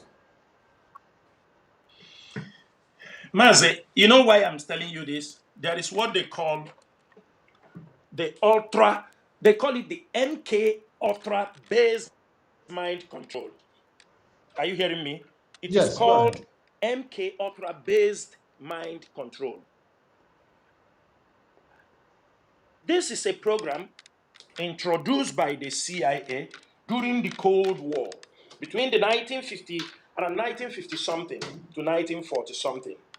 It was how to control the people, their mind, brainwashed, keep people, especially if you watch out what is happening today or what we are doing, you find out we are like in a kind of a Cold War with Nigeria. I don't know if you know that. We are like, it's a Cold War, it is not a full-blown war, but a lot of things are going on. A lot of things are going on that sometimes people don't even know that we are at war. And when you are in this kind of situation, the pastors are being used in controlling the people. That is why you see any little thing, they will run to the church. They will go to the church. And you see, this program became public. It was well known through the Rockefeller Commission investigation in around 1975. When they brought the churches, people now understand the churches are being used to control people. Now, the politicians have taken it as a way of life. They know you are in the church. They go to the church. They control you people in the church. When some of them refuse to do that, they will do what? They run to the pastor. The pastor will do the job if it is very difficult. They will use Bible quotations to keep our people down. You know, I told also people that, you see, most of the people you see that goes to theology schools, do you understand me? They use them, most of them work for the government. But you don't know. They are being recruited. You know, during the Cold War also, because these things are applied where there is Cold War. The war is going on. It is not a full-blown war, but you see these kind of things are being used. You know, during that time in Germany, they call them the static security services. They use pastors and theologians as undercover and informants. Do you understand me? And they run specialized churches department. You see, when they recruit them, you see, even Catholic did it, even though that these people was denying about it. The undercover pastors or bishops, they are being used. That's why sometimes you go to the father, you do your confession, but you don't know the father is a secret service. He's been trained. You lay down your sins before him. Father, I have sinned. I'm a drug dealer. I do this, I pregnant this person, I do this, I do that, I do this, I do this, I do this. The person you are talking to is a secret service. But for you, he's a pastor. They have all your information. He can even say, if you have killed somebody, you tell him, I killed this person, I have to. This is how they gather informations. The Vatican once denied it, but it was happening. But it has moved. Mazi, many people, most of our people that are theologians, all these fathers that go to America, most of them do these services. They work for secret service in America. Now, these people have been imbibed. They understand how to keep people down. They understood it very well.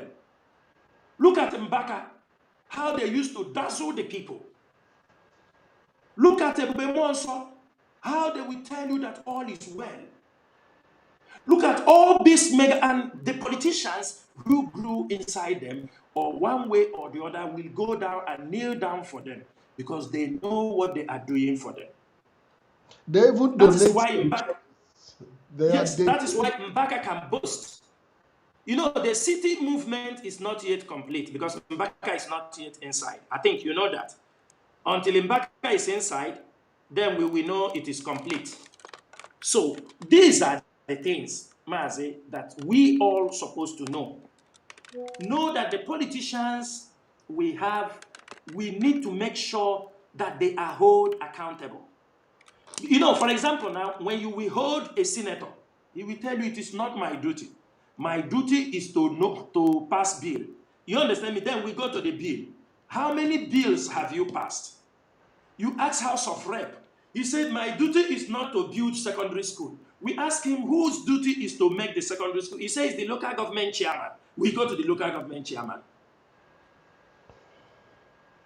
He asks anyone that says it is not my duty, he will tell us whose duty. Then when he tells us whose duty, for them that are passing bills, they must pass the bill. They must amend that Nigerian constitution that says Nigeria is indissoluble.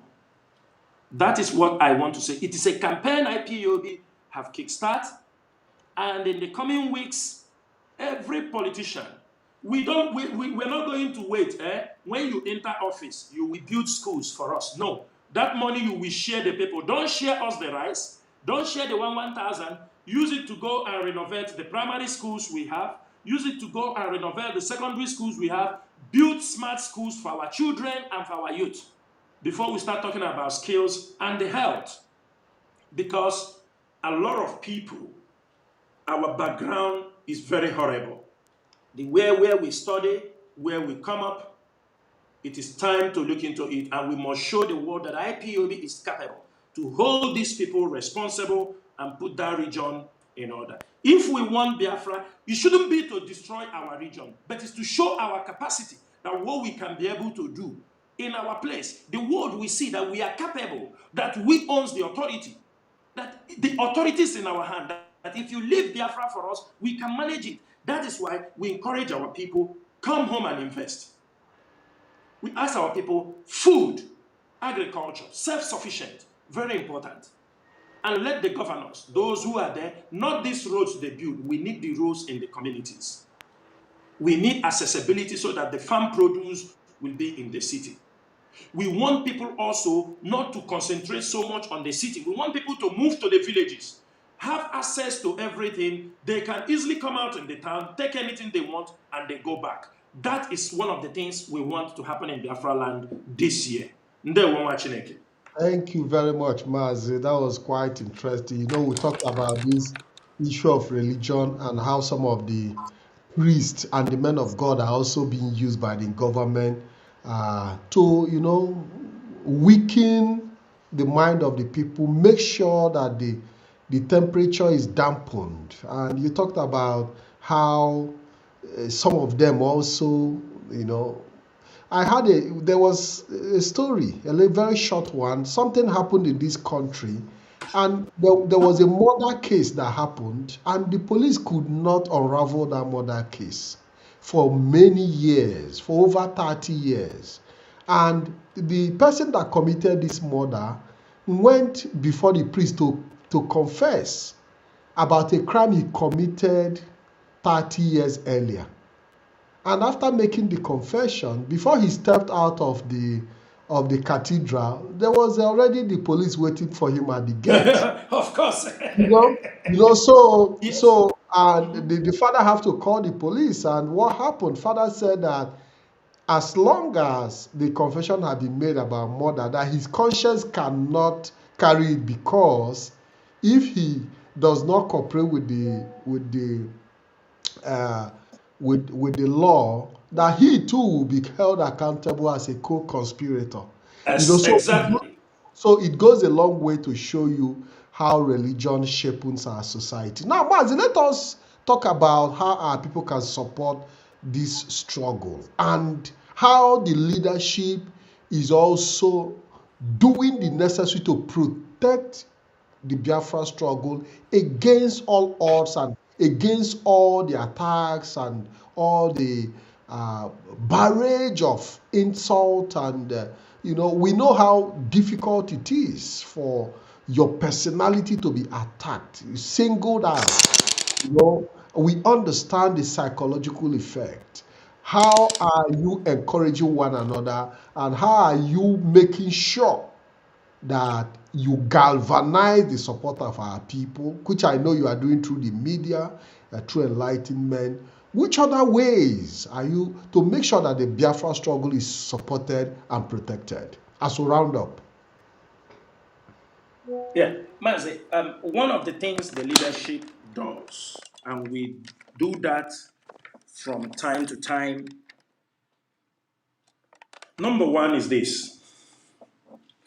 By now, there is some program we're supposed to run on leadership. That is unfortunate. It has not come up, but it will still happen.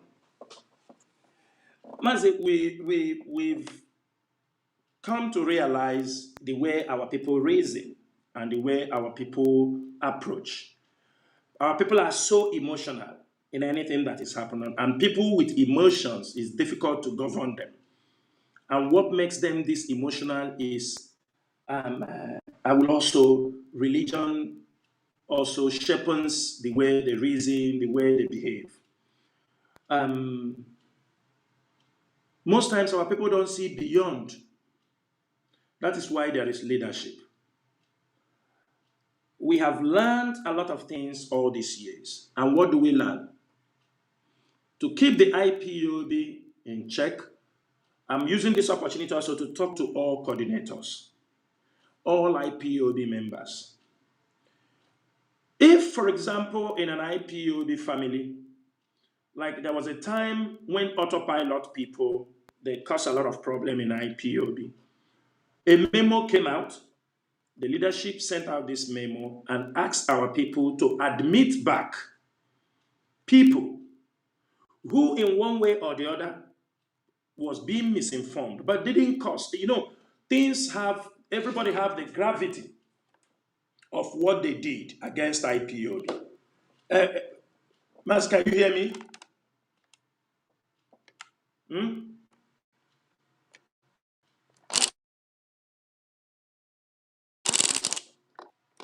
Mas, can you hear me? Mazi? Yeah, Mazi, go ahead. I'm here. I can hear you. Go ahead. I'm listening. Okay, Mazi Chinasa Nworu is out. Unfortunately, I hope that he comes back.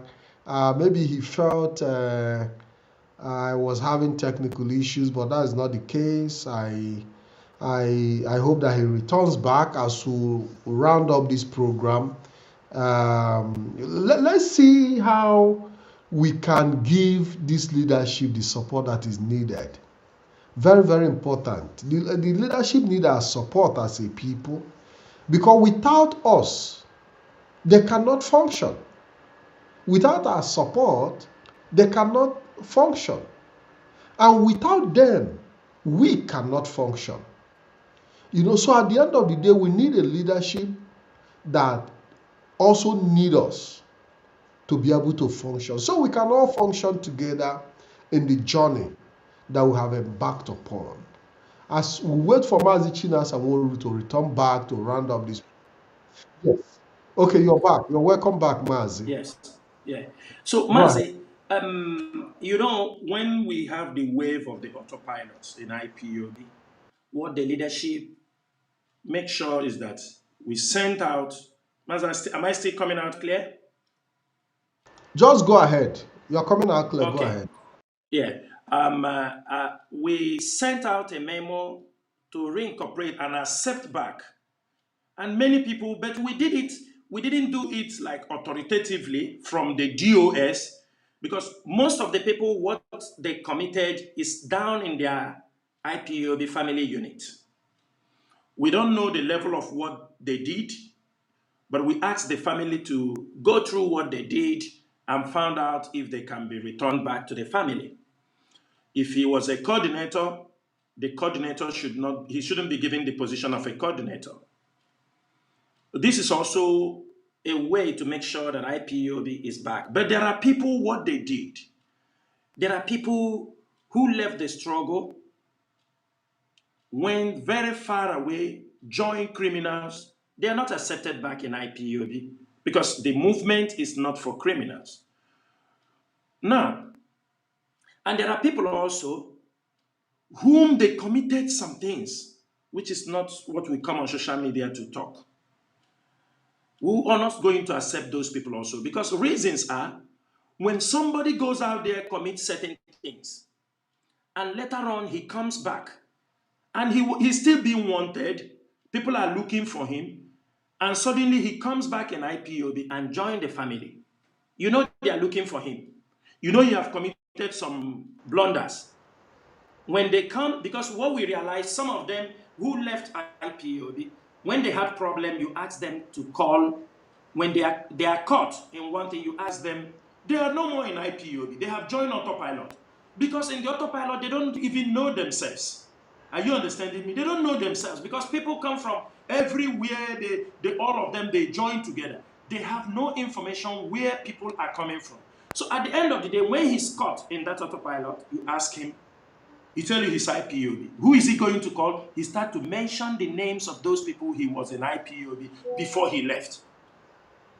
And he will, some of them will feel, oh no, it is because I left IPOB, they set me up. They start to mention the names of IPOB members.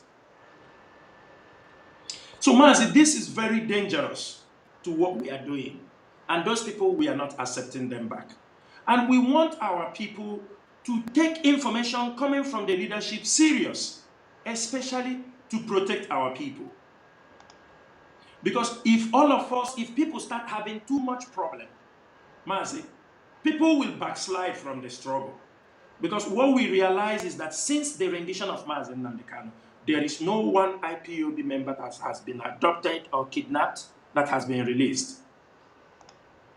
I even suspected IPOB members. People that was taken from the southeast, majority of them, the moment they take them, they say it's IPOB, the next thing is in DSS, the next thing, where Wawa Barracks. Some of them are not coming back alive. We heard one of our comrades, the wife died in that place. We heard it. So it is our duty to protect the struggle. I will tell you something. A couple of days back, I came out to inform our people, because certain information you must relay it to the public so that it can reach out many people.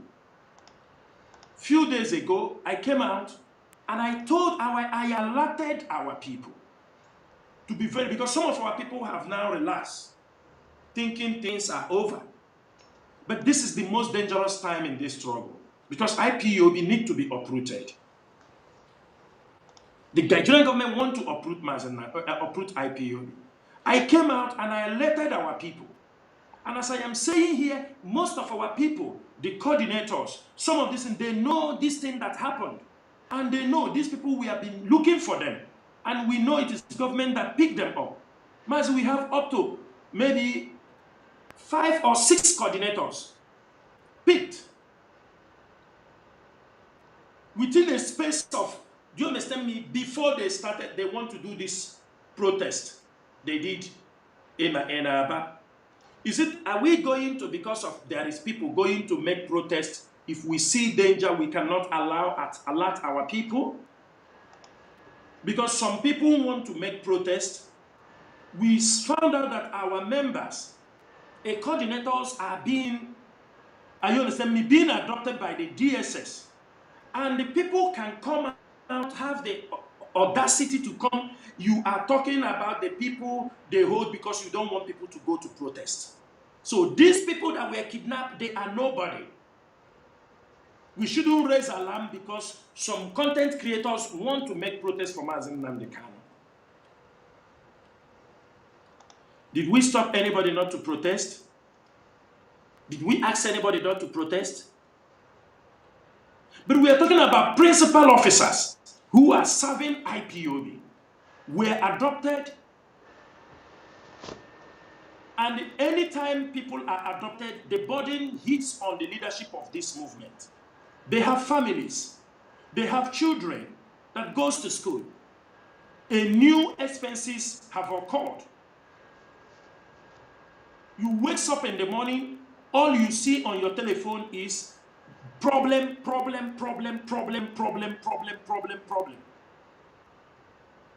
That is our life.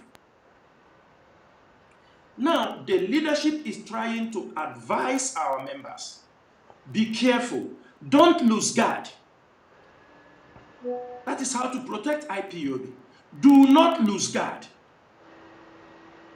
They are pointing fingers at you. They still want to dismantle you.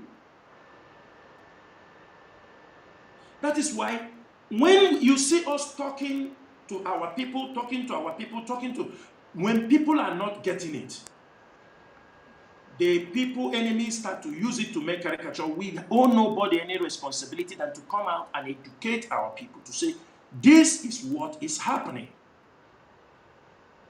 So, Mazi, the IPOB leadership, irrespective of the black man, irrespective of the attacks, we are determined to sustain this struggle. We are making progress. And if our people can listen to this leadership, Mazi, Nigeria have over 1,000 problems that we can undermine them, that will put Nigeria in a mess, as they are already in a mess now. Mazi, all part of this country, they are in a mess. And our people, what they are looking is who to attack. Let me tell you something, Mazi. I didn't want to come and talk about it. I've been waiting to see if any one of them would have talked about it. No, it is Chinasa, it is their problem. If we don't come out and give our people information, you wake up and see a terrorist attack launched in our land. Mazi, will you agree with me that yesterday, that was Friday? I'm saying this thing so that Professor Chukwu Masoludo can look into the activities of the Nigerian military in our land. I am looking to see if there is anywhere this thing is on social media. No, they are busy chanting Chinasa Nworu or Chorena Mazi Nnamdi Kanu leadership or Chorebuzi the leader, Chinasa Nworu, Chinasa Nworu. They're talking only rubbish.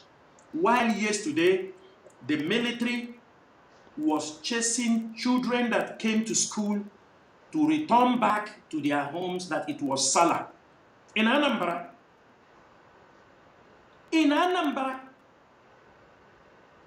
the Nigerian military in the Onitsha, they caused a heavy panic in Onitsha. They warned them that government, it is Salah, and every one of them, they even went to private schools. They were in convoy, in motorcycle, chasing children.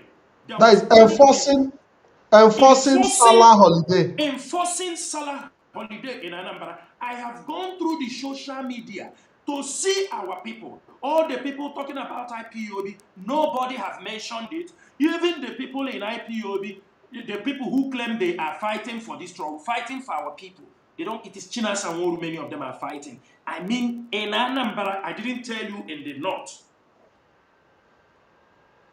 Private schools. If you doubt me, go to Wanziki Awada, Great Rising School Kids School, Ego Foundation School in Awada. All these children were chased from the school. The Nigerian army that is operating from Onitsha Barrack, they enforced Salah holiday on private schools in our own land. Mazi, in our own land. And everywhere is quiet. Everywhere is quiet. So, there is a lot of work for IPOB. The leadership, if you are an IPOB coordinator, let me tell you this. When somebody misbehaves in IPOB, you give him a suspension. You are not expected to send him home. If he's a coordinator, deputy coordinator, or he's holding any position, when you give somebody suspension, what do? You relieve him his duties from that particular position he is doing. Do not stop him from coming to the meeting. He can come to the meeting, but he cannot have a word. He is not authorized to say anything. It's just like when they are in a church. You understanding me? You come to the church, you don't take Holy Communion, reasons are this. You don't suspend somebody, you tell him, don't come to the meeting again, don't come to IPOB meeting, we don't want to see you, we suspended you. No. Unless on a serious note. But if you are having internal problem, you suspend him. First, you allow him to be sit there, but he don't have any contribution in the meeting. It is up to him now. If he feel he cannot make contribution, what's the need of sitting there? Allow him. Are you understand me? If he didn't come, no problem. But if you send somebody also on a suspension, be specific. Is it 1 month suspension? Is it 2 months suspension? 3 months suspension? That's supposed to be the maximum. Reasons are, the Biafra struggle is like a religion. Do you understand me? People have devoted their life. When you separate them from the IPOB struggle, they start to find a place to lay their shoulder. They may easily now fall into those who are expelled. By the time he's coming back, you don't know the type of person he has made himself out there. You don't know whether he's coming back to work against you as a spy. It doesn't mean he's coming back. When you suspend somebody from his position, don't remove him and the shut door against him. The order is, you don't, if he have a responsibility, you don't do. If he comes to the meeting, he don't talk. Do you understand me? He have no contribution. He only sits and listen to what happens in the meeting. Because maybe there was a problem he caused. He have to witness how those problems are being solved. It is not to send him out. And if any coordinator is giving somebody suspension, unless some people who are attacking the struggle openly in the public. They're on the social media, because that means you have to put up their suspension on the social media. But if you are handling in the family unit and nobody is also authorized to make suspensions or expel anybody without getting approval from the leadership, you cannot expel or you cannot give somebody suspension indefinitely. The leadership don't know about it. No, this is not encouraging. This is not the way to. It is administrative flaws. When you suspend somebody, there must be a time limit. And that person must be allowed also to change. Maybe there was something he did. He can now be close, but he won't hold any position unless he decided not to show face. And when he's coming back from the suspension, he have to undergo another oath. Because that time he's out, you don't know, one or two things might have happened. You have to retake the oath for him. These are the things IPOB, we make sure we put them in a place to make sure we protect this struggle. After what have happened, IPOB, we're retaking oath to maintain, because I said this thing last year. I told our people, these first 6 months, the first quarter to 6 months is going to be horrible. And people are seeing it. I am not prophesying, but I'm telling you based on intelligent report that was on our table. What was coming? The intelligent report was what will happen after the sentence of Mazi Chinasa Nworu. People who know that I sent these things even before. I sent these things in October, even before they sentenced Mazi Chinasa Nworu in November. Because they have already planned what they want to do. How IPOB will be destroyed. And the one thing is that somebody having belief, confident that I can destroy IPOB. This is what I don't want anybody to have, this confidence. It is a false confidence. Because you cannot. If you are promising people that you can destroy IPOB, it is impossible. So, and our people should know, this is a game. This is strategies must be in play. If we can mobilize our people, while we are pursuing our issues in diaspora, we are pursuing the grassroots campaign against who represents us. Nobody is asked. We must make sure if they, in your place, they say, immediately they say this is the candidate going to represent us, we will run investigation about him, then we will come for him.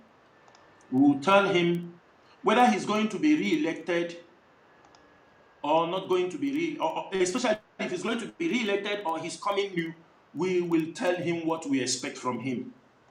And we must hear them say these things. Any politician that is not ready to tell us what he's going to do for our people, when he goes there, the bill we are expecting. We are going to arrange jingles, flyers. It will all be over. This is what IPOB is doing to keep our people in line. This struggle is not only about fundraising. For over a decade, we have been raising funds.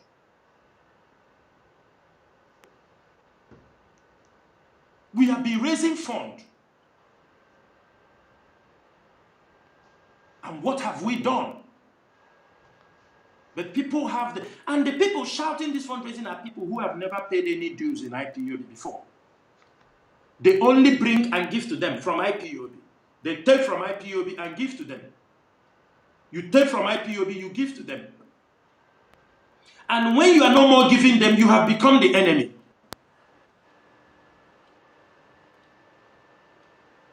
When people will come to the IPOB leadership, you take money from them for something. You go back, you speak to another IPOB coordinator.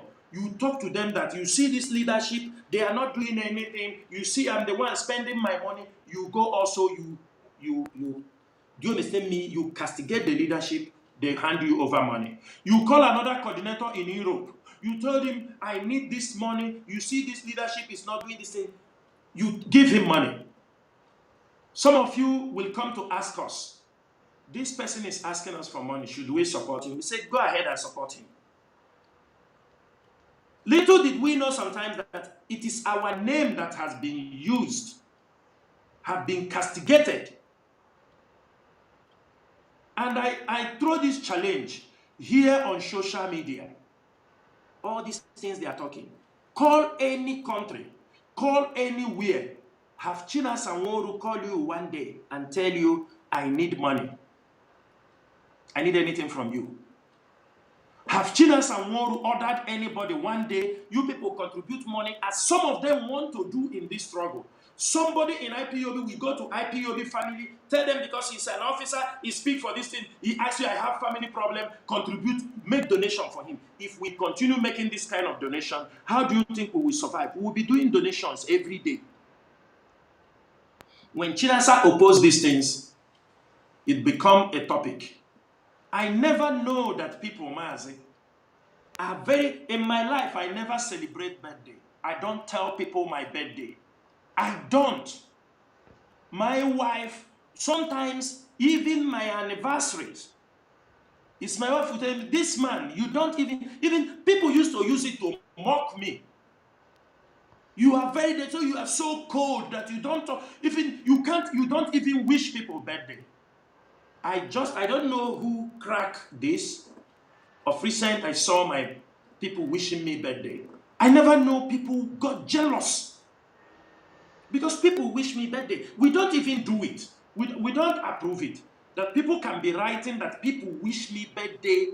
It becomes subject that people will be making program with. That people, don't you see, they are wishing him birthday. My God. Mazi, because you are a person of special concern. That Person people of- can, person so of that particular people, concern. even, and I can tell you, I didn't like it, but at the same time, people told you why. You hide your birthdays, nobody talk about your birthday, nobody even talk anything about you, no encouragement, that we make this thing, and I said, okay, it's okay. I never know this was paining some people. Mazi, if you ask people that know me, I don't like title.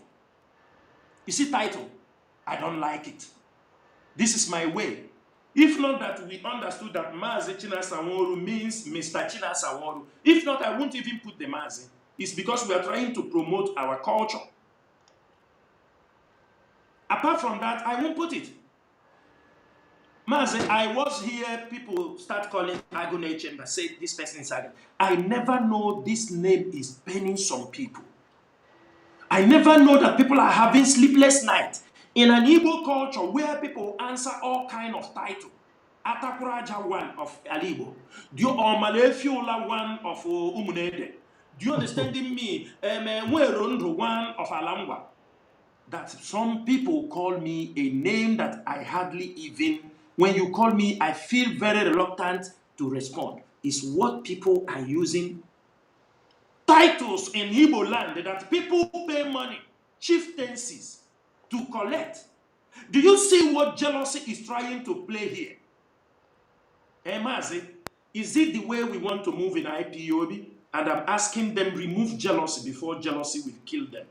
That's what I'm asking. You know what they are doing now is like what David, the problem of David and the Saul. This is not the scenario they are trying to. Why David were playing music trying to protect, you understanding me, trying to protect Saul.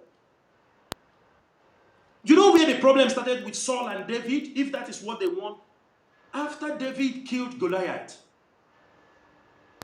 We have fought and saved this struggle. If people need to say, Mazi Chinasa Nworu, you have tried. Mazi, I don't think it is something wrong. You have tried to keep this struggle. Why, Mazi Nnamdi Kanu? You are members of the DOS. Should it be a problem? Should it be a problem? It's just like, when the women, when Saul and David was coming, people were singing, Saul, you have killed, you have slain thousands. Saul, you have slain thousands. Then they say, David, you have slain tens of thousands. Mas, are you understanding this point? David, people, women, everybody were singing for Saul. Saul, you have slain thousands. Then they sing, David, You have slain tens of thousands. This song infuriated Saul. He started to see David as a threat.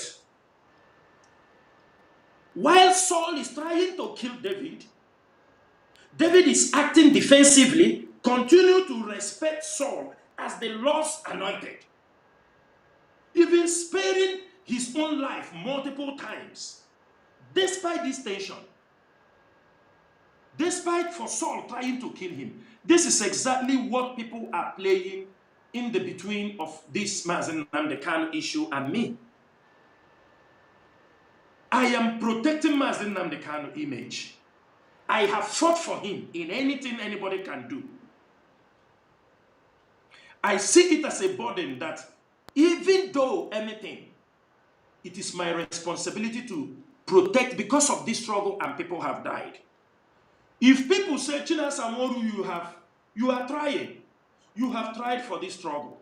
It infuriates them that they pass it to Mazi Nnamdi Kanu, that Mazi Nnamdi Kanu see me now as an enemy, as a threat to him. This is what is happening. And I'm telling IPOB members worldwide, I do not have any other thing I came to this struggle than to help restore Biafra. On 25th September 2015, I said it openly on Radio Biafra when Mazi Nnamdi Kanu visited Kuwait, when he was turning around. I told them how I came into this struggle. I told them what I was told in 2005. I don't know what is Biafra struggle. I don't know what is freedom is all about.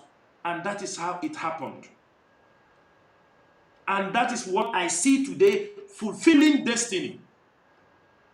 I have spent most of my youthful age, I spent my youthful age in this struggle. There is nothing again. Something you have spent nearly 13 years now. What else am I looking for again? I have made up my mind.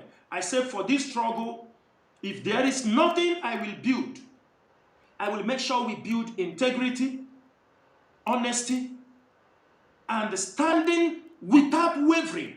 Because the problem we are having in this struggle is when you fly some money in front of some people, they go and cut deal. What is stepping this struggle backward is so much deal being cut in this struggle. Everything is a deal. Every movement IPOB make, some people are cutting deal with it. And this is stepping this struggle backward. We spoke about agricultural. People go to cut deal with agricultural revolution we brought. Some people took heavy money. Some people are writing letter under the agricultural thing to collect money. We talk about election. People go and collect deals. After we shout finish, you don't know deals have been cutted. This is what is drawing the struggle backward. People do not take us serious. Even if you like, be in the back and send people. They know you are the one. You can claim anything you want to claim, but they don't see you serious. And it is also a trap from the government. Because the government is using it to weigh your consistency, to weigh your integrity, what you are talking about. And they found out that after you talk finish, you come in the back to request money from them, or somebody come to request money on your behalf, and there is no more integrity. These are politicians, and they will tell you you are all jokers. That is why you even have the City Boy contract also allocated to. That is, of course, that is why they have the City Boys contract. Mazi, there is something I wanted to say, that we have to be careful how we criticize the City Boy contractors for 2027, because they will be thinking that because the people who took this contract in the name of IPOB in 2023 are jealous of them now, and yes. that is why we are criticizing them. Exactly. So it's very, very important we make our position. And Mazi, you see what is happening? They're trying to dislodge the states. They want to cause crisis in some states that they know they are doing better. States like Abia State is their main target. If OT is not giving enough money, they are ready to cause problem there. Are you understanding me? Mazi, I say this thing, I don't give a bloody care about anybody who is involved, criticizing or not criticizing. I can show the video of Sowore in 2000. Sowore was one of the people who projected Buhari to take over this country. And I have the video where he was celebrating when Buhari took over. I remember those times, Sowore, you know, this Biafra something, you understanding me? He see it. We know Saul will later become Paul. Understood? Now, suddenly, he's trying to do what he wants to do. He's speaking for Mazi Nnamdi Kanu. Why you see people like us don't associate? Mazi, am I coming out clear? See, go ahead. Yes. Why you see somebody like us not picking interest in anything Sowore does is because we look at his history. We look at what he has done in the past. And those things give somebody like me and some members of the DOS concern. We don't embrace people. Anybody we see, we don't embrace them because of the roles we have seen people have done. Now, there is also one thing people don't understand about Sowore. Sowore is an investigative journalist. According to them, the Sahara Reporters does this. And also, we look at it that Sowore may be part of the people, because tomorrow he changed. Tomorrow can change tomorrow. You can't hold him responsible. We know him for that. We know what he did to Jonathan. We know what he did, how they projected, Buhari put him inside, and now Tinubu have brought him. They will tell you, I'm talking this thing, that. We don't believe those things. Because that is how Mazi Nnamdi Kanu, when people projected him with Sunday Igboho and everything, at the end of the day, Sunday Igboho is walking free.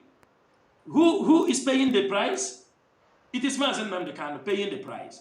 But even as at last week, Sunday Igboho even criticized Mazi Nnamdi Kanu for enforcing sit-at-home. I think we have to start rounding up. We have to start rounding up because when we continue with this interaction today, we might not end. At the end of the day, at the end of the day, we realize they go to protest for Mazi Nnamdi Kanu. Sowore is an international, well-known activist. But when he wanted to do this protest for Mazi Nnamdi Kanu, he went inside Ariaria, a business premises. I am sure it's not people in Ariaria that is holding Mazi Nnamdi Kanu. He knows the government agencies that are holding Mazi Nnamdi Kanu. As how he is, his level, with all he does, he went inside the market in Ariaria. Everybody in Ariaria knows that Mazi Nnamdi Kanu is in jail. What with the protest? That is why anything we do, we must be very strategic. Strategic so that people won't see us as fools. People won't see us as anything. And for us, we see it that it is not what intent. We see it as a political rally. We see it, but we only have to wait and let people calm down. And tomorrow, Sowore is a journalist. He's an investigative journalist. And when they will go different way, he will also write what he found out inside IPOB, what he found out with Mazi Nnamdi Kanu, the agitation, all this. He will write it on social media and publish it on Sahara Reporters. And he's also going to try to make money out of it too. And thank you. And that time, they will call Chinasa Nworu to go and attack Sowore. He was there when Sowore is attacking Mazi Nnamdi Kanu. He didn't say anything. He was there, but for now, they are doing the job. And when the table will turn, Sowore may write and tell you what he realized when he was in very close relationship. We are IPOB DOS. We are the Directorate of State. We are not fools. We are intelligent men. Whether you like it or not, we have passed a lot of processes to come where we are. Our decisions are made for the interest of this struggle. Our attitude, the way we live our life, is for the protection of this struggle. We are not reckless people. We don't make reckless statements. What we want is to get sure we get Biafra. But any other thing somebody is doing that, we don't speak double side. We don't speak from both sides of our mouth because we know people's life is at stake. Mazi, I think we will come to the end of this program. It's a very long program, and I hope I will come back to continue from where we stop. Thank you, Mazi. Thank you. Some people are even questioning that why am I in a rush if I'm going to work? We spent over 5 hours. It's You five know, many, hours. Yes. yes, many people Yeah. are just coming in, more people are going out, and we had a Yes. very, very extensive views from all the platforms. We have thousands and thousands of views. People followed us on Twitter, on Rapture Media, on BTV Europe, on Radio Biafra. This program was very, very extensive, and I also had a criticism as usual. People who are angry that I blew your steam, that I interfered with your, but it's part of the coordination to be able to give our interaction a kind of a direction and for our audience better understanding. Well structured, I believe. And I really want to thank everybody that have followed us till this moment, because if not that the program is worth it, people wouldn't be following. And I want to thank each and every one of us that have followed us till the end of this program. Mazi Chinasa Nworu, I also want to thank you for your patience. I want to thank you for giving us the opportunity on BTV to hear from you, to address Biafrans through this channel.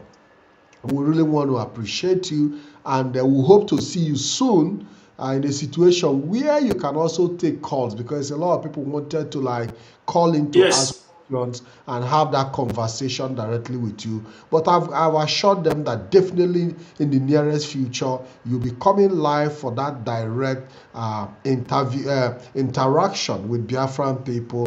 A lot of people have abused you on the comment section, but we have even more people also applauding and encouraging you to keep the good work you are doing. So despite all the criticism, despite all the insult, despite all the name calling, there are still Biafrans who appreciate Mazi Chinasa Nworu. So I think we have to pick those who appreciate you and leave those who do not, because maybe someday in the future they will come to terms with the reality that you mean well for the struggle and you mean well for Biafran people. Because sometimes people wake up very late to Yeah. realize. Some of us are also waking up late to understand that there were some people who also fell out in this struggle, who were treated unjustly, even with their best intention for us. It happens all the time. So I want people to understand that, like Mazi Chinasa Nworu said, that he's not struggling for position, because this obsession about position and leadership have to stop. Everybody have their duties cut out for them, and I believe that we are not here by accident. Coming to IPOB, I believe nature have already put everywhere and have placed everybody on their duty post, and nobody will leave their duty post to do. Because the job is divided, and you cannot leave your own job and be doing somebody else. So Mazi Chinasa Nworu cannot abandon his work and be doing Mazi Nnamdi Kanu's own. And Mazi Nnamdi Kanu too cannot abandon his work and be doing Mazi Chinasa Nworu's work. So let us try to define our purpose in the struggle for Biafra restoration, and understand that it will take a collective effort for everybody to work together for us to be able to achieve our aim and achieve our freedom, because a divided house cannot win. We need to come together as a people with clear understanding of what we want, and continue to encourage the Directorate of State, the institution that have been built. Mazi Nnamdi Kanu, when he built the institution of the Directorate of State, had a very clear intention to make sure that this institution lasts the test of time. Even if tomorrow he says, oh, I no longer believe in the Directorate of State, well, he might change his mind. It is part of human nature. But I believe that him setting out the structure, understand clearly that he needs the structure to move the Biafra struggle forward and in the right direction. Because if it was for Mazi Nnamdi Kanu alone, if it was within his power as an individual to give us Biafra, he wouldn't need the Directorate of State. He would have given us Biafra even without constituting a shadow government that can run the affairs of the Biafran people. And one thing again I also want to send across to Mazi Nnamdi Kanu, our leader, is that we didn't join Biafra because of your handsome face. We didn't join Biafra because of how eloquent you sounded, but because in that eloquence we found substance in your message, and backing it up with a structure, which is the DOS, gave us the conviction that you are on the right path. And we want you to understand that it is because your message resonated with us. That is why we are here. And we want to believe that you are standing on the message that you once preached on this platform, and will continue to support you to make sure that you regain your freedom as soon as possible. Biafran people stand with you, our leader, and we hope that you continue to reevaluate situations and reconnect yourself to the source of your energy and power, because when you leave your source, you are going to definitely have issues. And I was discussing with somebody a few days ago, that each time Mazi Nnamdi Kanu leaves the source, he gets even into deeper hole. And that is where we are today.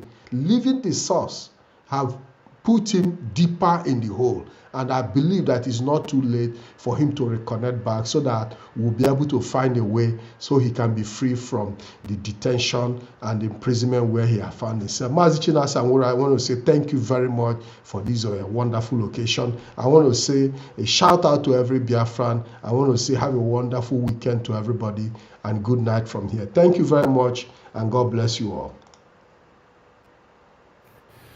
I will not watch this thing alone. Please, I want you to listen to this. I couldn't believe it. Please listen to this. Pay attention to it. Thank you. Are Nigerians parasites? In almost every country on earth, there is a Nigerian prisoner. However, no one wants to go to Nigeria. Moving abroad is the top 5 career categories in Nigeria. They have ruined their country so terribly that it has become uninhabitable. Police stations look like pigsties, whilst government buildings look like building sites. Corruption in Nigeria is no longer frowned upon. Instead, it is praised. Criminality is celebrated in every echelon of society. The people themselves do not elect decent Nigerians. They elect criminals. You know a country celebrates corruption and crime when it is 99% corrupt, but never has any top government official ever been convicted and imprisoned. In Nigeria, communication is conducted through screaming, hand gestures, and sometimes the fist way. You'd see diplomats, police, and military men fighting in public. Tens of thousands of fist fights should be recorded in Nigeria every day. Every building has a generator, some with up to 10, all running at the same time, forging a megapoly of noise of epic proportions. Nigerian motorists communicate with their horns. An average Nigerian motorist beeps their horn 100 times per day. Imagine the noise pollution. In Nigeria, the pastor is corrupt. The doctor is corrupt.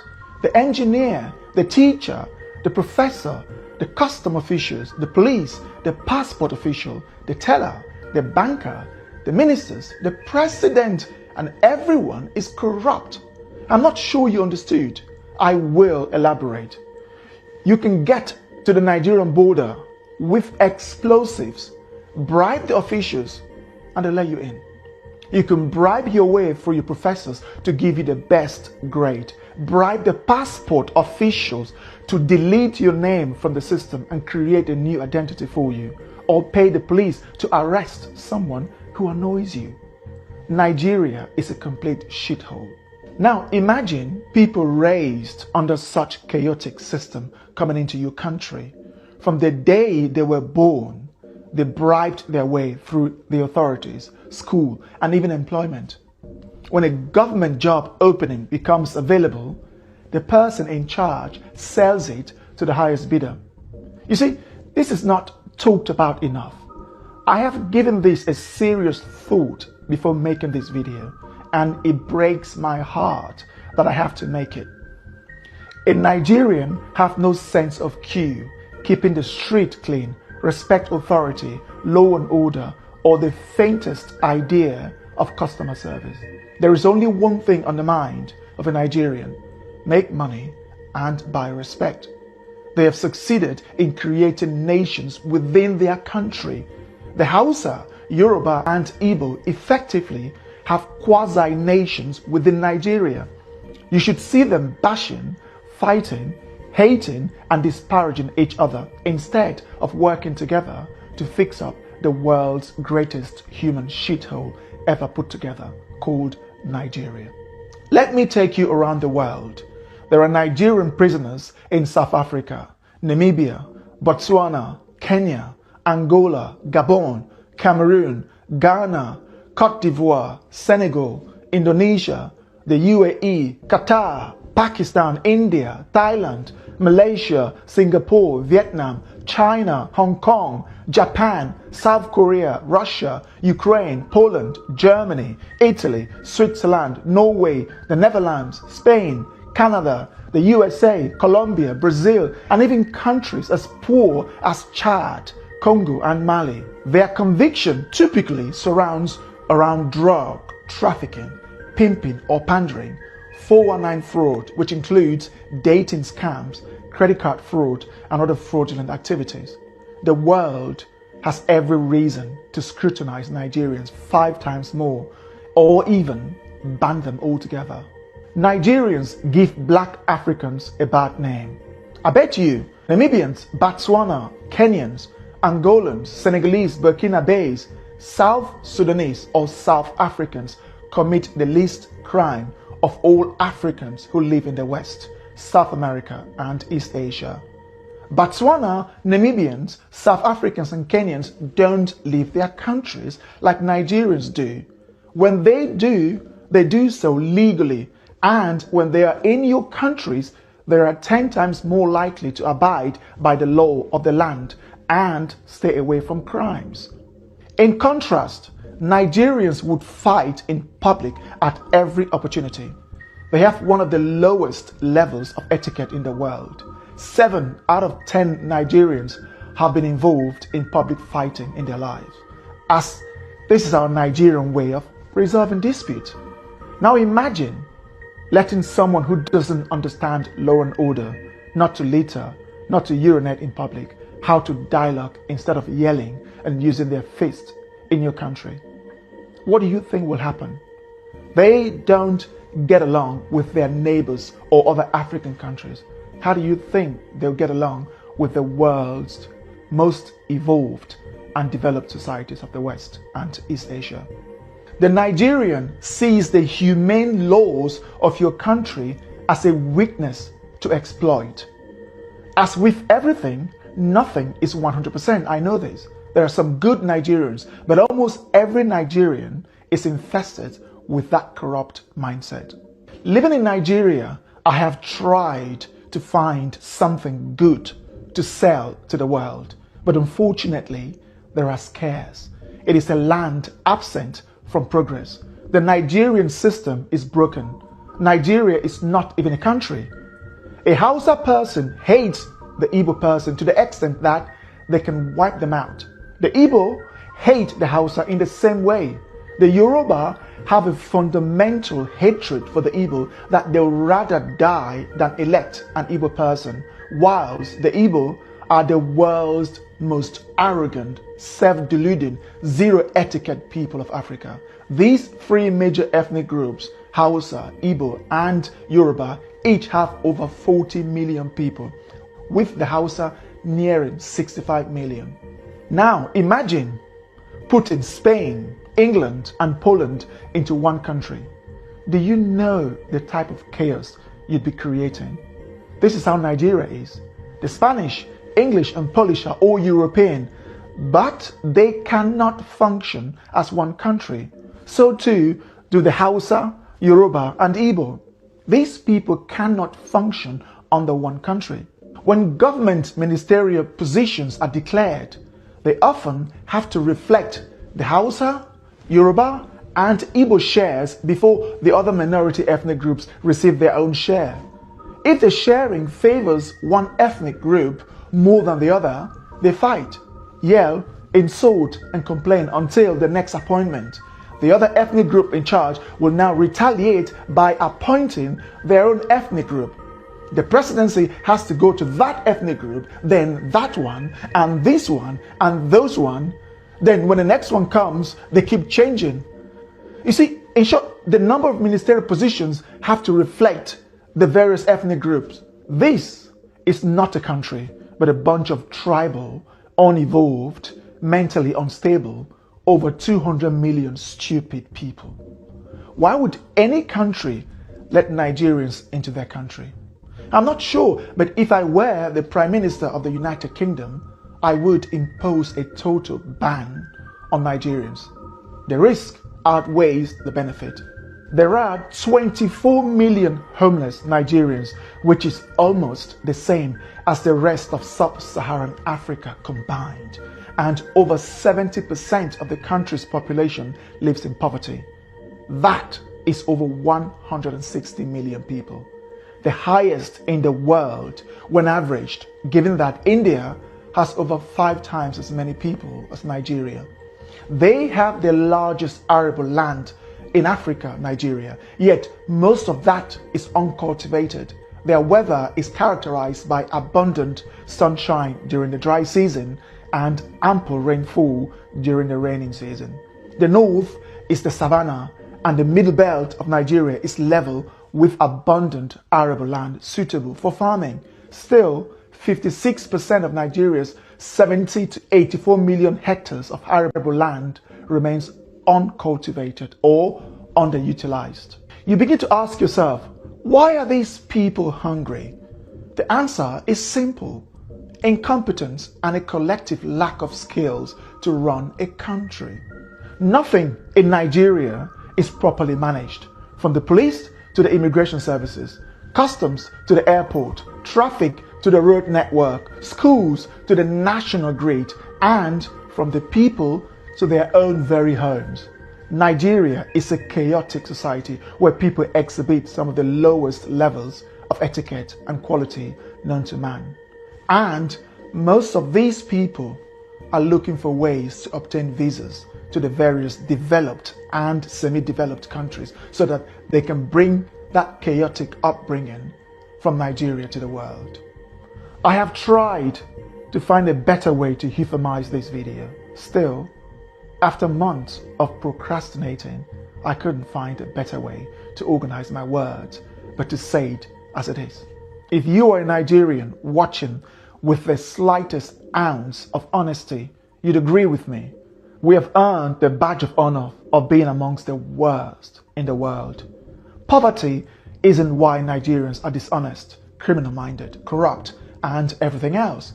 Nepal is a poor country. How many Nepalese have you seen committing crimes around the world? Chad, Burkina Faso, Mali, Myanmar, Tajikistan, and South Sudan are poor. You can't see them going around the world committing crimes. Of the world's 195 countries, there is a Nigerian prisoner in 60% of them, the highest of any country on earth. That is not an accident.